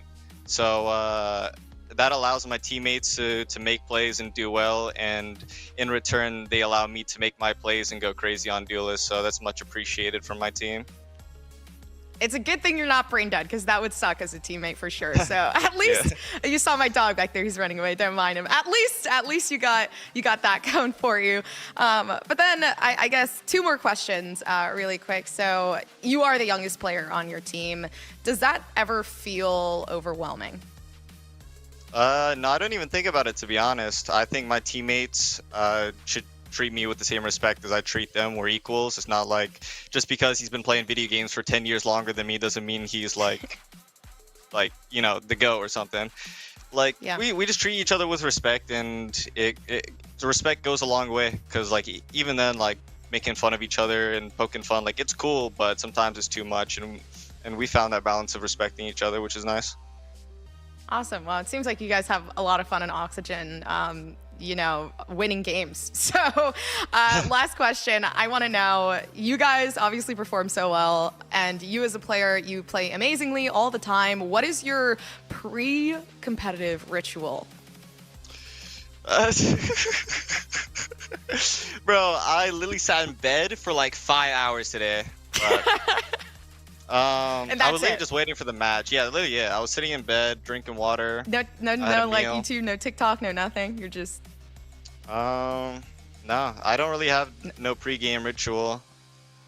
I just play. I log on and play, and these guys are like, I don't know, they aim labs for 2 hours before, screaming in the warm-up scrim. I'm just here to chill and play, bro. Like, you wait, so you don't even warm up, you just chill. Yeah, I don't even warm up for real. Like, that's max crazy. 1 PM. It's the younger diff. It's the Zoomer diff, to be completely fair, I feel. But Redux, it was honestly a pleasure to meet you. Congratulations and good luck on your next games. Thank you. Take care. Awesome. All right, we're going back over to the desk as well, because I know they might have some thoughts. That was interesting. I'm surprised that Redux does not warm up. He literally, I mean, honestly though, that... play ever. Like, he's so chill. And I love that. all I do is sit around, and this guy is 17. I'm gonna, dude, all right. Bro goes into stasis at night just waiting for the games to start. He just turns his brain off. Imagine waking up in the morning, laying in bed, logging on, getting 13-3, and then just like logging off after the end. I do that too. I'm not Radiant. Dude. This is crazy. This is absolutely bonkers. I'm doing it all wrong. Hey, I mean, on my life after he this. did say he did not want a 9 to 5, and he's in the right route, to be honest, because Yeah. we can all agree. Now I don't want a 9 to 5, and I'm gonna do what Redux says. I'm gonna wake up, play Valorant, win, and then I'm gonna go to bed. I believe in you. Thank you. Awesome. Well, of course, before we go, I do want to see the group standings of what's going on so far in the grouping stage of challengers, which not ready, actually. I lied to you guys. We're not going to see liar. that, and I'm so sorry. Dang. I tend to do that a lot, so just like when I excited. brought you guys back last time, and you guys should not have been there. You whisked us away. I know. We just can't trust you. It was nice to see you guys, though, obviously. Yeah, it was. But Yeah, it was like a little reunion for a bit. I love reunions. I feel like we're having one right now. It's so good too, because I'm just sitting creeping in the Discord channel while you guys are casting, and you don't know what I'm thinking at all, and it's great. Oh, That's that's true. disturbing. I mean, that's I actually- forget you there. Yeah, that's at the forefront of my mind, actually, is what you could possibly be thinking while we're It's just casting. not I even didn't about the sit in game. It's call. what is Gompers thinking right now. I love that. It's like we need a whole little side section of challengers. That's just that. I would be entertained by that. That would A be- little lower third pop up that comes up every 4 rounds. What's Gompers thinking? Oh my! That whole game, I was just like, wow, this team is crazy. Yeah, did you really have to? Yeah, a lot to think about for that last game for sure. I mean, again, like to speak to the praises of either of these teams is kind of tired at this point, especially for Oxygen. But I really, I don't want to overstate how good Dobros, or understate really how good Dobros did. The rounds certainly don't speak to it, but the standings and the differential and the ways in which they've been moving upward have definitely something to show for it. And talking about group standings a little bit, they're still not going to be too shabby in this group. I mean, they still have a couple teams below them who are winless. There's still a good couple teams who have way worse map differentials than they do. I mean, Sunset really clutched up for them. I mean, think about a month ago, right? Dobros were a series away, a map away from being relegated out of challengers completely. They turned it around. They made it through the lower bracket flawlessly, not dropping a single map when they easily could have, and snowballed their way back out of challengers. And now they're here looking better than ever. Oh, for sure. And I mean, if all it takes is just waking up in the morning and playing Valorant, then Right. Yeah. maybe we're just Exactly. doing too much. This is I the wake up psychology too. behind it. But of course, end of week 3, the standings are out for you guys, and surprise, surprise, not really. Oxygen at the top of that, taking in first, and Turtle Troop not too far behind. The differential obviously being way better on the side of Oxygen, but Tenric, I mean, listen, we're looking at this. Are you surprised by anything at all? Dude, this Group A is so strong. Like, it's crazy how many teams have just, like, showed up. Like, YFP had a crazy, like, 5 anime episode training arc, apparently, during the offseason. They look nuts. Fluffy Aimers, their mechanics look absolutely insane. Blinn are now, like, the best upsetters coming out of the relegation tournament, which they also dominated. Like, this is such a crazy change in dynamic, apart from the top of the key, where obviously Oxygen and Turtle Troop sit. So the North American conversation, definitely more interesting, but if anything, the reputation of the very, very best to do it here is even less shaken. Yeah, I mean, I'm super surprised about YFP. I think for them, I wasn't too sure how I'd feel about them making it their way through qualifiers up until now, but honestly, the roster moves that have been made for YFP recently have turned dividends for the team.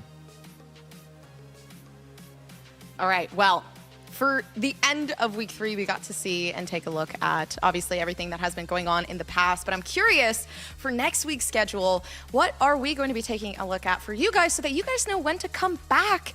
And you also have the dates on the side as well. The 19th of June, we have Oxygen versus Winthrop University. Whoa. Dude! You guys can scroll back to that Wow. and take a look at that. Slow down! But Okay. the turn back is crazy. I love this though. It's okay. It's on auto rotator, guys, for those of you who don't know. I mean, look, all these matches are bangers, dude. These are going to be really good. Blinn Turtle Troop really stands out to me in particular. That one's going to be so fun to watch. That's just 10 players who are just always at 110%. That's going to be such an energetic match. Oh, what's the biggest upset, though? I would say either Fluffy Aimers M80 or Sad Moist would be the biggest upset. Nah, Winthrop Really? winning Sad against Moist. Oxygen? Crazy. Okay, realistic ones that could happen. Okay. Ooh, wow. Hey, prove it wrong, wow. Oh. Where do I even go from there? Step up, Winthrop. Okay, well, I guess this is it. Anyways, no, I mean, I guess he has a point, but at the same time, every team here has been absolutely immaculate, and it's been entertaining. It's been fun games, and it's been super swagger. It's been swagger to have you guys here as well. On the desk with me for my first day hosting. Oh my gosh, let's get it. Thank you guys. You killed it, bestie. And you guys did absolutely amazing casting as well. Thank you so much to production for being amazing at their job and letting me completely troll at my job. So at the end of the day, thank you guys so much for watching. It's been a pleasure to have you. Don't forget to come back. We have more challengers coming up very, very soon. But for the time being, we will see you in the next one.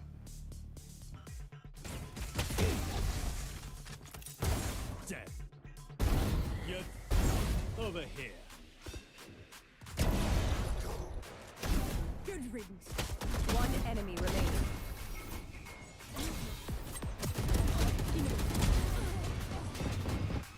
Thrifty.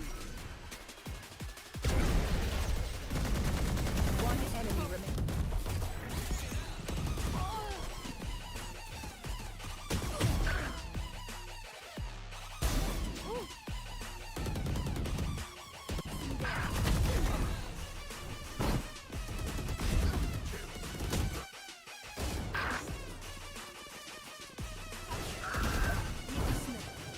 One enemy. Attack.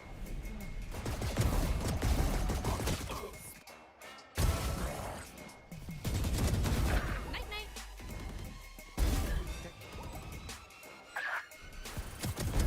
Poison. Finished. One enemy remaining.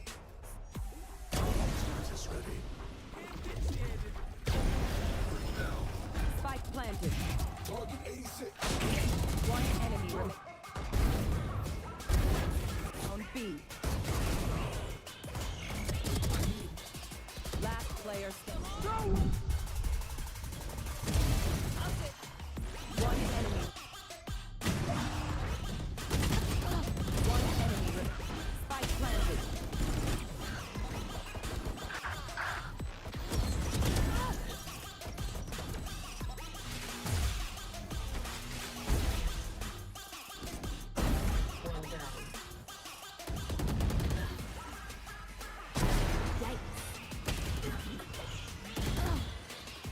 One enemy remaining.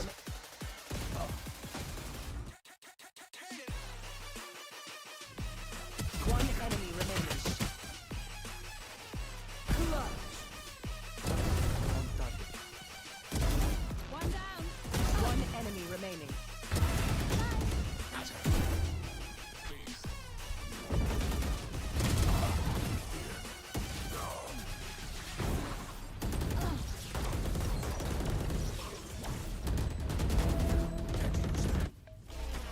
One enemy remaining.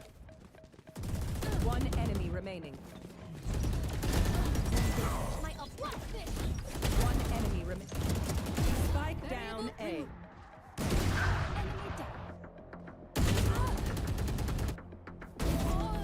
One enemy remaining. One enemy remaining.